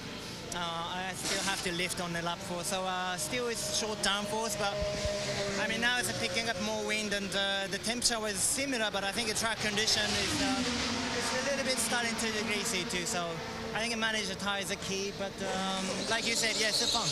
What about the team, the Ganassi team? You guys all obviously have been back in the garage debriefing, combining ideas. Where is everybody at as far as how close they are to each other setup-wise, downforce-wise, and kind of how that's reflecting on the speed charts? I mean, we share everything. We share every millimeter for everything. I mean, as soon as they saw my first attempt, they put on the downforce, of course. You know, we just need to correct the data today, but obviously we, at the same time, equally, we need to find the limit on the balance too. So we just need to manage fastest lap we can achieve for lap 1, but also overall average on the lap 4, and that's the key. And I think just Alex is now coming out, you know, with a very similar setup of mine, and we'll see. All right, good info. Thank you, Takuma. Yeah, Alex Palou just getting ready to climb aboard, and I believe Marcus Ericsson already out on the racetrack. Everyone's saying about saying the Car 6 show. Yep, that's going to be really good stuff, of course, for Felix Rosenquist. Where is he on the board at the moment? Down in 11th position out there on the circuit as well. As you can see on the driver tracker closing in. Christian Lundgaard there, Josh, just on some lap times as well. First lap, 230.807. Second lap, 230.2. Third lap, 229.7. So Lundgaard's got some speed to find out. And this is actually someone we were surprised could get bumped tomorrow if they don't pick up the quality sim averages. Yeah, it really is one of the drivers we have picked as well who could unfortunately not get into the Indy 500 as well. We did that with Matthew Owens when he was in the box a little earlier on as well, along with a couple of others like R.C. Anderson, even Callum Ilott. Still only done 7 laps, but someone who's only done 4 laps is Scott Dixon today. Someone who's only done 3 laps today is Alex Palou in the number 10. Okay, see, Alex Palou's really bad, isn't it, at the moment? Trying to find out where he is on the timing screen, did you say? There he is. 17th. 3 laps. 4 laps for Dixon, 7 laps for Grosjean. So the overall runnings not running in. 6 for Malukas. Yeah. Not pushing hard, are they, as Ericsson starts his lap time? Yeah, Ericsson 237 through turn 1, 233 on the exit as well, 234 into the entrance of turn 2. Really pushing up against the barrier as well. Surprised we haven't seen anybody go in the wall yet, to be fair, and that's really is. If anyone goes into a wall in the next 20 minutes, we know who to blame. Yeah, my fault, sorry. Marcus Ericsson flying in towards turn 4 then. This will be the completion of his lap averages, I believe. As our data screens keep going off in the commentary box. We keep them to go back round. Ericsson's first lap time, 233.092. Second lap, 232.409. Brings his average to 232.750 miles an hour. That's good. This is really strong. That puts him, what, second fastest behind VK? Yes, that would as well, but he's still got 2 laps to go. We can't forget about that as well. VK is currently up in top, 232.898. Kirkwood 232.616 as well as he exits the bank in on turn 4 and comes across the line. We'll see his next lap average now. And it is 231.647, brings the average speed to 232.383 miles per hour as he enters turn 2. So he's dropped down to 7th. That's how much of a great opening lap you need. So really, it's putting 2:34s, 2:35s at the first lap time as well. Yeah, but remember, we've still got happy hour to go. We've still got 2 hours and 18 minutes left for them to do it, even though we are 3 hours and 42 minutes in. This is still early days as he comes across the line. Across it, and Ericsson's lap time puts him 13th fastest, 229.645 on the lap 4, brings his average speed to 231.698 miles an hour. So Ericsson goes in the qualifying simulation runs 13th fastest overall, as several of the cars just carefully towing today. Basically, Fast Friday, 6 hours of practice of the qualifying runs to see who gets the perfect simulation. We'll have practice 6 tomorrow for an hour, 1:30 till 2:30 British summer time. And then we'll have the qualifying day 1, 4 p.m. until about 9 p.m. as well, maybe 10 max. US event taking you through the first hour on JB Motorsports, then followed all together as well. And then Sunday we should be live all together because it starts at 7. So, yeah. Well, Elio Castroneves on board now as well, going the exit of turn 4 to start his lap times, his best 4-lap average speed as well. I do believe Marcus Ericsson went into pit road, but it's now exited again according. That was in fact lap 1, so that was 226.631. For Elio Castroneves as well, so he's backed off. Very down as well, yeah, backed off. Jack Harvey also out on track as well. The 24th Elio Castroneves, and Castroneves is pitting this time as well as he goes into the inside pit road entry. Elio is not happy with that car. It is changing too much and losing quite a bit of time as well. 2 hours, 16 minutes to go. We'll open up the data screen once more, the YouTube chat as well. Do a quick 1 to 10 in terms of average speeds across the best of 4 laps. It's VK top of the provisional qualifying times, 232.898 miles an hour. Kirkwood second, Rossi third, Sato fourth, Hertet fifth, Power sixth, Rosenquist, McLaughlin, O'Ward, Daly the top 10. Kevin Lee. The car was evil. He said at the time we really wanted that second day to confirm whether it was something that could be fixed, maybe a chassis change. They came back out on Wednesday. Better, still not good enough. Same, a little better, not good enough. He did 7 laps today. That's the 77. Juncos Hollinger chassis. There's Ricardo Juncos talking to Vince Kramer, the car manager and the team manager. That now is the old chassis. We move over to the other side of the garage. They are preparing a new chassis. They've already taken out the Chevrolet engine. It is going to be put in this chassis. It's brand new from Dallara. It's not been on track. Ricardo told me, we think it's good. We think it will be better, but mostly we're out of options. We've changed everything on the car, and it's just not fast enough. The team car with Agustin Canapino does have the pace. This one does not. We're perplexed. We've got to try something, so they're done for the day. They might even be done for tomorrow. This is a massive change to prepare a car that's not been on track, and Ricardo said, I'm not going to do it the wrong way, so if we miss all day tomorrow, then we'll come out in the last row shootout Sunday, and that might be the first time on track. Now, that said, there's still efforts being made, and they're hoping that the car is ready to do something in the middle of the afternoon. Their shakedown might actually be a qualifying run tomorrow just to see what it is conservatively and try to build towards Sunday. And remember, this is the team that knocked out Alonso and McLaren in 2019, so they're ready for a new challenge this year. Well, absolutely. Something tells me that we know who's not going to make the Indy 500. Callum Ilott. That's a big shocker. Season regular won't make it in as things currently stand as well. And there's a lot of energy down there. But, yeah, missing all of tomorrow. That's not good.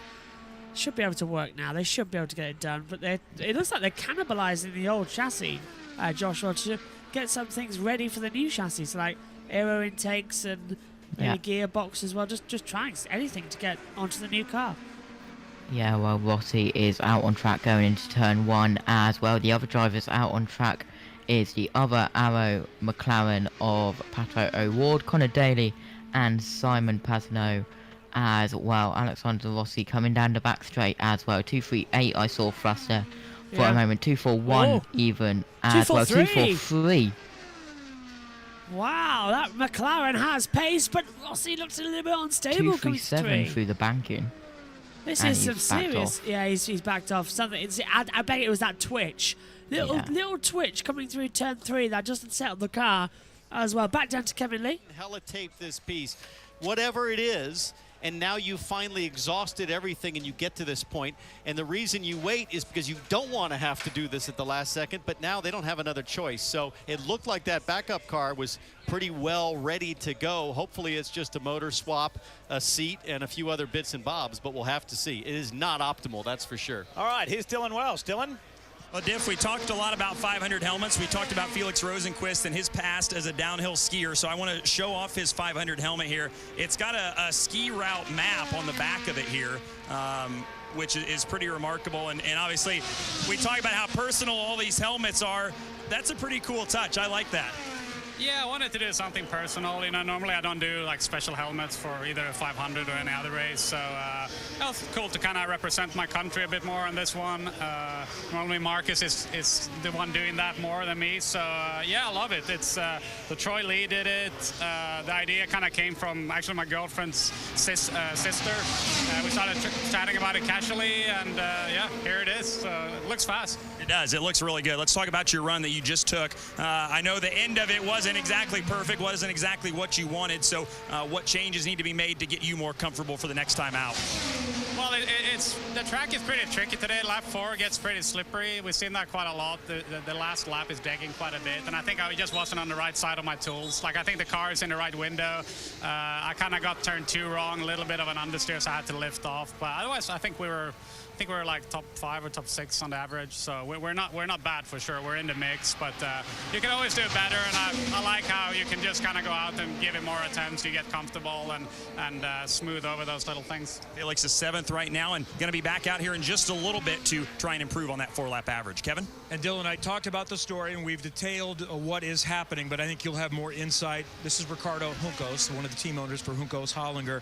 How big of a challenge is this to convert a car that's not been on track one day before Indianapolis 500 qualifying? Yeah, obviously it's not the ideal situation, but we have to do it because clearly there is something wrong with the actual chassis. That's what we believe. After trying our best during the week, we have to make a change because it's actually not safe the way it is now. So I think we're always going to put safe first. Safety is going to be first for our drivers and always going to be that way. So the car we're going to shift to is the one we use in the open test here in April, and it's been running with no problem. That's what we know. So we're going to put that one. The reason why we have this one is a brand new car. That's why we believe it's going to be 0 mileage. But unfortunately, we decided that something is wrong and we have to shift the car. So this is the car that Callum ran in the April open test that you're changing to? Is that right? No. Okay, I was going to say, because that car was also not working well. Has the car that's going to be on track tomorrow or Sunday, has it ever been on track before? That's the car Agustin Canapino used on the test. Open the Canapino used. Canapino's Argentinian car is a different car, so the one Agustin ran that was actually very good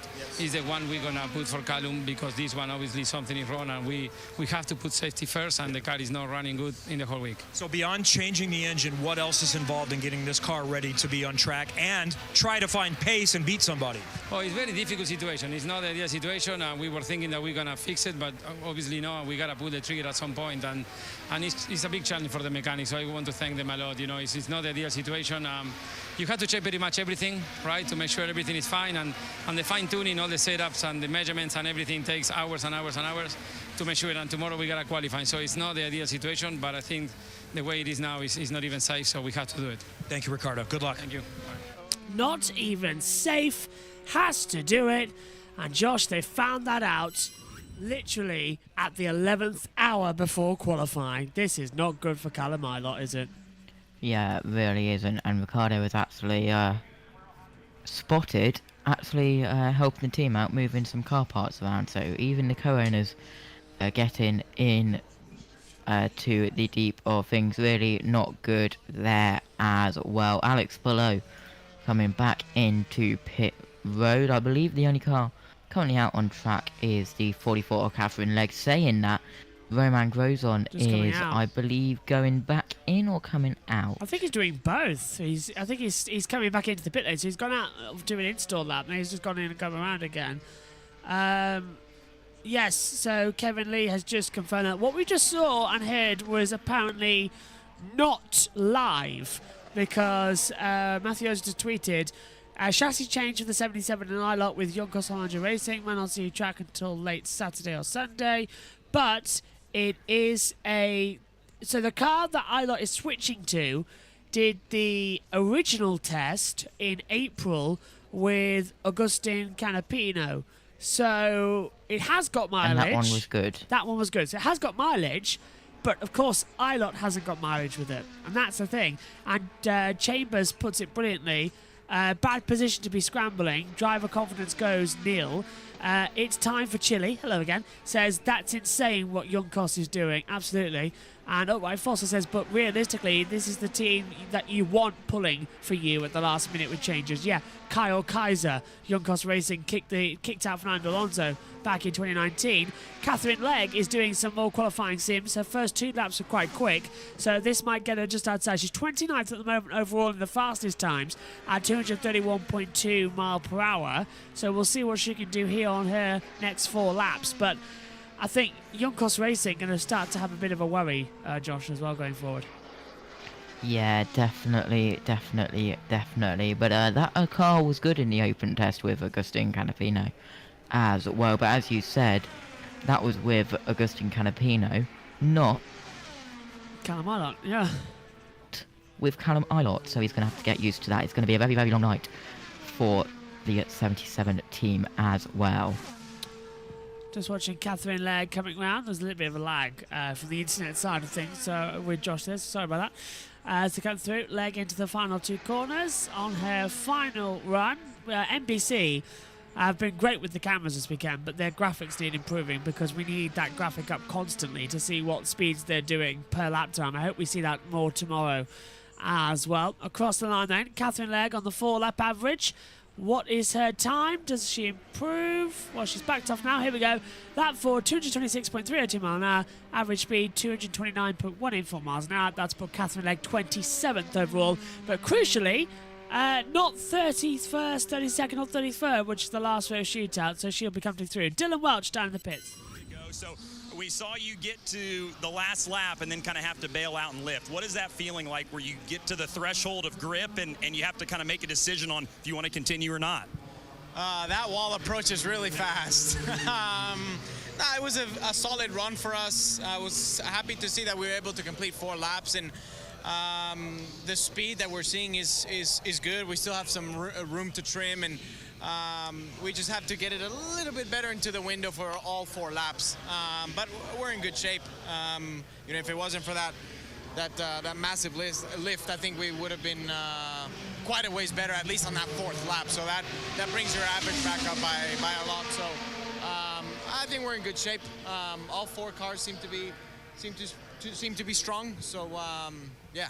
It seems like all 4 cars are kind of right there on the edge, or close to being really, really, really good. I mean, I think you guys are good right now, but do you feel like there's just a little bit more kind of across the board here that you guys need to find? Yeah, I think so. Obviously, I think it just puts a lot of emphasis to how good you have to get that, either the front wing or just those aero balances in the window, because the degs does seem to be a fairly big factor, at least in the fourth lap. So I think we're all right. All right, I want to have you look at something here on our monitor of, we talked about the pranks and, of course, everything that happens in the DO lot. What happened to your scooter here on the handlebars? My scooter got pimped out. I was disappointed to hear that it wasn't Rossi. So I don't know who it was. Those pom-poms got super glued to the side, so I guess they're going to stay there for the rest of the month. All right, Lee has a question upstairs for you. I'll relay. Go ahead, Diff. Hey, Dylan, ask him to grab his helmet. Is his helmet and his hands device close by? Or is your helmet close by, or is it in the bag? Tell him to grab his... there it is. He's going to grab it, I think. Oh, no, okay, never mind. We're going to wave it off, I think. Oh, no. Have a look at this. Diff wants to... This is hand-painted. It is incredibly intricate. Oh, wow. This is beautiful. And, Dylan, feel it. You actually feel the texture of the paint. Oh, yeah, it's textured. Yeah, it's that is incredible. amazing. Everything was hand done, and it was done in Mexico, Oaxaca, Mexico. Wow. I'm so happy of how it looks. It's the coolest helmet I've ever had, for sure. It's awesome. Yeah, the Aero McLaren guys so far leading the pack with cool helmet designs. I think Pato's is maybe at the top. I learned something this morning about some helmet design and helmet weights. That is a matte finish. Like there's no clear gloss, coat. yeah. And there's clear coat on Rosenquist's, and the weight difference was noticeable just holding it by hand. That is fascinating. It is interesting, actually. And that's something that drivers do pay attention to. But that is a gorgeous helmet. But what are the head sizes? Huh? Maybe it's a bigger helmet. Not that big a difference. Let me just, I gotta just throw this out there. You know, Pato said he was disappointed it wasn't Rossi. Just because Rossi said it wasn't him, that does not mean that it wasn't Rossi. Rossi also claimed that he didn't fill Conor's hot tub with gel beads last year. He also claimed he didn't cut the muffler off my car this year, and I promise you, he's the guilty party of both of those, among others. What did he cut the muffler off on? My car. Cart or car? Car. Like your personal car? My personal road car.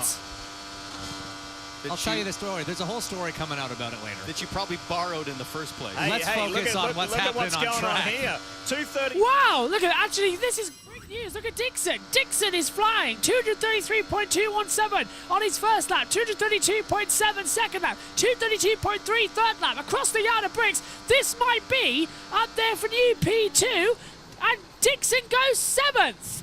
232.4 on the last lap, 231.407. So he's backed off, but that looks brilliant from Dixon on a quali simulation as well. Fabulous run as Power now starts his. Right, let's go down then with what we've seen. Chambers says Catherine Legg was low in the corners, then high up again in the next lap. Canapino did a whopping 222 mile per hour in the open test. He'll probably shoot for 220 to 225 tomorrow and just concede being back row and try to get info for Sunday. I think you're spot on there. It's time for Chile.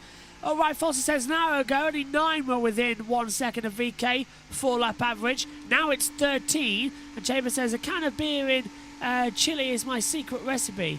And the Iceman as well. Can of beer in Chile? That sounds great as well. What kind of beer would you put in the Chile as well? More lap times coming in. We've got about 45 minutes, Josh, until the caution comes out for the track inspection.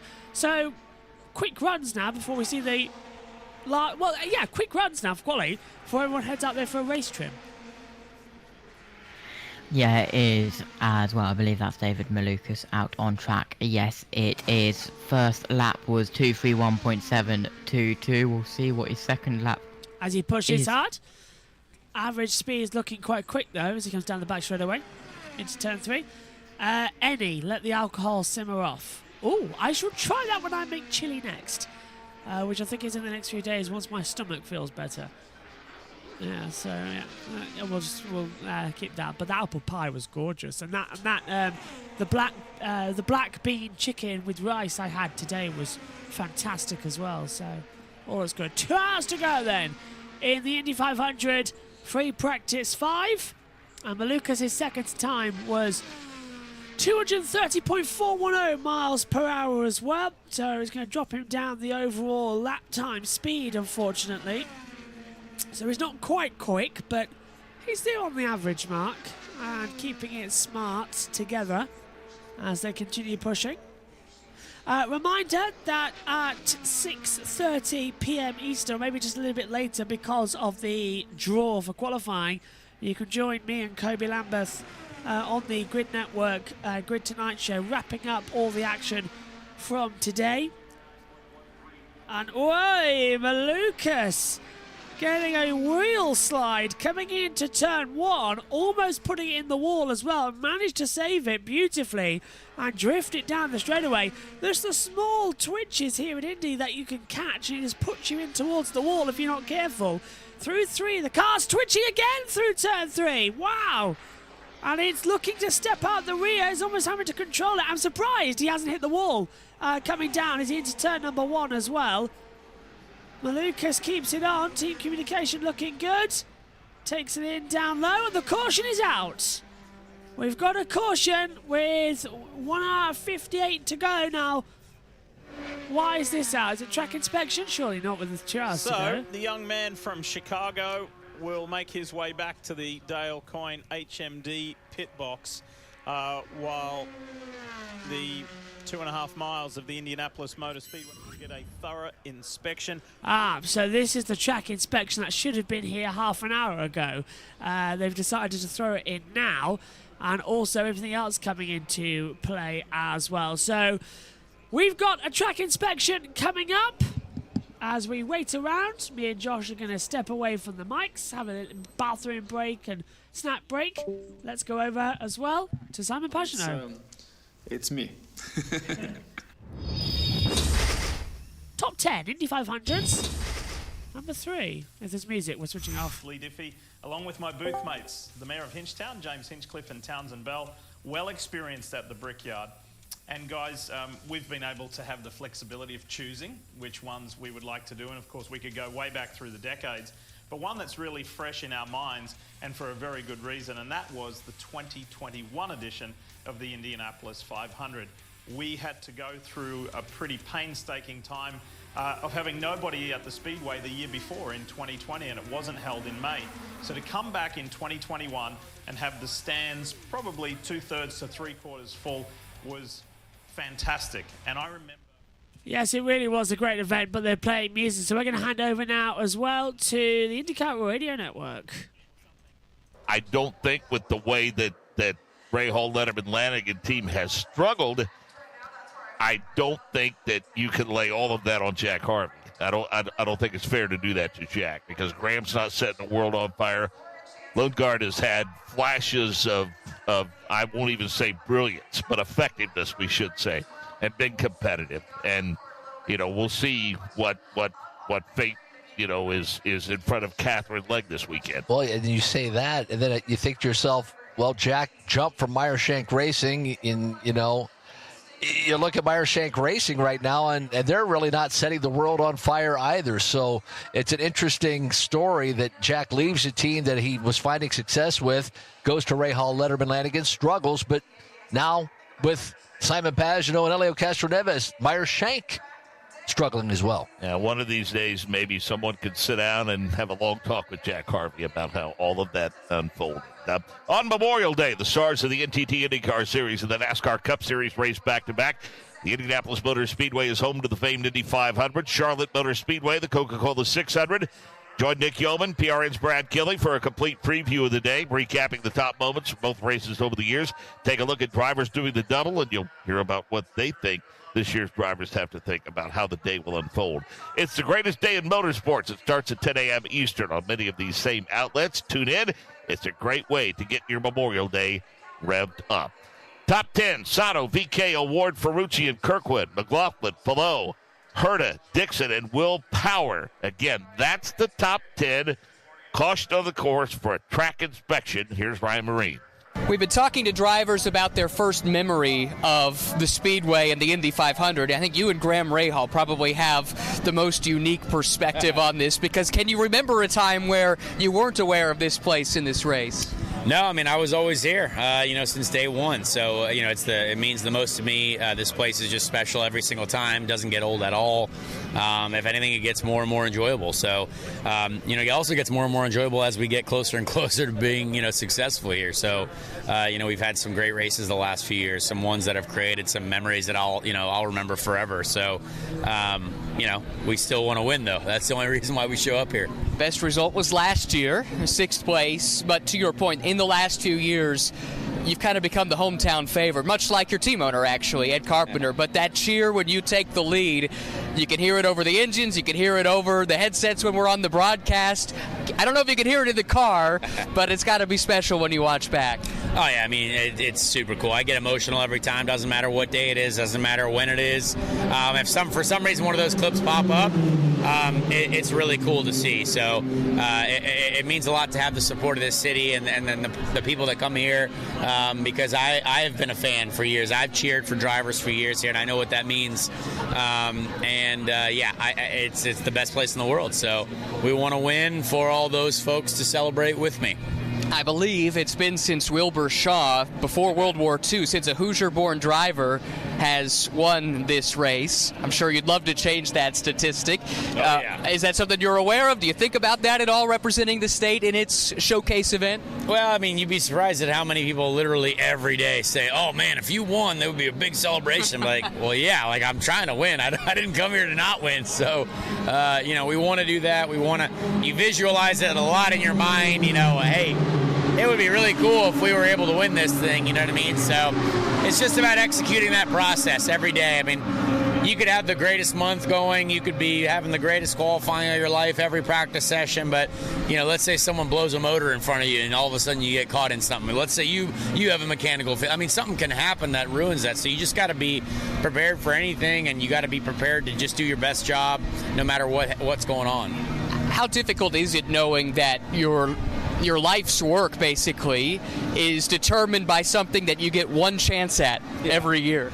Well, it's also it's awesome, but it's also tough because for us as well, our cars have been, they've been tough to drive this year. We've had a difficult year, but we know that this place we seem to have a great car, and the team prepares three really good cars. So it's almost sad to go to other tracks because I love this one so much, and we're so competitive all month long here. And we feed off that. We want to be competitive as drivers, and we've definitely struggled to do that anywhere else, both Renus and I.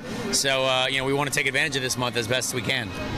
Finally, just looking back on how you've been able to follow this race even before you participated in it. When you were racing in Europe, I'm sure you wanted to have a beat on what was going on here. Any stories about the lengths that you would have to go to pay attention to what was going on at Indy when you were doing your thing over there? Well, absolutely. I mean, when I raced GP2 in Monaco, I finished 8th in Monaco and scored points for a team that's never scored points there, and flew back to try to get to the Indy 500, and I had a bad flight delay in London, and it was the most frustrating thing ever because I had to watch the start of the Indy 500 in a bar in the Chicago airport, but eventually got to the track basically as the checker flag flew, and I walked in with my suitcase after I got out of a taxi. This was before Uber.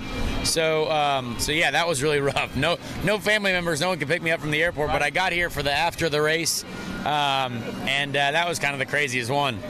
Good stuff. Good luck this month. Thank you.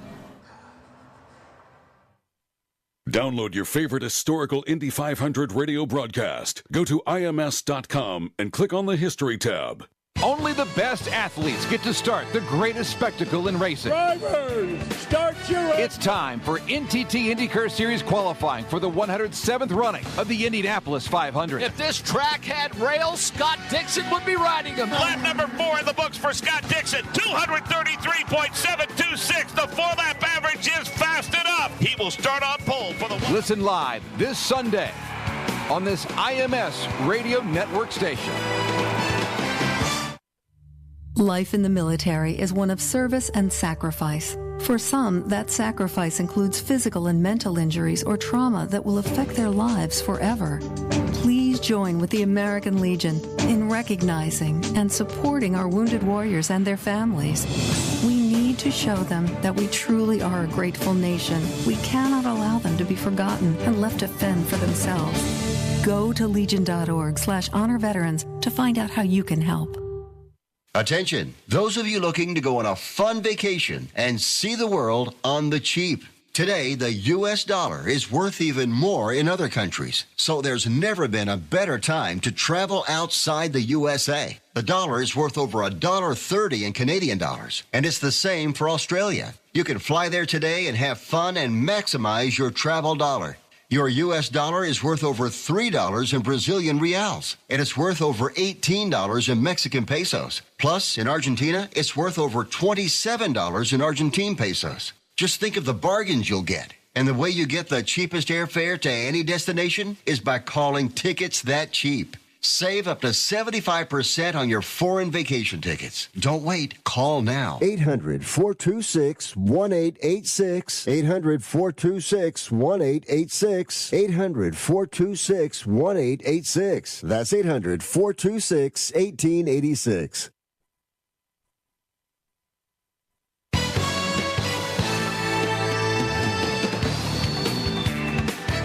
Great job, Master Control by Sam Brumson, guiding us through the course of each and every day here.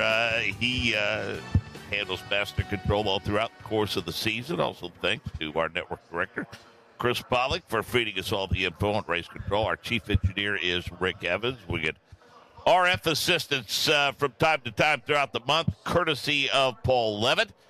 We also want to thank Alex Wolf for joining us today. Mark Janes happy to be with Michael Young here today. John, you can be honest. That's okay. John Day checking in. John, of course, a fan and a frequent contributor to social media and references all of us. He says, if Dixon is doing 233, if conditions are right tomorrow, we might be looking at 234, 235 from him, because most of these top teams never show their full hand until it really matters. He thinks there's a lot more in that car. I've talked to some in the know, and they are quick to deny that anyone ever sandbags. They say it simply doesn't make any sense to do that. Sure. No, I disagree 110. They'll come out tomorrow. I think the big indicator is Takuma Sato really showed their hand. When he came out and did a 234.7, that got everybody's attention, and then everybody else came out in the Ganassi camp. You can't afford to not get everything out of it at this point. I don't think you can afford to do that. I think they just have more downforce on the car. So they're not trimmed out. They're where the car is. They're comfortable. And when tomorrow's when they'll start trimming those cars out, and you'll really see the speed. Takuma may have been the trimmed out car and went out and did that monster lap, but I think Palou and Dixon and Ericsson were because you look at their laps, 233, 232, 232, and a 231. You don't normally see that big of a drop-off for a guy like Dixon or Alex Palou. But I think, and Davey Hamilton will reaffirm this when he joins us tomorrow morning, I think instead of saying that they're not getting everything out of the car and holding on to some things for tomorrow, I think in my years here, what it tells me is that if speeds pick up tomorrow, it's going to be because right now the temperature is forecasted to be some 10 to 12 degrees cooler than it is right now. Also true. I think that may be why we go faster. Also true. Yeah, but I think the Ganassis will be a lot. They just clicked off too many big laps over Wednesday and Thursday, and then again from what we saw from Takuma Sato right out of the gate. Mike Hull was very confident in that team and the speed that they have, and I would say wholeheartedly and agree with the young man talking to you on Twitter. It's going to be big come tomorrow. I'll never get this quote from Dario when talking about a young teammate. Dario would say, I taught him everything that he knows, but I didn't teach him everything that I know. That's very good. And I think that's spoken like a true a race car driver. Yep. And again, to that end, right now, we're looking at, tomorrow, Saturday, May 20th, overnight low around 51 degrees. We're projecting a temperature of 52 at 8 a.m., 57 degrees at 10 a.m., 62 at noon, 66 at 2, 70 at 4 o'clock, and maybe not hitting the upper 60s until 6 p.m. with north winds. Really is going to be a strong day of wind then all around the atmosphere. The green flag is back out here at the Indianapolis Motor Speedway for the last hour of running. Alongside me in the commentary box still is Josh T. Josh, a load of action coming up as we're back on ComCam. So much to look forward to as we sort of get in what we understand now is going to be the fast hour 45. As well. They're not going to do one with an hour to go, we understand. So we're going to have this running now to the end so that everyone can have another shot at 4-lap averages. Yeah, just having a look at the Rahal Lederman Lanigan Racing team as well. Jack Harvey looks like he's not going anywhere soon as well. Neither does Graham Rahal as well. Engine cover off as well. Let's have a look at Catherine Legg as well. Also engine cover off as well. Christian Lundgaard. Let's get the other one. Engine cover off as well. So all of the RLL cars not look like they're going to go out soon. Okay, let's head down to NBC with some pit reporters. And we're back by the Ganassi cars, and you said, I've seen this scene before. What did you mean? I have. So we started this morning. We took this walk, and everybody was very patient, very paced, and they said, it's all about the details. We're going to start with 1 or 2 laps. We're going to kind of tiptoe our way into Fast Friday. Well, the tiptoeing is over. It's not panic yet, but the pace is picked up. Everybody's working with a whole lot more purpose, and I asked a few of the teammates, team managers along the way here, and everybody's kind of confirmed the cars that are close, they're getting dialed in for that last, final, most important run of the afternoon. The wind you can't change, but we all know the track should cool. Conditions should come to at least as consistent as they're going to get to today. This track, very temperature sensitive. This is the run, right? This is the run they're going to sleep on tonight. The adjustments they're going to make for tomorrow. It certainly cooled down a little bit from earlier in the day when it was so warm when Will Power made that first really, really quick run. So what have you learned kind of throughout the day, Steve? Seems like once it's cooled down a little bit, track temperatures come down a little bit, the speeds have certainly gone up. Well, the speeds are going up, and what I've learned is it doesn't matter what racing discipline you're at. The guys that are good play it down, and the guys that are searching play it down. No one is showing their hands, right? You start to see a little bit of panic, and you can see that in the teams that really are searching, right? Some guys aren't running 4 laps because they don't need to. They don't want to push it. Others aren't running 4 comfortable laps because they just haven't found that balance. I think this is kind of the same song, different dance. Right? We've seen this the last 3 years. Conditions on Friday aren't going to match tomorrow. It's going to be really interesting what kind of gambles we'll be taking tomorrow. And the draw, the draw is going to be a big part of this. Who gets that early, cooler lap time and who runs into the heat of the day. And that's based off the speeds in this practice. So Diff, when he has some time off, he'll take the golf cart around and he'll ride to different spots. I want to know your turn 3 experience at 240 plus entering turn 3, right where you're standing against the fence. What was that like? Oh, it was spectacular. I actually might go back. I haven't given up on it yet. It's truly breathtaking. So I love the speed coming by, but I think the shot that the fan needs to see is as the car leaves you, as they turn left, it doesn't look real. It looks very fighter pilot-esque.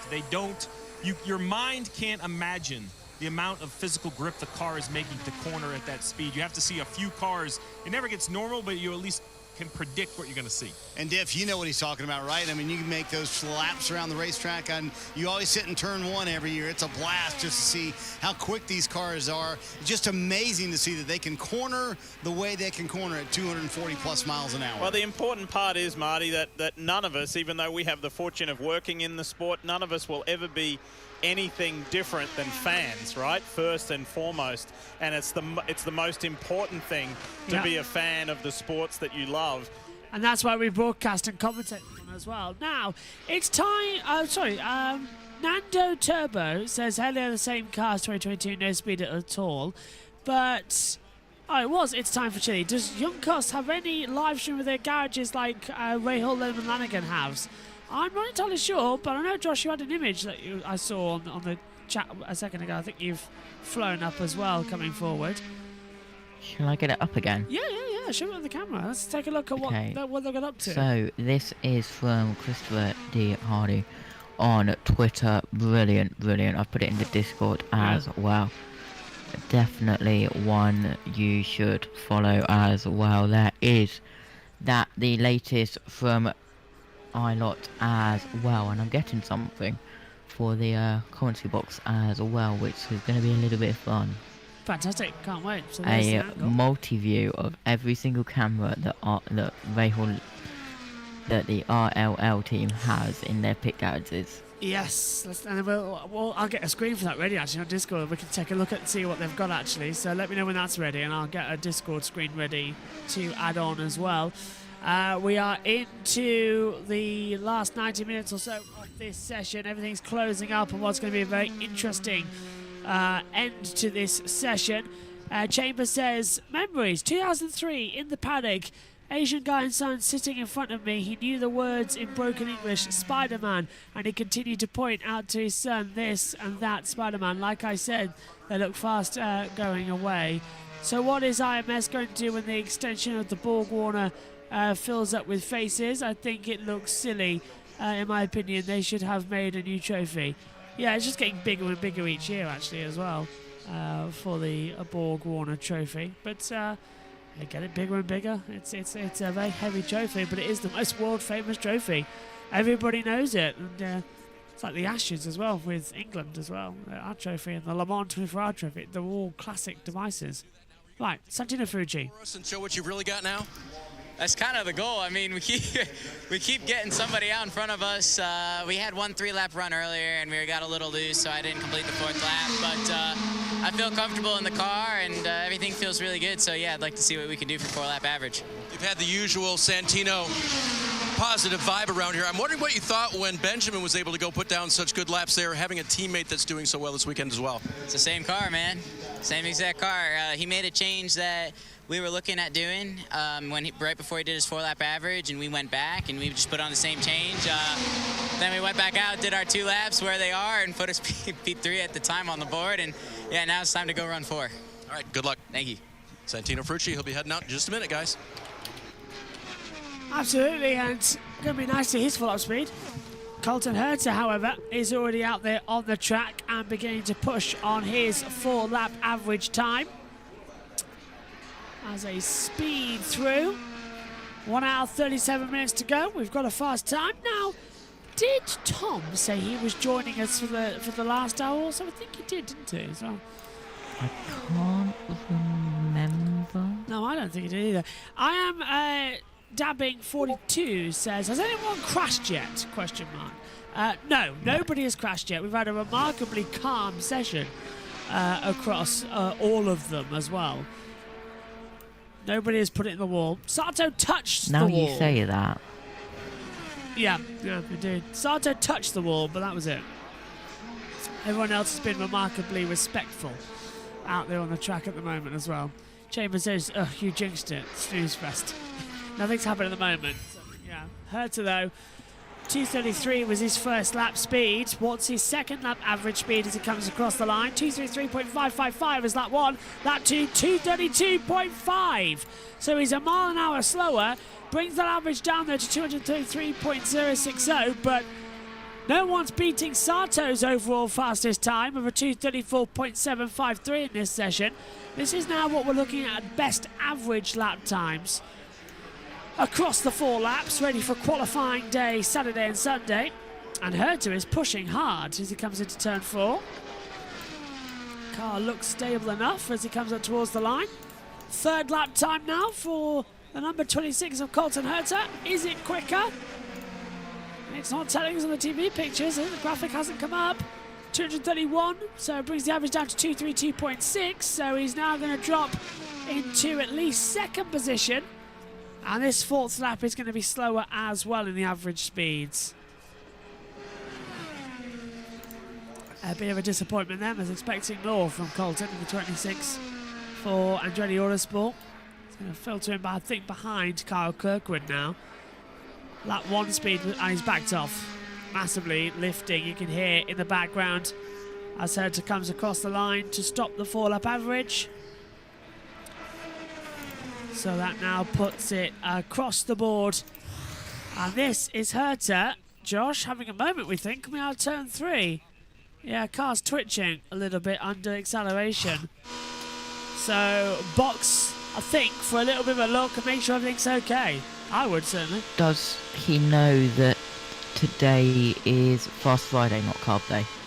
Yeah, I was just thinking that. Does he know that you're supposed to push as fast as possible right now and not leave it an extra few minutes? So he'll come in, do another run.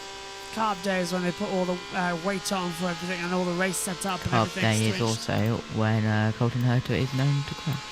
Yeah, that's true. Carb Day crashed last year. Let's have a look at Colton Herta. I think we're going to have a replay, actually, of Carb Day last year. Oh, wow. You okay, asked, wow. Yeah. This is when he went up and over in Carb Day last year. Absolutely, because the ride height device failed.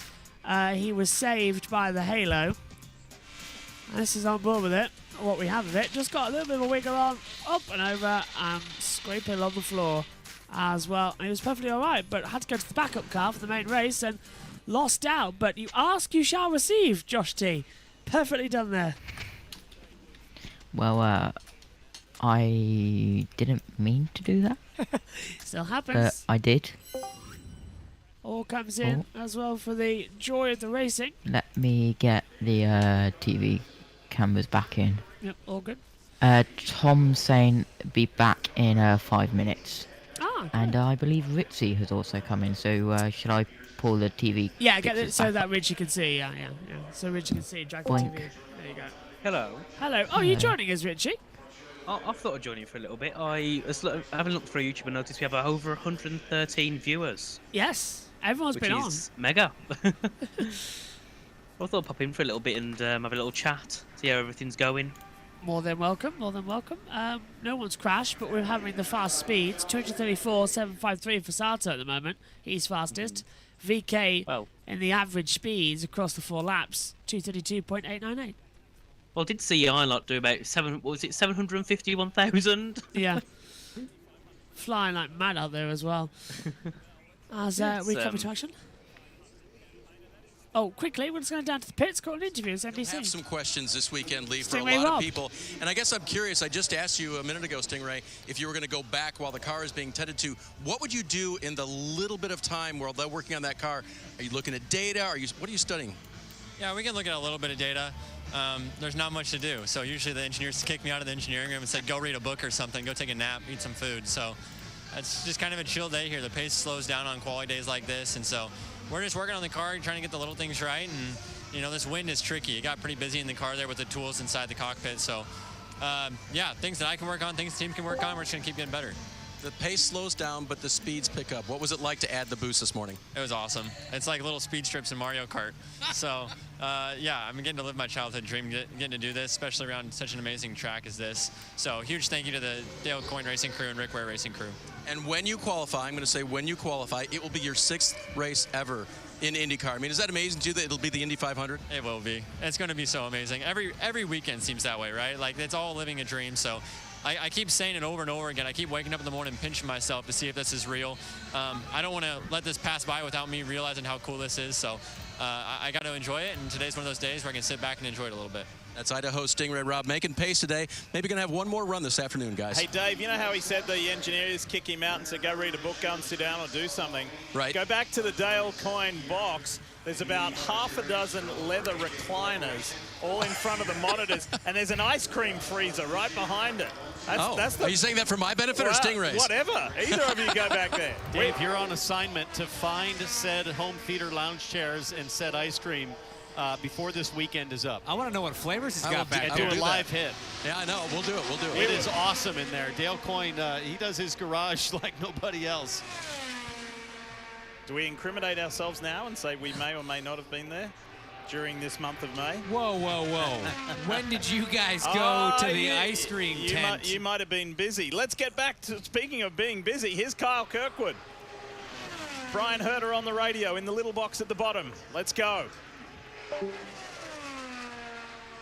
Last one he complained. Last run he said that we're too loose and he bailed. He had to get out of it. Thing still looks pretty free down in turn 3. Turn free. Kind of makes sense with the way the wind's blowing. It's basically a crosswind right now from west to east. That means when you're turning in. Well, let's just mute that for a second because I think Richie's disappeared. And I know Tom is here as well, so let's welcome back in Tom. Hi, Tom, you all right? Hi, Josh. It's actually quite funny because as you were saying, I wonder if Tom's coming back in for the last hour. I was fully getting ready to join up, so yeah, there you go. Hello, I'm here now and intending to be here to the end. Ah, fantastic. Has Richie disappeared? I don't know. Might have done. Anyway, hello, Tom. Nice to hear you again. Josh, I have you on a full screen. Do you want to throw the button up? Although, is everyone seeing the coverage okay? Because that's not me doing it, that's Josh doing it. Is it all right, or is it laggy? It looks okay. Okay, it's my side that's lagging a bit then. Okay, if you want to press the button, Josh, that you've been working on, I can put it in full screen for you. And you can talk us what you've got. This is on the RLL website where you can have a look with their live cams in the garage. And now I'm just going to refresh them all so they're all up to date as well. Just got to do that. Now if we press that button, press that button. Just waiting for it all to get in as Carl Kirkwood's that times. Quick. Oh, there we They're all are. kind of loading in. There we are. So is that the live action? So where did you get this info from? This is from rahal.com. Ah, so we can see all of them in there, all 7. Is the... Well, I don't know why these ones... That looks great, look at that. So that's all the action. So that's everyone in the pit lane. That's all of the Rahals right now in the pit lane. Yes, so you've got Harvey, Rahal, both Catherine Legs, both Harveys, and both Lungards, which isn't in there because I think he's out on track. Yeah, he is. That's an amazing view, isn't it? Wow. These up here, and you can view these at rahal.com /live feed as well, which is all good. So that one needs to be played. I'm loving that. Full-on action that we're seeing here on the YouTube stream as well. And if you're listening on USON as well, we go to rahal.com, I suppose, the Rahal Lanigan Racing team, and you can see all these images yourself as well. Fantastic of you there. Carl Kirkwood stays second with a 232.616 as his average speed. Tom's going straight to rahal.com, I can see it. I was going to USON actually. To check we were live on there. Colton Hurts is down there too. His hands full. Is the track getting warmer and a little bit slicker, Colton? We're probably just a little too light on downforce. We probably created that problem. We tried to find limit. I think we found it. Limit? I had to bail on my run. Kyle's run was not particularly fast at all. So, yeah, we're degging too much at that trim level. So, we'll kind of go over everything right now and then hopefully be back out here maybe with a little bit more downforce. I imagine the downforce level that we're running right now is still probably even too heavy for tomorrow, but we'll have to wait and see. Is that going to be part of the game, not only the downforce, which is always part of the game for qualifying in Indy, but also lap 3 and 4 just seem to be so difficult for everybody all day long, Colton? Yeah, it's never easy here, even when you have a really good car. So we try to minimize the damage and make sure that the car is as good as it can be on those 3rd and 4th laps. But obviously, that's the biggest thing. It's a difficult factor. You can have a fast car, but if you're dagging, then you're not going to be on pole. So we need a little mixture of both. We got a fast car. We degged a little too much, so we'll probably wind it back a little bit and then try again. So you promised a pickleball court at your motorhome. Has this happened or not? It's there. Okay, so is everybody invited to come play? Like, can Diff and Townsend go show up later? Yeah, I mean, you're probably going to have to bring some cash if you guys want to play, but it'll be there. Talking the big game. So Hinch, Townsend, Diff, you guys in for some cash at pickleball at Colton's motorhome later? What do you think? Absolutely. I think we get a Team NBC versus Team Andretti Autosport drivers there with Colton and driver of his choice, and let's make it happen. Right, okay, we've got to run away from that, boys, and not make sure that we are there anytime soon, because it's a bit too rich for my blood. Santino Ferrucci's out on the track right now, by the way, by Fossil, and it's time for Chile. His lap 1, 233.214 mile an hour. Lap 2, 232.707. So his average speed at the moment is 232.961. That puts him currently the fastest. Lap 3 is going to bring it down though, 232.723. He was faster on lap 3. Wow! Ferrucci in the AJ Foyt is flying and brings up that average speed on the last lap. We might have a new top quali sim here, Tom. Wait and see. It's the most American-looking car, and it's flying. It's the moment, the number 14, down into the final couple of corners. I think this looks quite good. He's not got that extra speed as he goes through the final corner. He was going to 28 on the straight. Now he goes back up to the line. Is Ferrucci going to get to the top of the order as well? Crossing the line, Ferrucci lap 4, 229. Yeah, backed off. See that it was a little bit worse. Backed off. Nobody wants to show the full speed, but I think on that we can all say Santino Ferrucci's got a shot at pole on that one. That was an amazing run. He was faster than VK, but backed off on the last lap to bring the average down to 231.963, puts him 15th fastest. But Ferrucci has pace in that AJ Foyt car, and he's gone 4th overall, 233.758 miles per hour. Well, this is going to be fun for the next hour and 24 minutes. Not sure if they're going to clean the track, though, with an hour to go. As O'Ward comes into the pit lane. Richie just circulating. I can't see. Is Richie still in the commentary box? No, he's gone. Oh, okay. Must have had a disconnect. I know his computer sometimes. Was he commentating earlier? Because I haven't. No, Richie hasn't been. No, he came in, said hello for 2 minutes, and then disappeared. So I presume his PC collapsed. Somebody check if he's okay. I will. So it's still me, and he decided. Now Josh is gone. I've scared everyone off. No, everyone's disappearing. Well, this is going well. Hello, we've still got Tom. Yeah, well, hello. I'm not going. I'm quite happy here. Might have to get my TV pictures on. It's time for Chili just said, lol, the guy they had on earlier that said, nobody's sandbagging here. Yeah, they're all sandbagging. Scared that may have been me, but I don't think I... No, I think it was, IndyCar Radio, I think. Or maybe you. I don't recall saying that. I don't recall either. Have you lost TV pictures as well? Yes. In fact, I've lost much of everything. Oh, that's me. Hang on. Hello, Josh. Hello. Let's turn on the video. Just until we get everything sorted with Josh. I think his Wi-Fi must have gone down at the moment as well, because he's loading in on the data as they continue. Top 3, turn 3 speed trap. So Ward fastest, 243.145 miles an hour though. So he's really quick and pushing hard on these runs as well. As we're with the McLaren 5 now into the last 2 corners and punching it hard down the back straight away. Now O'Ward is currently 3rd fastest in the overall times. He's the only driver out there on the track right now. 233.796 miles per hour he set as a total time. Oh, now your television pictures are freezing. Oh my word, it's a nightmare. Oh, this is going... like that. Oh, no I don't. Oh dear. No, is it all alright? What's happening? I don't know. I'm joined in the commentary box by 3 blue buffering symbols.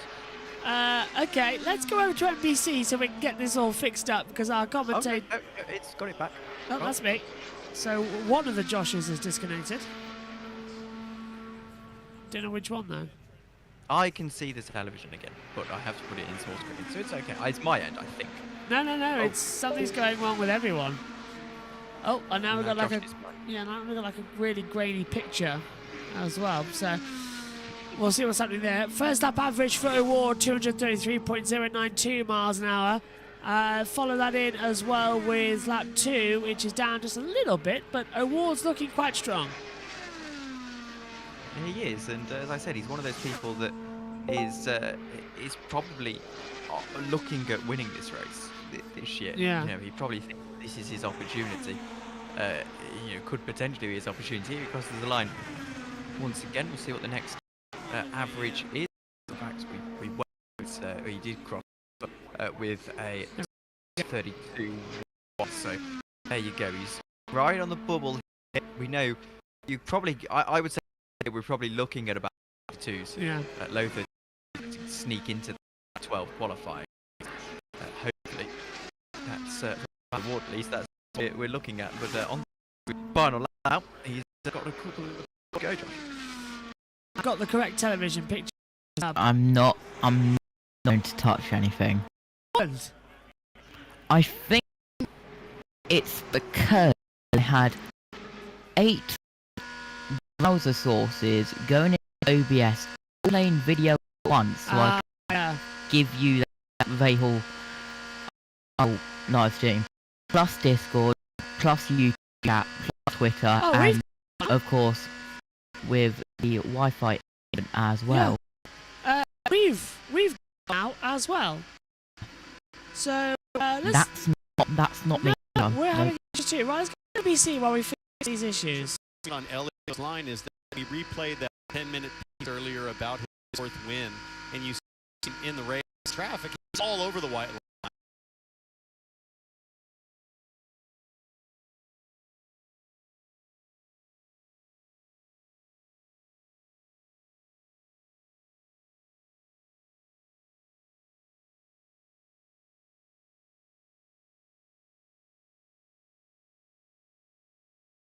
Came through up the tires, so the 28 car, the DHL Honda for Romain Grosjean, next time we'll see him is tomorrow morning for the practice before qualifying gets underway. Yeah, that's interesting. Currently 16th quick at 232.912 miles per hour. I think they found everything that they've needed to find. And back to Colton's comment, talking about the tire deg, trimming the car out. I go back to the interview that we had with Ryan Hunter-Reay. He talked about tire deg as well, that he said the Firestones are great. It really, really is. It is fascinating to see the various trap speeds as they make their way around. You look at the trap down into 243, Pato Award at 243.1.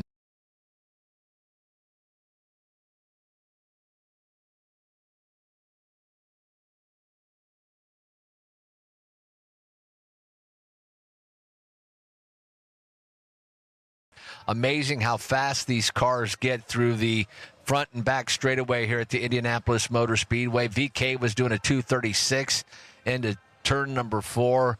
Overall best times of the day, though, Takuma Sato did it early. His 11th lap of the day, 234.7. Rinus VK was second quick at 234.1. Pato Award, Santino Ferrucci, and Kyle Kirkwood, your top 5. Colton Herta, Scott McLaughlin, Alex Palou, Scott Dixon, and Will Power are your top 10. 25 hundredths of a second separate P1 from P10. And let's just go down to 11 and 12 because that's what we'll be doing tomorrow. Will Power, as I said, 10th. Marcus Ericsson, 11th. Benjamin Peterson, 12th. Again, what is it? Those are numbers. Yeah, 100,000. I don't know how best to describe. Put your shoes back on. 25 hundredths of a second.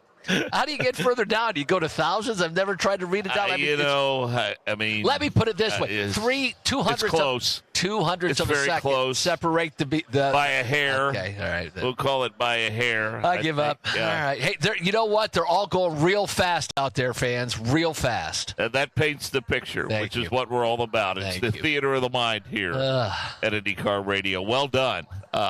We submit segments for awards each and every off season.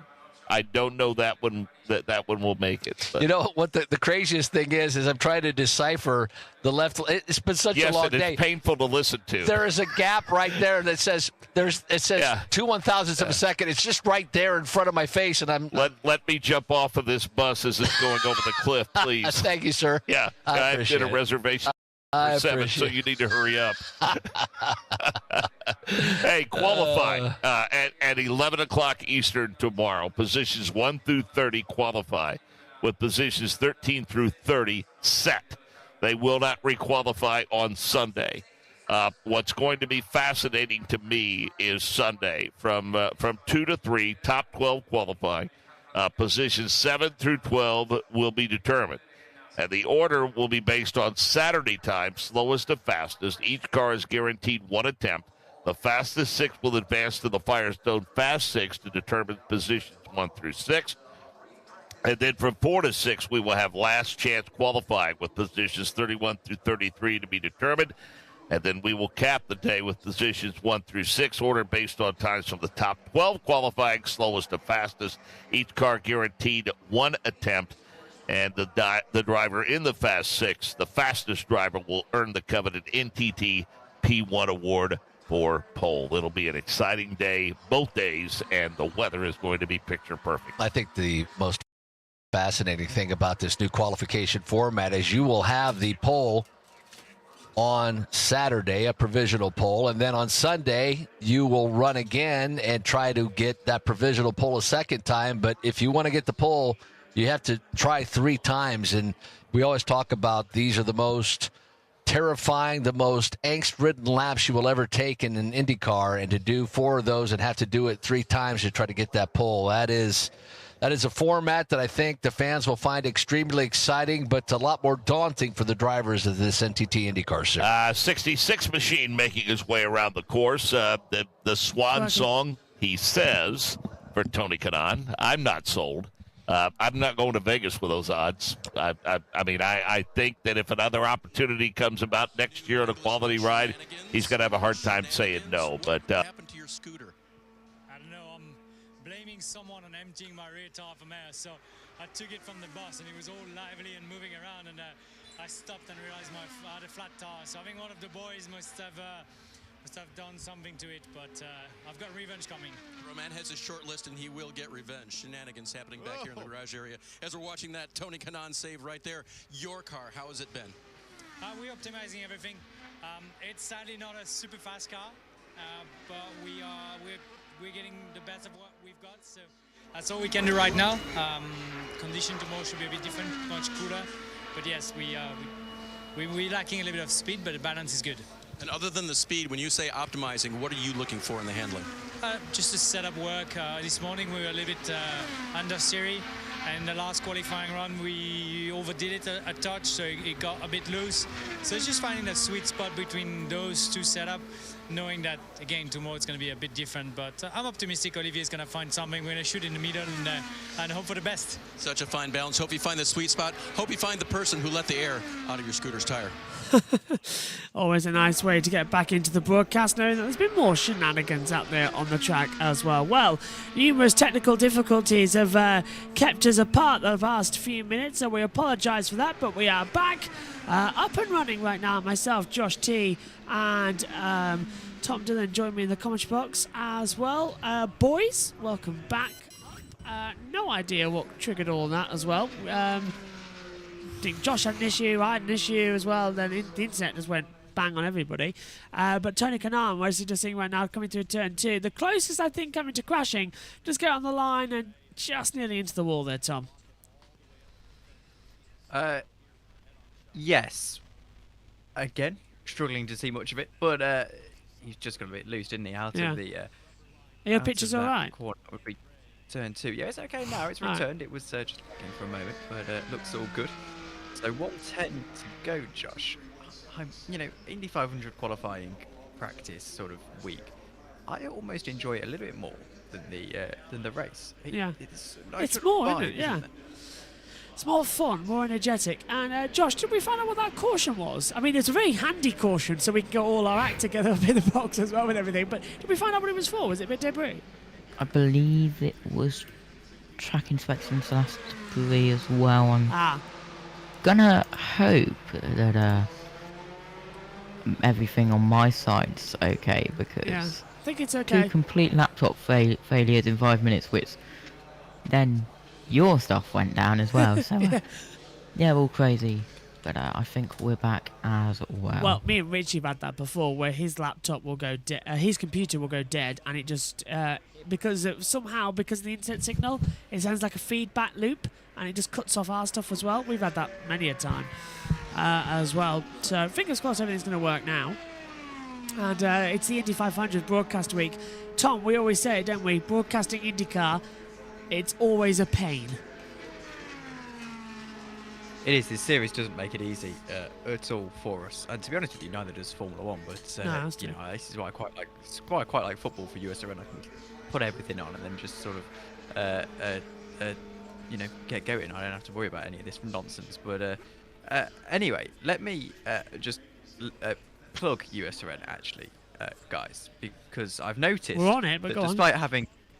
Yes, well, exactly. Despite having 106 people on the YouTube channel, we've got a grand total of 2 on USRN. So if you are out and about and you don't have your access to the YouTube, usrn.mixler.com, linktree/Joshua Birch as well. You can find the link there in the description. So don't leave us right now, but the coverage gets linked to USRN Radio. They also listen to lots of other sports with myself, Josh, and all the other guys on there. Absolutely, got a link in USRN. It's a fantastic channel. It's where we're all broadcasting, including where you can hear me, as you just heard from Tom as well, covering other series such as tennis, cricket, and all sorts as well. It really is a pièce de résistance as well going forward. Tony Kanaan keeps saying that this is his last Indy 500 as well. After 25 years in IndyCar, this is it.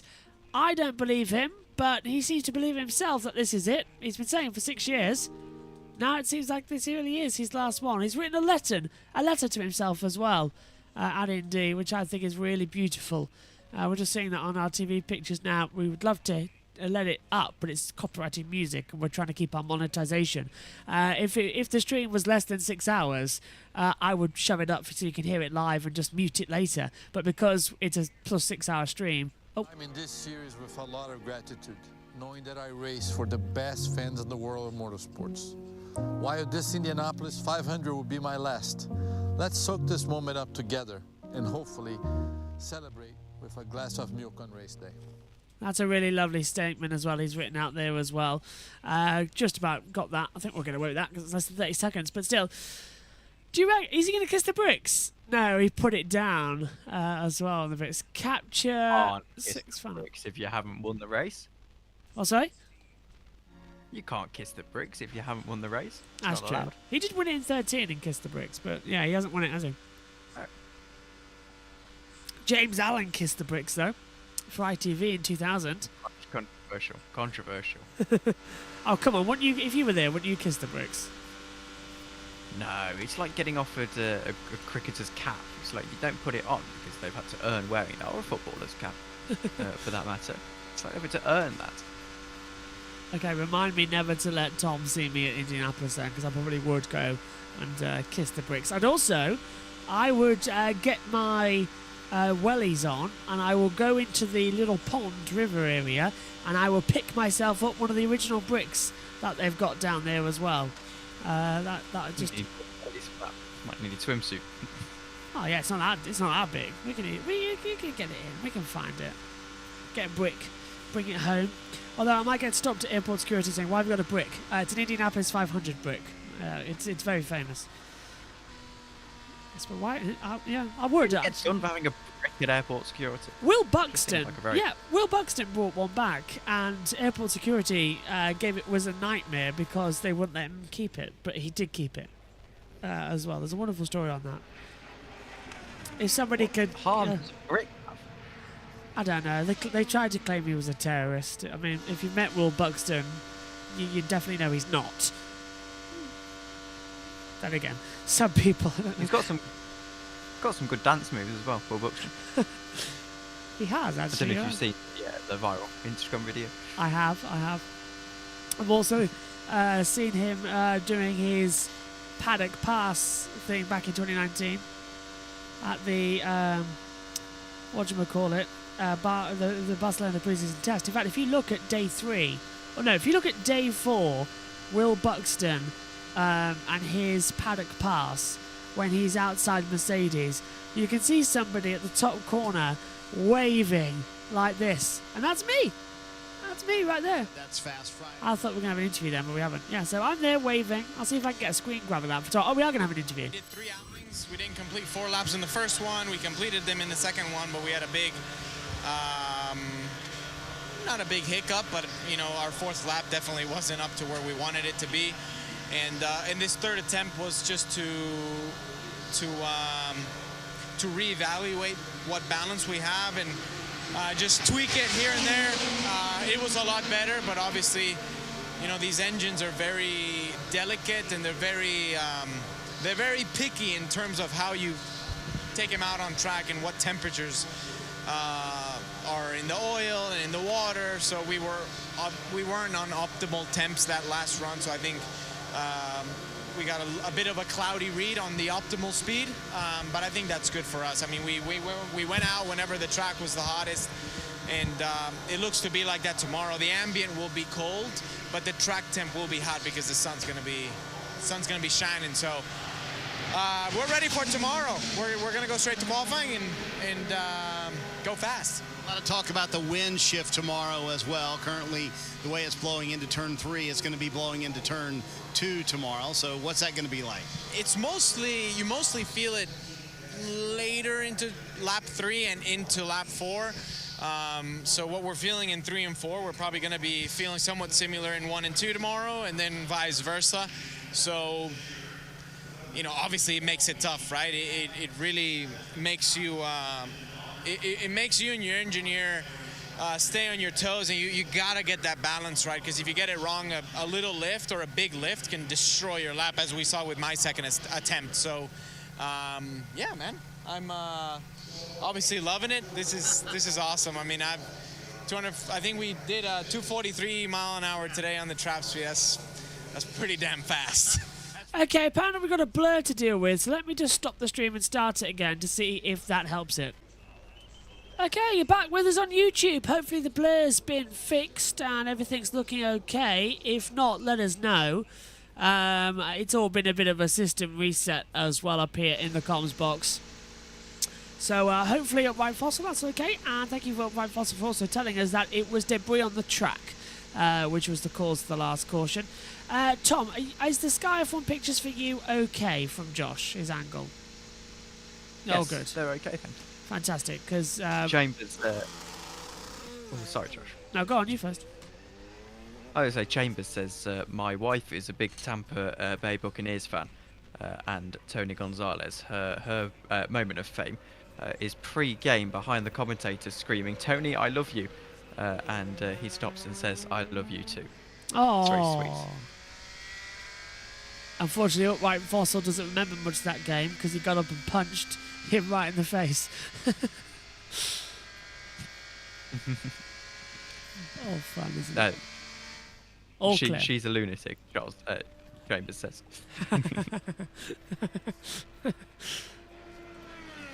That is funny. Tampa Bay, my adopted team, I have to say, towards the end of last year when I started watching a bit of NFL.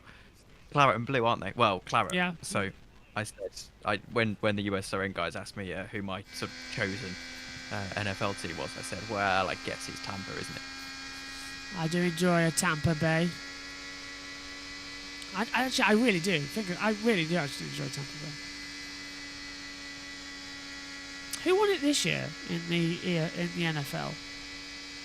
The Kansas City Chiefs. That's Didn't it? We did that old watch party on USRN. That was fun. Yes, me and Megan were watching. Yeah, we had your commentary on as well in the background. It was really fun, actually. Yeah, I had to manually control the clock. That was fun. I bet that was a pain in everything. Pain in the arse. 1 hour to go then here, and we're not going to have a caution, I don't think, because they've just did a track inspection. So we are green for happy hour here at Friday's Fast Runnings. Christian Lundgaard beginning his runs. It's been a bit of an unusual practice session today, hasn't it, as well, Tom? Because usually we see everyone out there pack running, but today it's all about getting qualifying simulations right.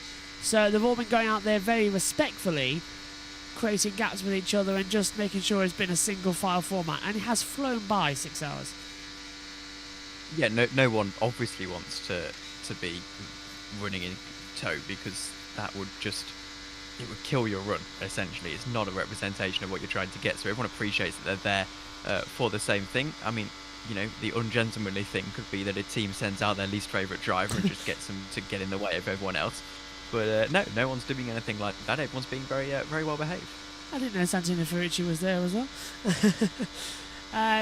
White Fossil says, so Joshua, when you visit the USA, avoid the summer. It is a brutal heat and humidity with the exception of a few races in Michigan or Wisconsin, but no guarantees there either. The plan was, as I said, to get down there for Portland for Formula E in June. Money is an issue, so unfortunately that's not going to be possible. So we're now looking at doing an America race next year, with Portland Formula E being one. If not that, then Portland IndyCar as well being trackside for that. But yeah, one's during the summer, one's not. So, but I really want to go to America, like absolutely, and I'd love to do the 500 as well if that's possible next year or the year after. I'd love to do America because it is such an amazing country and it's such an amazing racing history. So, gotta get me out to one of there as well, and hopefully I can go to a NASCAR as well and be on the pit call for USRN actually there as well, bringing some audio as well would be fun. All he said is put me in a pit lane and I'll be happy. Then put me in a commentary box and I'll be ecstatic. So, it's a bit between the two. Lundgaard, though, Tom, just going a bit slow now on these laps. I think it's just a banker. Lundgaard's been having a bit of a problem all week. And he's backed off now as well. I had a bit of a close to a gatekeep moment on Twitter. Someone had put, like a football fan, like a retreat of 24 Hours in Le Mans, and goes, "Oh, my mates are dragging me along to this year. Is it any good?" I was like, "Do you understand?" Ooh, like, yeah. It was like, do you understand the privilege of getting to go to the Centenary Le Mans? But no, in the end, thankfully I'm not that much of a muppet, so I kept quiet. Well, you can join it here, Tom. Join us in the comms box live. I will be there. I've cleared the weekend. I'm taking on no responsibility that weekend, which will be difficult to explain to Matthew because I did sort of flirt with the idea of doing doing what's it called? NASCAR. No, the Champions League final. Oh yes, yeah. Oh, I actually lie. I have got a race at 10:30 on the Sunday. But That's you can manage. You can manage that. Bit of a nap in between. When you have a teammate, where did that circle back to, and what has he got now, as far as you know? Yeah, so we started off the day on a very similar package to each other. We both were unhappy after that first run, so at that point we decided to go very different directions. Ryan went one way, I went the other, and all week our feedback has been really similar to each other. So, you know, I found things that he's enjoyed when he's put on his car and vice versa. So this is the benefit of having two drivers that are very similar driving style. He's trying something right now. We're going to it as well. You know, it worked for him, so we're going to put it on our car, and hopefully it works for us too. I was going to say, if he doesn't like it, although he is staying out at this point, if he doesn't like it, is there time to switch it out of your car again?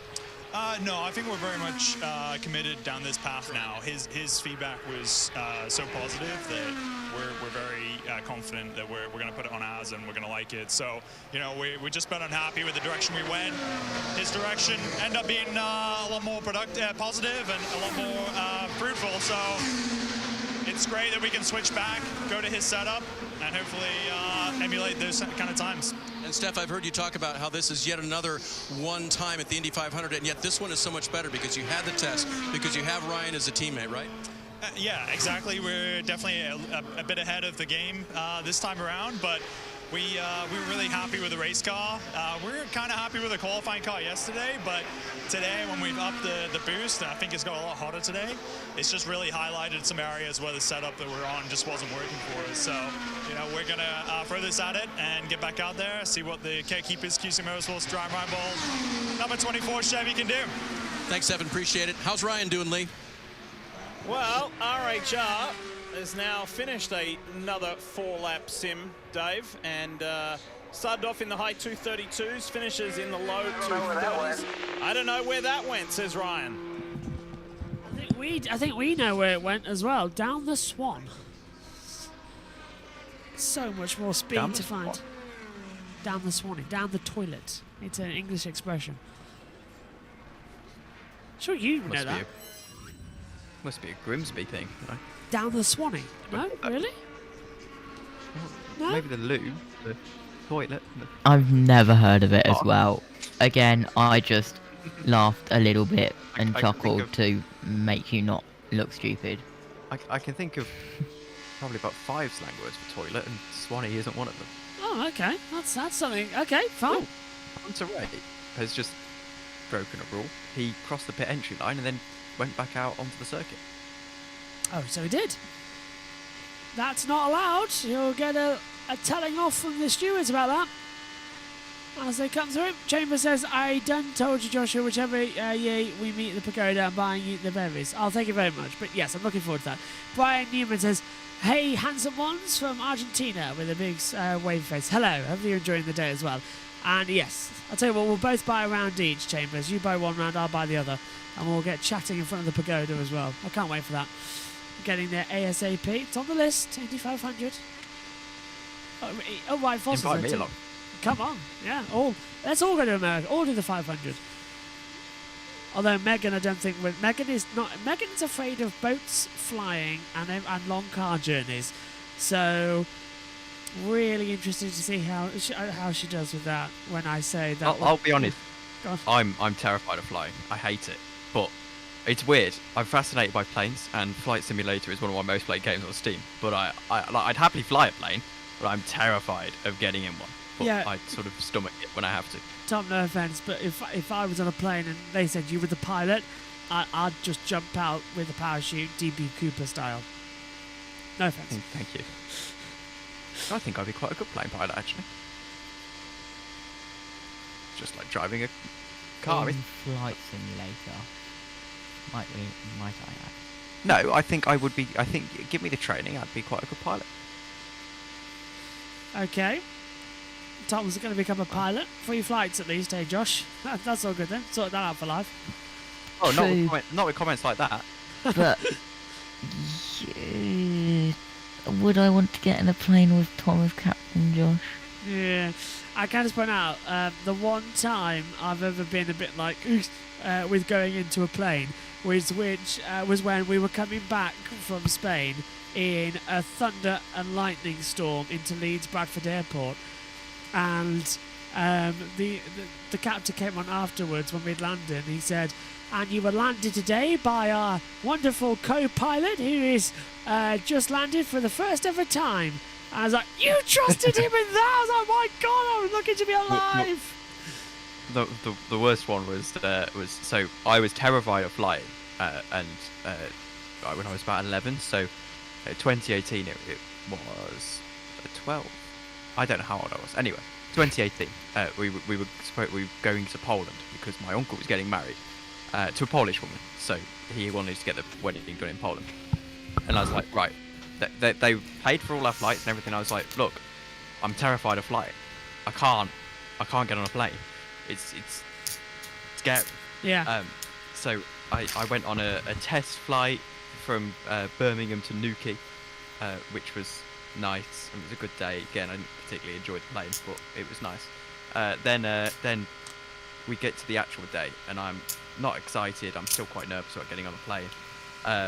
And there was a beautiful Wizz Air flight that we got on. Wizz Air, the Polish airline. Yes. And I won't have any horror stories from Ryanair because Wizz Air it's one of the worst experiences of my life. Terrible. The flight there wasn't so bad, but the flight back was horrendous. It was rough. Everyone was Polish, and realising we were English, everyone spoke to us like we were horrible. And I got like a massive pain in my head from the pressure, because for some reason my head doesn't deal with pressure very well. I get a massive headache. So and we landed in Luton, took off and landed in Luton. So overall, pretty horrible experience. Yeah, actually, I'm not going to agree with you then. Don't fly from Luton. I just got attacked by a bowl. Okay. Was it thrown at you, or did it fly? Is it button-moot? No, I don't want to get that reference. Okay. Keep going then. Let's have a look. Where are we? Portland and Long Beach for the west coast, Barbara for the south, and Watkins Glen and Road America for the north. Absolutely. When it goes to Watkins Glen, I can catch a New York City fashion trip as well. It's different from maybe when you have to qualify tomorrow, so how do you evaluate progress today? Just sit and watch, really. I mean, we're hoping that the track temp comes down a bit to make it a little more representative of tomorrow, because what you don't want to do is go out and just kill confidence for no reason and scare yourself out of trimming in good conditions tomorrow. So there's from the my bowl. experience, I mean, we had a good enough run that we know kind of what we need to do to maximize our situation and speed in the car. So, no dramas either way for me. Thanks, Marco. Let's watch Newgarden. Brilliant attack at the bowl there for you, Josh, in the comms box. Ah dear, I asked for a bowl and that's what I get. Okay, Newgarden's lap time 233.767 on the first lap time. Second lap 233.334 puts his average speed at 233.550 at the moment as well. As we look at the best 4-lap average coming in. Back to the chat quickly as well. I done is a southern thing as well. Oh, okay. I've jumped out of most planes I've been in, says Chambers. We trained with you British paras here in the US. What stands out to me is their 3-day ration kit was 1/3 tea. Yep. We trained in rations and threw away the tea. I'll just quickly as well. Yeah, my grandfather was a paratrooper in the Second World War as well. And there's actually a wax figure of him at the Duxford Air Museum as well, just outside of London. And it's always a nice little thing, and it's still there to this day, modelled after him. He's also had tea with Vera Lynn, and he's also in a painting. Now, tell you what, this is great. Actually. If anybody's out there, there's a World War II painting. I think looking over Warsaw, and it's of a soldier looking over the city as it's being liberated. There's fires and everything there as well, and the soldier in that painting is my granddad's dad. It's my granddad. And we've searched that painting for years, and we've never found it because we've always wanted a copy. But yeah, so So there's always little things. Then my granddad Terry, of course, it was his 90th birthday yesterday. Unfortunately, passed away in 1988, unfortunately as well. But happy 90th birthday to him, of course. It's my second granddad, of course, Granddad Stan, who passed away in 2000. We are coming up on his 100th birthday in a few weeks as well. His 100th birthday anniversary, so that's going to be fantastic. But yes, he was a naval man, Navy man as well. And fantastic for the pair of them. He worked for a long time as well at the local power distribution plant. Of course, Trckside. It used to look like a giant cigarette in the sky as well, so that was always fun. Yeah, so just there's a yeah, go on. My great-grandfather was German during World War II, so we don't speak about that. German soldier? In fairness to him, he was conscripted as a soldier. Ah, okay. Yeah, so that's different. He didn't really have much choice. No. Just a very lovely man. Yes. Lived out his days in England. So.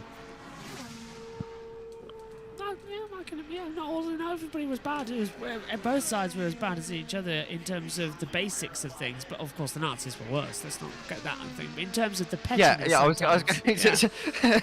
In terms, I was going to say. Yeah, in terms of both the pettiness of the normal everyday soldier, there was the pettiness of some people, and then there was the kindness of others. I mean, a great example of the kindness of humanity, I think, always is the 1914 Christmas Day truce, where everyone just plays a game of football and everyone got along with each other for a day. The true Christmas miracle. If there ever was one, it was that as well. But yeah, everyone knows that the Nazis were bad. History is written by the winners, and yeah.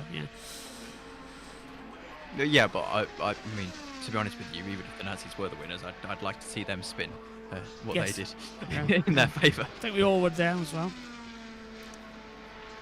Let's have a quick look as well. There's a post-drivers press conference after today's practice session as well that you can tune into on IndyCarLive.com, and I believe there'll be some clips on YouTube. We also had your Royal Marines rowdy bunch wanted to fight. Yeah, they are very good with the Royal Marines. Catherine Legg is not looking very good at the moment. Her base is down. Has been all afternoon really for towards the back. She's 30th out of 34, and not greatest 29.7 across the line. I was just thinking back to Duxford actually. I haven't thought of that. We haven't been to Duxford in about 13 years now, and I really do miss that place. I wonder if it's still there. Duxford is indeed still there, and not Duxford. The waxwork. Oh. It's in Hangar. Hangar's it in? Hangar 7 is ringing a bell. It's just next to I can have a look. Yeah, it's just next to the American War. I know where it is because Hangar 7, I believe, is where all of the World War II fighter planes are, as well, and it's the.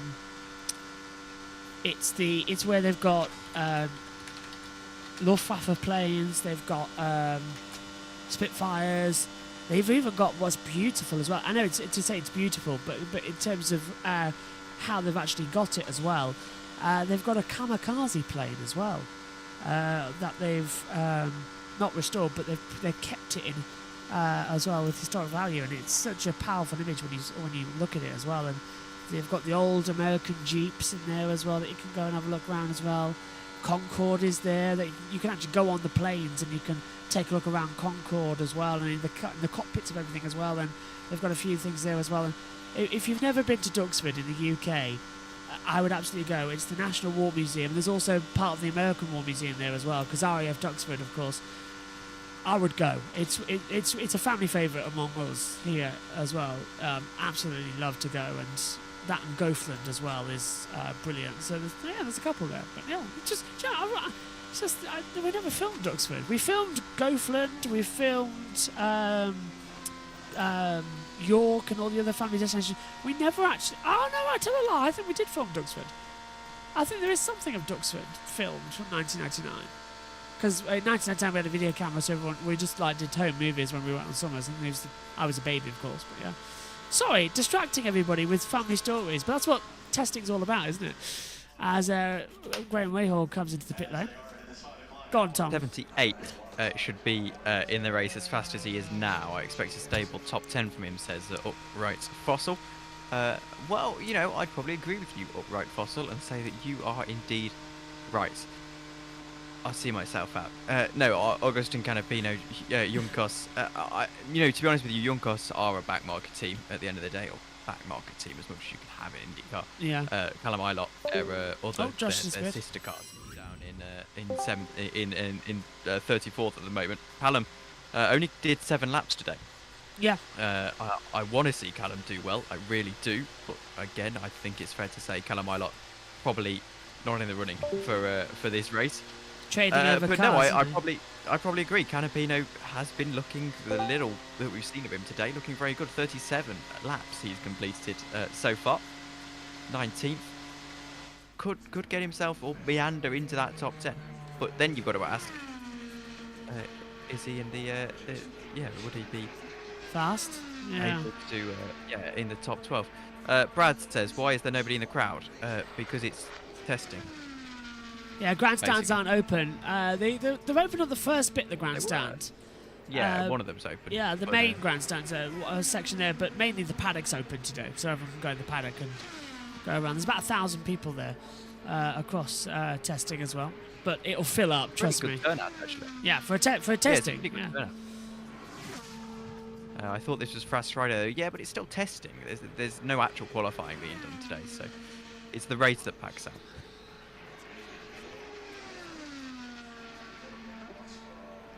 And plus, it's a Friday as well. I mean, people can't justify getting time off work, I suppose. Especially when you can get time off work next week.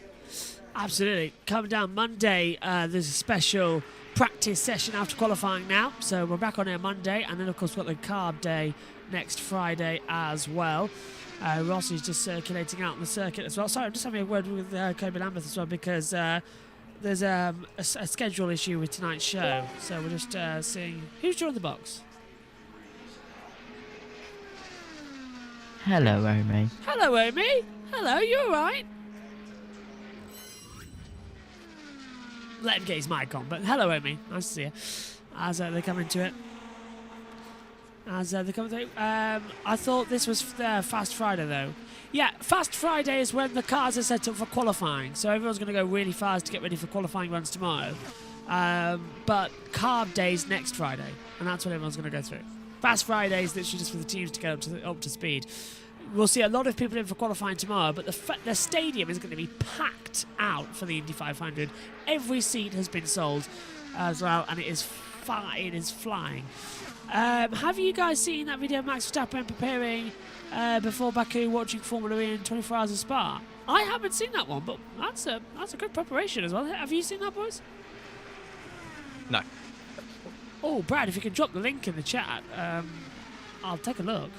Or in a comment as well. Right, Fossil says, like long shots who have good I like long shots who have good fundamentals. I will bet Ilott to make the race if I get the odds. I don't know what to think of Callum Ilott. I want to rate him as a driver from what I've seen from Formula 2 and things. He was decent in Formula 2. It's a championship challenge and winded unbound towards the end of that year with Mick Schumacher, obviously, at the front. And he's sort of been doing okay in poor machinery, Callum, at the moment.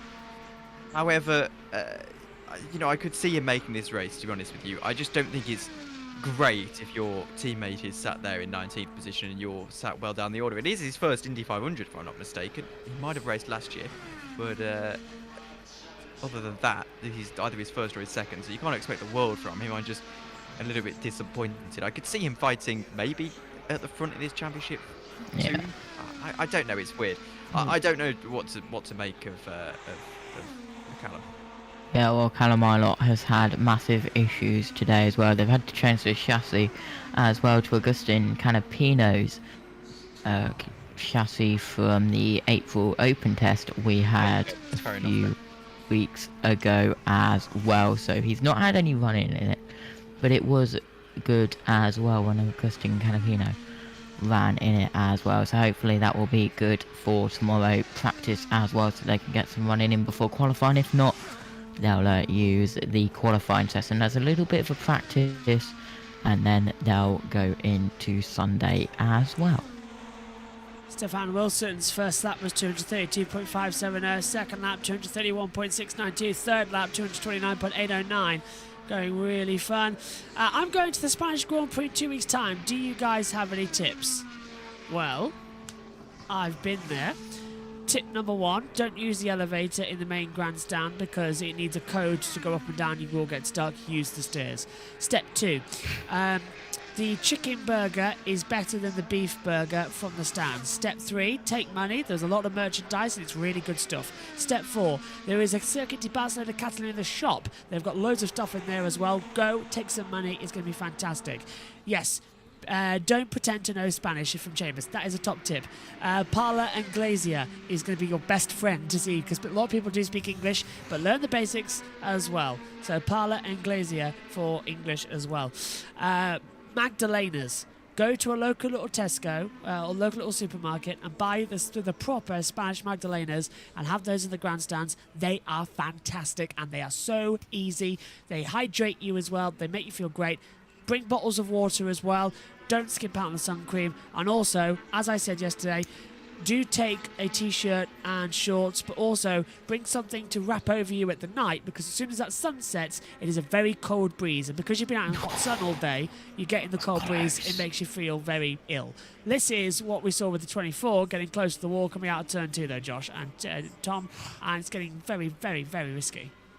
Yeah, that was really, really close as well. But yeah, it's a massive tip there, and a lot of tips there as well. Stefan Wilson comes also, into the pit sorry, lane as well. Another tip as well. The trains, best way to get around in the city. You get for €10 10 trips.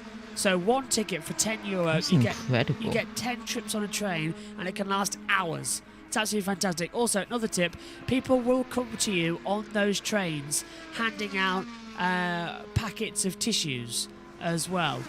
And what that is about is that you expect to buy them from them. Don't buy them. Don't buy them.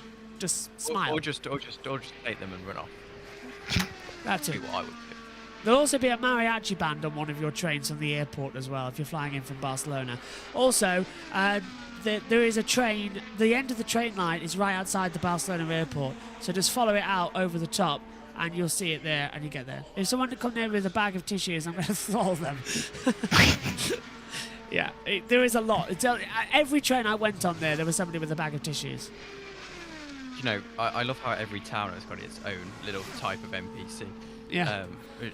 Where I go to college, we get preachers out on the street, and they always come up to you dead nice.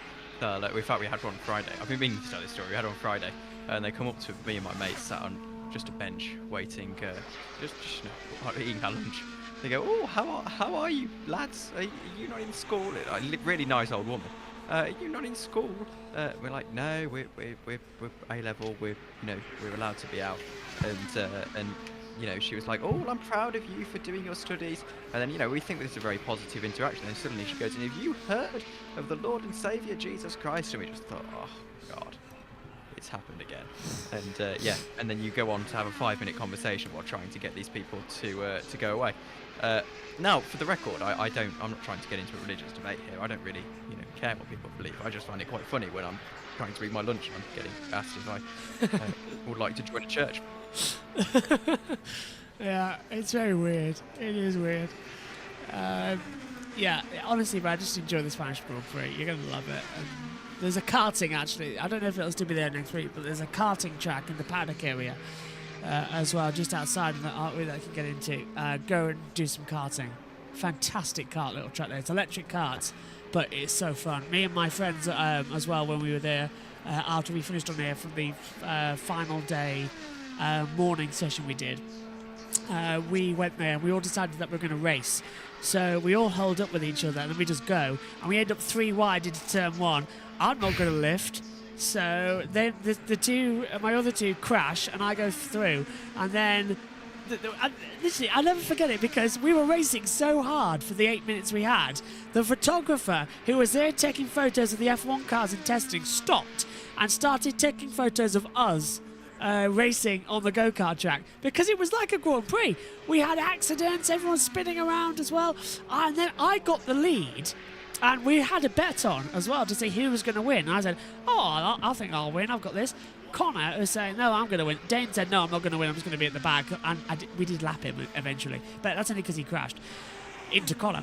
But it was me and Connor going at it for about 3 minutes on this track, and we were literally neck and everything as well. And I thought, okay, it's the last corner, the flag's out, I'll take the hairpin. So I didn't know this, but Connor's going on the inside of me, it's a very tight hairpin in a go-kart. Tom, you'll know, I've swung out wide so I can get a nice swing in through the hairpin and drift out the rear. He's got on the inside, so he has to slam on the brakes. Because I've taken the normal line, he's tried to undercut me. He gets back on the power, swings it round, and the cart I look behind me, the cart's gone round, and I go, yes! And stick my hand up and start pumping the air with it. And the cross line takes a checker flag, I win, thank you very much. Cue a very smug Josh for the remainder of the day. But that was brilliant.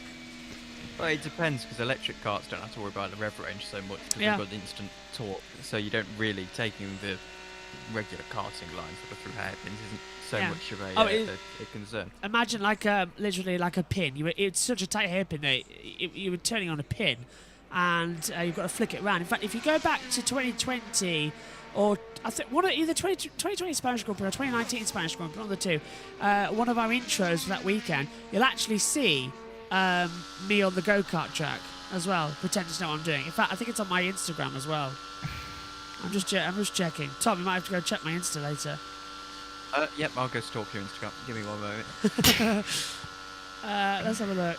29. I don't post that often, so it's easily be findable. Let's have a look. You post more than me.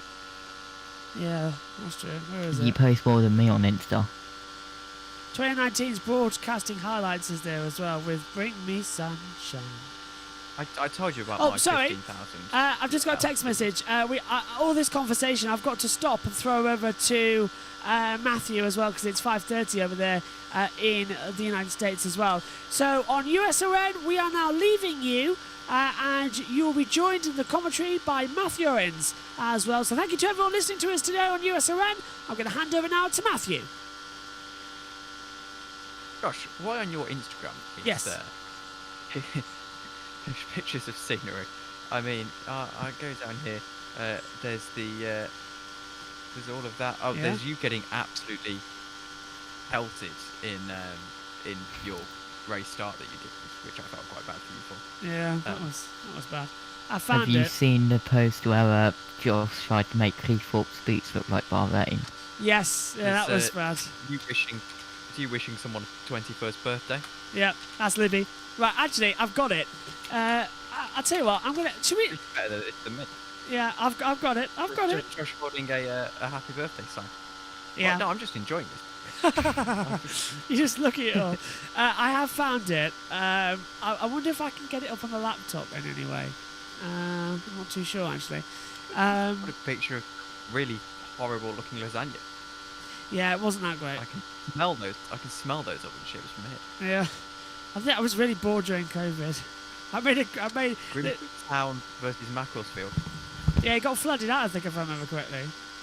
Yeah. I still haven't seen the thing, by the way. Keep going down. It's next to the. Let's see if I can find it on my Instagram. Hang on. I've got Silverstone. I've got you. My word. What?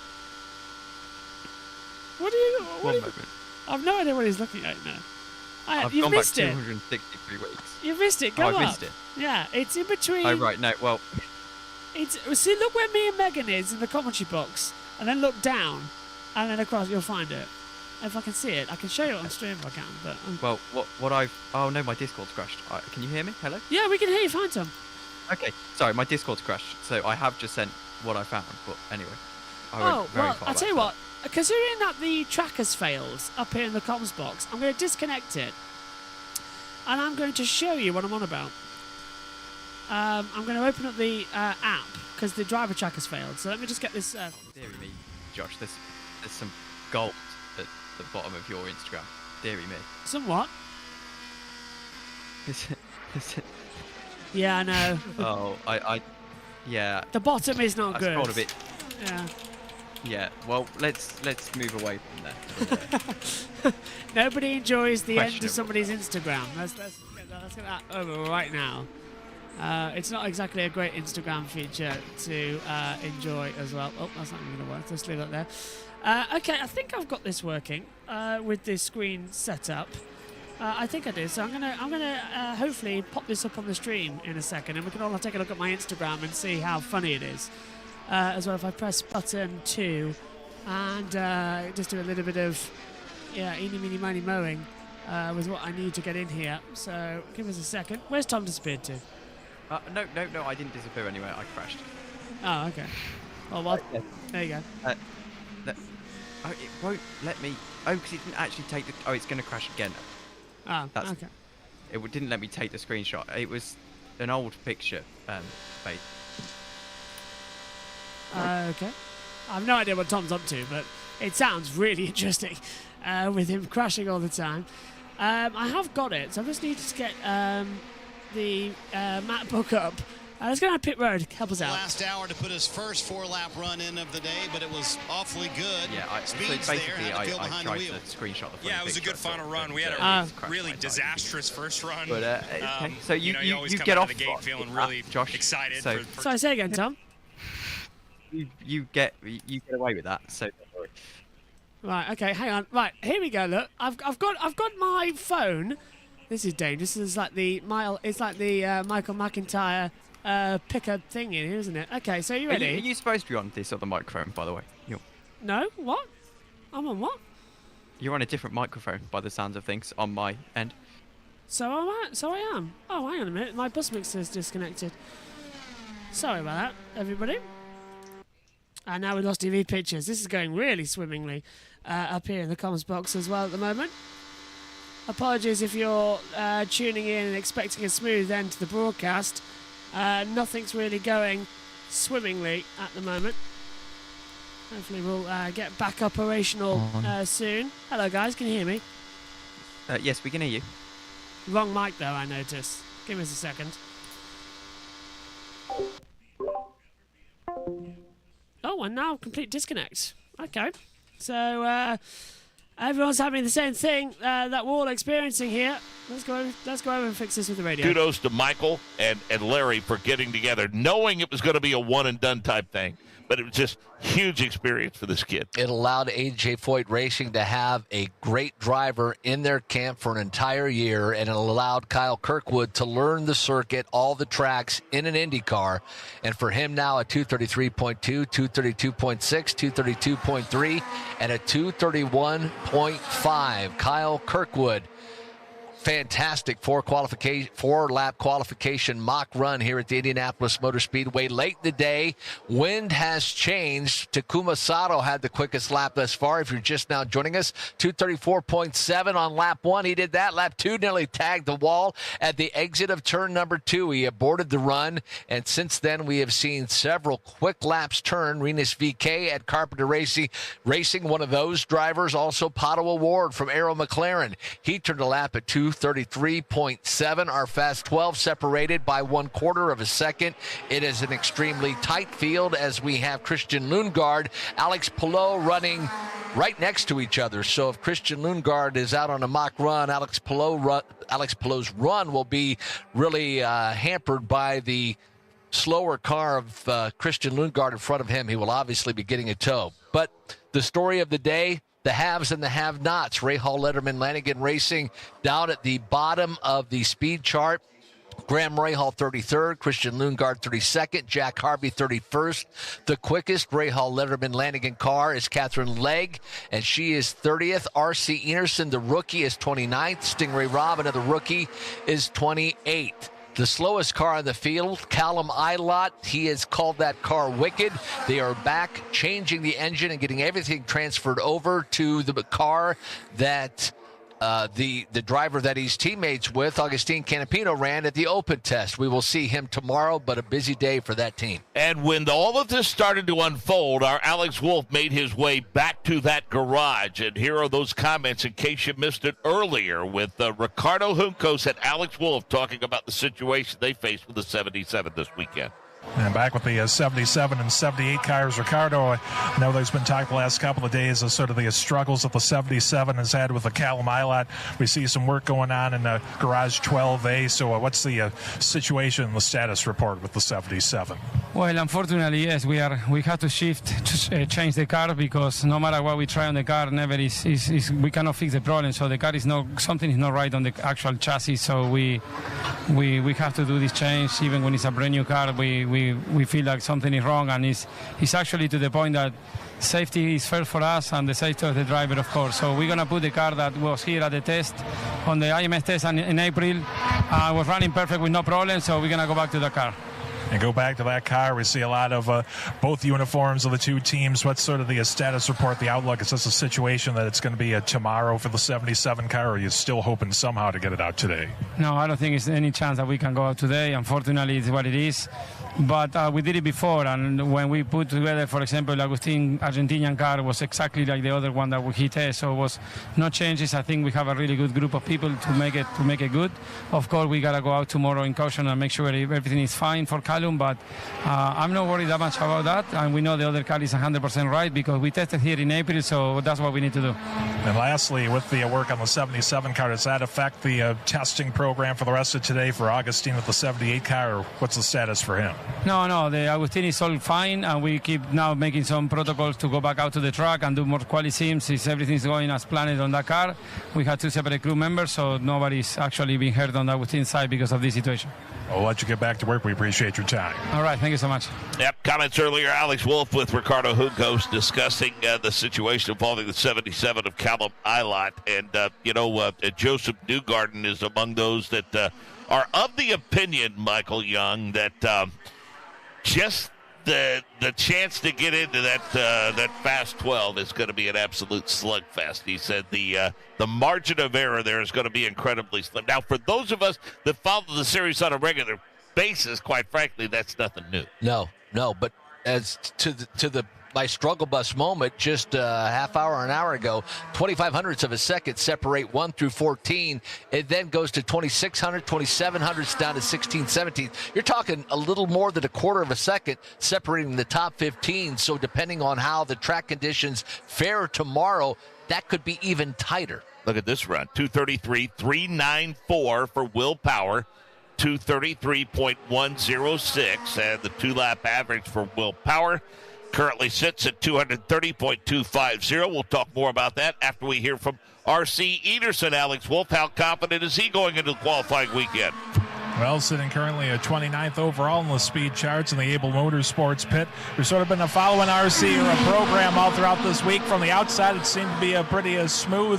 How did it seem from the driver's seat with this increased horsepower today and going into qualifying trim?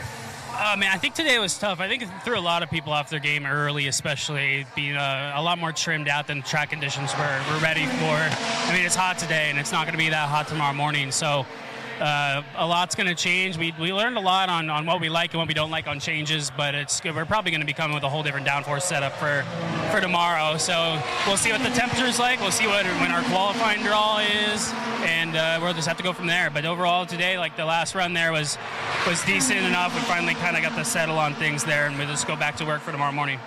And talk about getting ready for tomorrow morning, and while everything's going to be totally different, what do you think at least Okay, we are back up here in the comms box.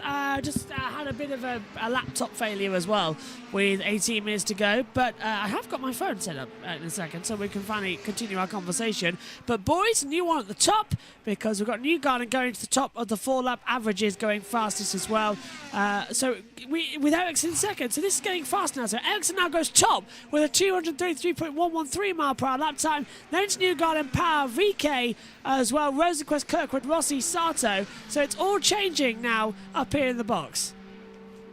Yeah, it really is, and it's time to stop stuffing my face with popcorn, and it's time to get back to the commentary. I'm very lucky that the bowl, when I was being attacked by it, wasn't filled with popcorn, as that would have ended badly. Massively, But it is a replay of last year's qualifying day one, I do believe, but 17.5 minutes left to go, and Ericsson 233.113, best 4-lap average speed. Newgarden 233.086, Power at 233.070, then VK, who was the previous top, now 4th with 232.988. Everybody in the top 3, all with red numbers and, well, white numbers and red backgrounds. Indeed. Right, are you ready then? Are you ready to see this, what I'm on about? Yes. Yes, okay. Oh, all right. No, you're going to sound a bit more enthusiastic. Take a look at... If Marcus Ericsson wins this Indy 500, it's going to be the funniest thing in Why? the history of motorsport. Why? Because he's done the double. Winning 2 in a row would just be hilarious. Because he's never in contention when he wins a race. Never in contention, and then he just wins it. Well, this is like Michael McIntyre sent to all as well. This is my Instagram, at JoshuaBush99 as well. There's me and Megan filming our season review, and Megan looking absolutely delighted about the fact that she's in the cold, which I find hilarious. And then there's this, which I absolutely love. This is the moment I was on about. This is the clip. This is the go-kart track. So, Brad, if you're watching, this is what I'm on about, look. So the first half of this track looks absolutely fantastic as well. That's turn 1. That's where we all crashed. So there's me zooming it around and having a lot of fun as well. This corner coming up, though, if the camera goes on, that was still where we were. There's an action shot of me coming through. I don't know if this is the one where I spin it, because I come into shot and I overcook it too much. Look, get too much on it, and round I go in a 360. But I'm wearing a cool yellow helmet as well, which I absolutely loved as well. So just see one more time my go-karting skills here, Tom. What do you think? Am I a good driver, or am I a little bit worse for wear? Well, it's one of the worst tracks I think I've ever had the displeasure of laying my eyes on.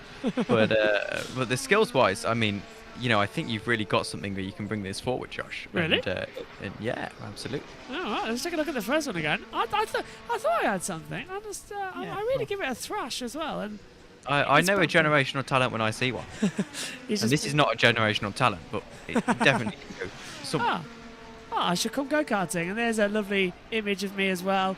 Number 12 in a red top, which I actually had on yesterday, I believe, the same top, and a yellow helmet. I chose the yellow helmet for Senna, picked it up especially in the go-kart. So, Brad, absolutely go-karting. You won't regret it one bit. Is there anything else? Go-karting without overalls on is a controversial subject. Yeah. There, by the way, that's the commentary box I was in, just to let you know, with a wonderful view of the final sector at the top and the podium. And if you look right here, that is where the commentary box was for F1 testing that year. Can you maybe scroll down a little bit further to some of the selfies at the towards the rear of the Instagram? Are you on about this one? I'm on about a few of them, actually. Me as the doctor. I didn't see that one actually. I was thinking about what's the one you got the orange lanyard on? That's Where's that one? Orange lanyard where? Where's that?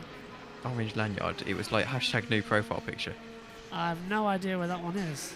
There's a lot here. Hang on. Oh no, it's before this.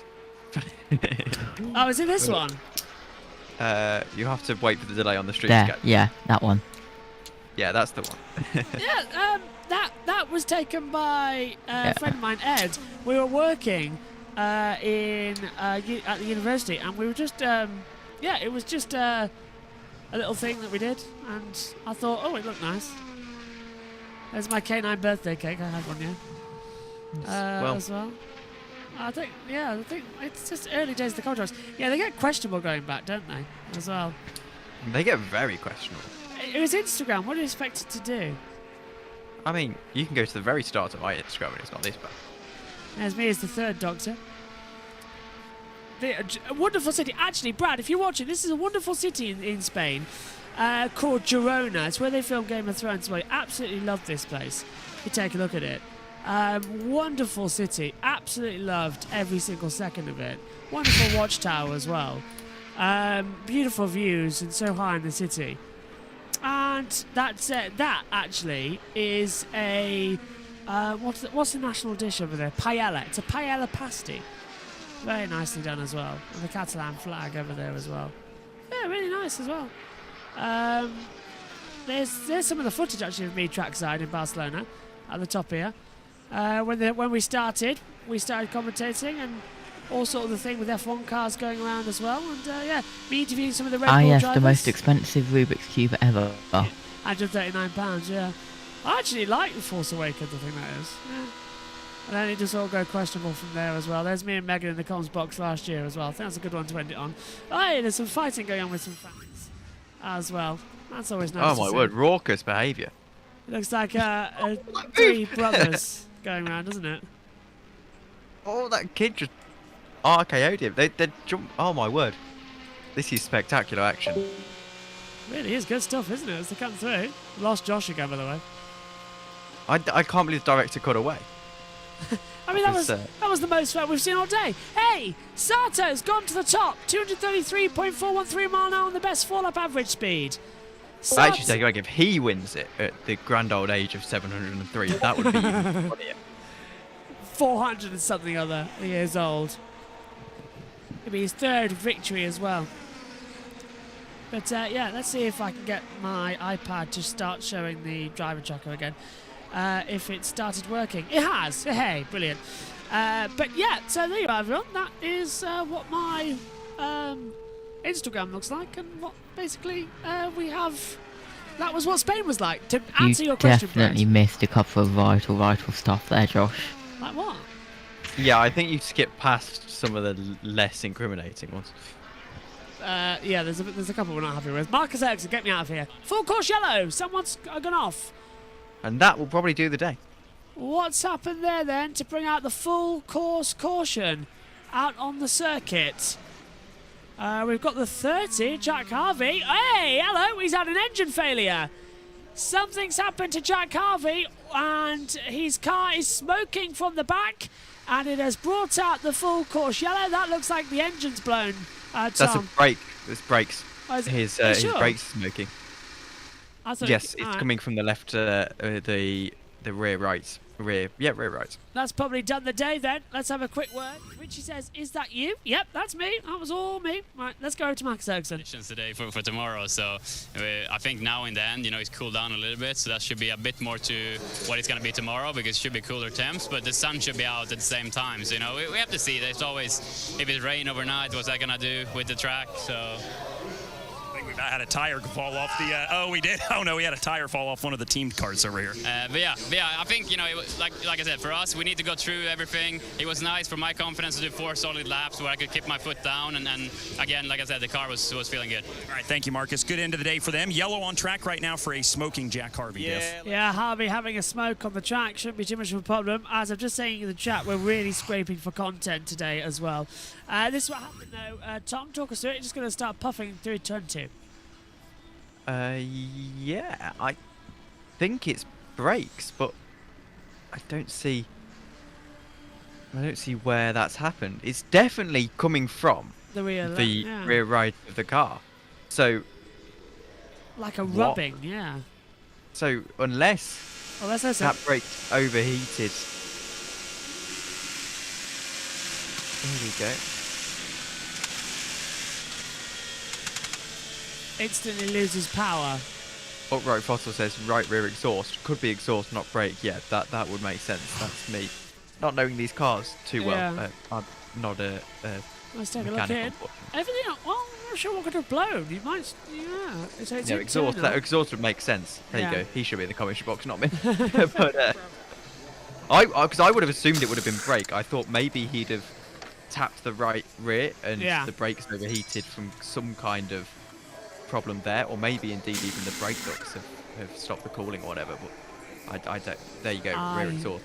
That would explain the loss in power, because you wouldn't lose power if the brake failed. I think it could be water line, not oil.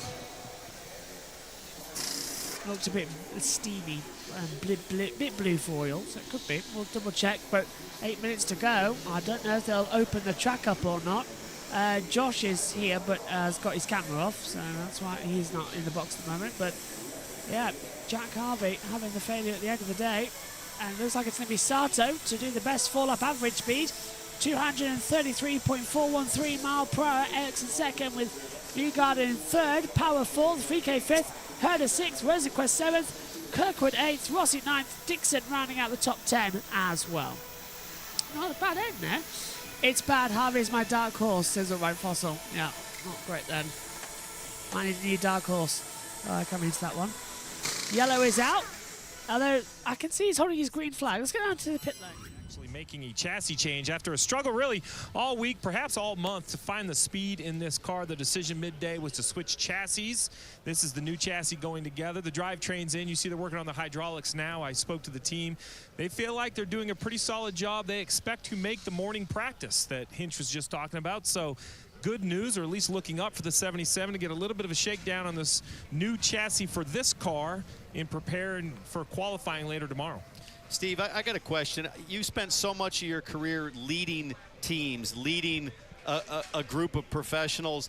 What do you tell your crew in moments like this? You know it's going to be late night. You know there's a thrash going on. We just saw the issue with Jack Harvey and the RLL team. They certainly have a long night in front of them. How do you keep the positivity together and keep everybody focused on what they need to do? Well, when I came back here to check on this car, I was a little concerned I would see kind of all hands on deck thrashing, but it was not that. What you see here is a very organized, prepared group putting it together, even as one of the smaller teams. So to answer your question, that's what I would do, right? You get the group together, you let them know they're assembled here for a reason. They're professionals. They have the skill set that's needed, but to take your time. You have to make a decision as a leader, you know, is practice a must? The first thing is nothing's a must other than to prepare the car in 100% condition. So as you could tell kind of by everybody's working here, Marty, it seems to be, I'll call it a controlled, not even chaos, just a controlled task at hand of swapping this chassis over. Most popular man right now trying to sign some autographs, Takuma Sato, and boy, it looks good. It looks like a handful, though. You're willing to run it all the way to the wall, but clearly has a lot of speed. But how much of a handful is it, Taku, to get that speed out of it? It was on edge, yeah, for sure. The beginning of the run today in the first run was clearly too light.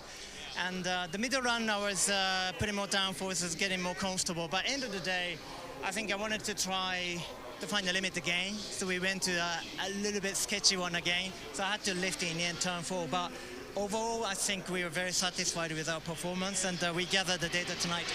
Takuma Sato fastest, and about 5 minutes to go, Dave. I would say it's going to be hard to knock him off. Tough end of the day for Jack Harvey. Jack, how would you sum up the whole day?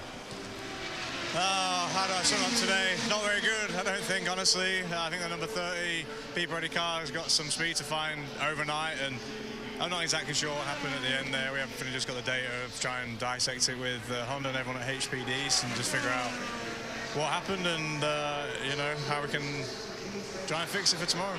You know, they had a long night tonight analyzing everything. How do you stay strong? It's a privilege to do this in the first place, man. I mean, no matter what's going on, never really lose sight of it. I'm grateful to be one of the drivers trying to get in the race. You know, how do you stay strong and stay optimistic that hopefully tomorrow's a better day than today? Well said. Thanks, Jack. Dylan? Got up with Scott Dixon. What happened on that last run? Car balance is pretty good. We ran into a pretty big issue there. So unfortunately, couldn't run the last 2 laps, or even the third lap was kind of compromised there. Car feels like it's got decent speed. Was actually pretty nice to drive, but yeah, we'll have to see what tomorrow brings. We'll see if we can overcome this hurdle. I was gonna say, is that an issue that is concerning for tomorrow? It will definitely put us on the back foot a bit. All right, thank you, Scott. We'll keep our eye on that tomorrow. Scott Dixon getting involved there. We have gone green on the track there, boys, so we are going to get some running to the end of the day. Devlin Di Francesco's going there for a quick 4-lap run as well. I think he's the only one to do so out there on the circuit. Right, conclusions from today then. What have we all made from it? We'll start with you then, Tom. It's been an interesting day. It has, and to be honest with you, I just love watching Indy cars going around the Indy 500 for 6 hours. I mean, it's oddly relaxing and satisfying. And we've learned a lot of things today as well. We've learned that Takuma Sato is a genuine challenger for Sunday. For Sunday, that's when pole is decided. And obviously, Marcus Ericsson as well, looking very good, as are your normal names like Newgarden and Power. But I'd still say don't discount someone like Romain Grosjean. He's down there in 19th at the moment, but he's in an Andretti car. They very much have a package. What have you made of it, Josh? Yeah, it's been a good 6 hours, or 5 hours, 58 minutes and 15 seconds as well, to be precise, or 57. Yeah. Anyway, moving on, Devlin Di Francesco across the line. It's been a good day. Something really weird happening around our house. I think the Illuminati have found us.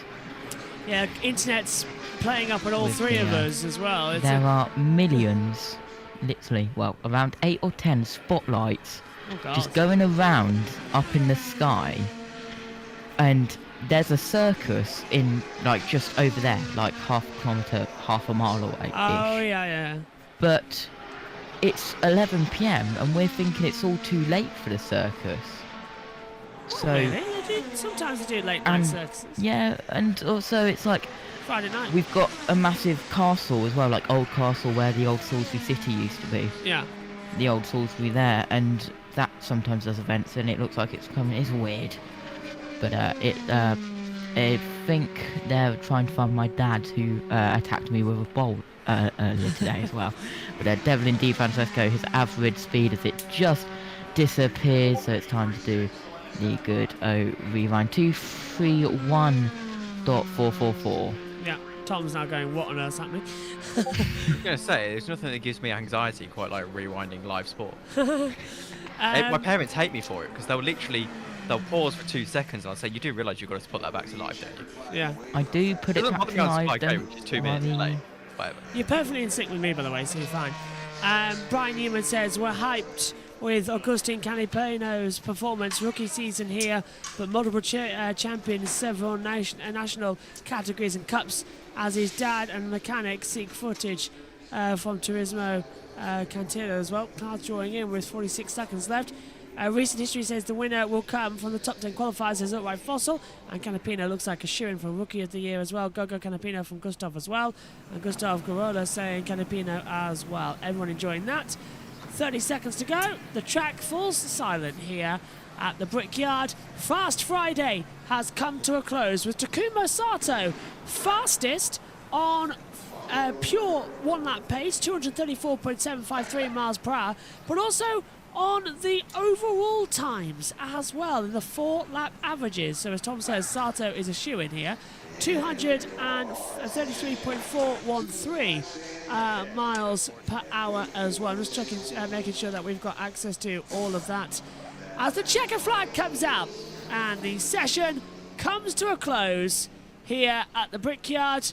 What a 6 hours it has been. It has absolutely flown by. Right, before we say goodbye to the gents, let's have a quick run through of the times here as well.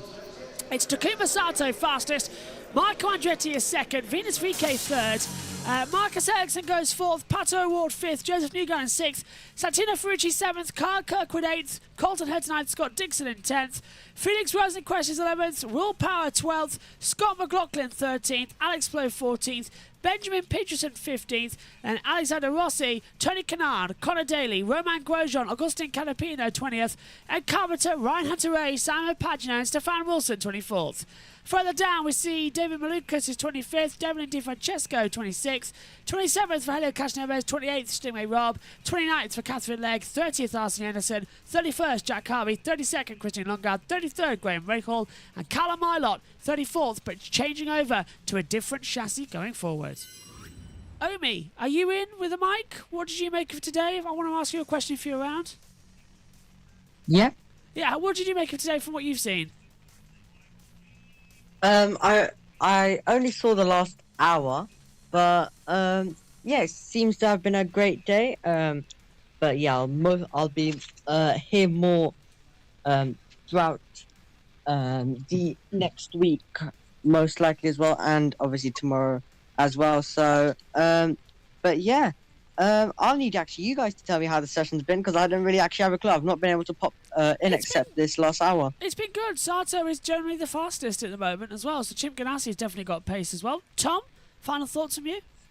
I'm excited to see how qualifying shapes up tomorrow. I think there's so many people, as ever, really, with the Indy 500 that have got a sort of stake and a chance at getting that pole. Pole isn't that important. They've got to put together a nice race car as well, but we can focus on who we're going to get into that Fast 12 come Sunday afternoon. And I think there's so many people that are on the bubble. Never mind, so many people on the bubble for even making this show. We've got to remember that as well. Josh, final thoughts from you? Yeah, it's been a good 6 hours. Other than all of the tech issues and weird stuff that's been happening, but it's always that as well. Good to see Dario Frangiuti, their 3-time Indy 500 champion, 2007, 2010 and 2012 as well. But yeah, it's been a good 6 hours, and same again tomorrow, but even longer, I do believe, as well. Yep, same time tomorrow. I can't wait. It's been a great day here for Fast Friday from the Indianapolis 500. The qualifying draw is live, and that will be on USRN at 5:30. The link for that is in the link tree in the description as well. We'll cover all of that tomorrow in our coverage of Practice 6 as well, going into qualifying as well. It's going to be a lot of fun. My thanks to everyone for joining us today. Josh, Tom, Omi, Matthew as well, and Richie for popping in saying hi. We'll join you all tomorrow then, when qualifying day begins. Thanks for your company. Bye-bye.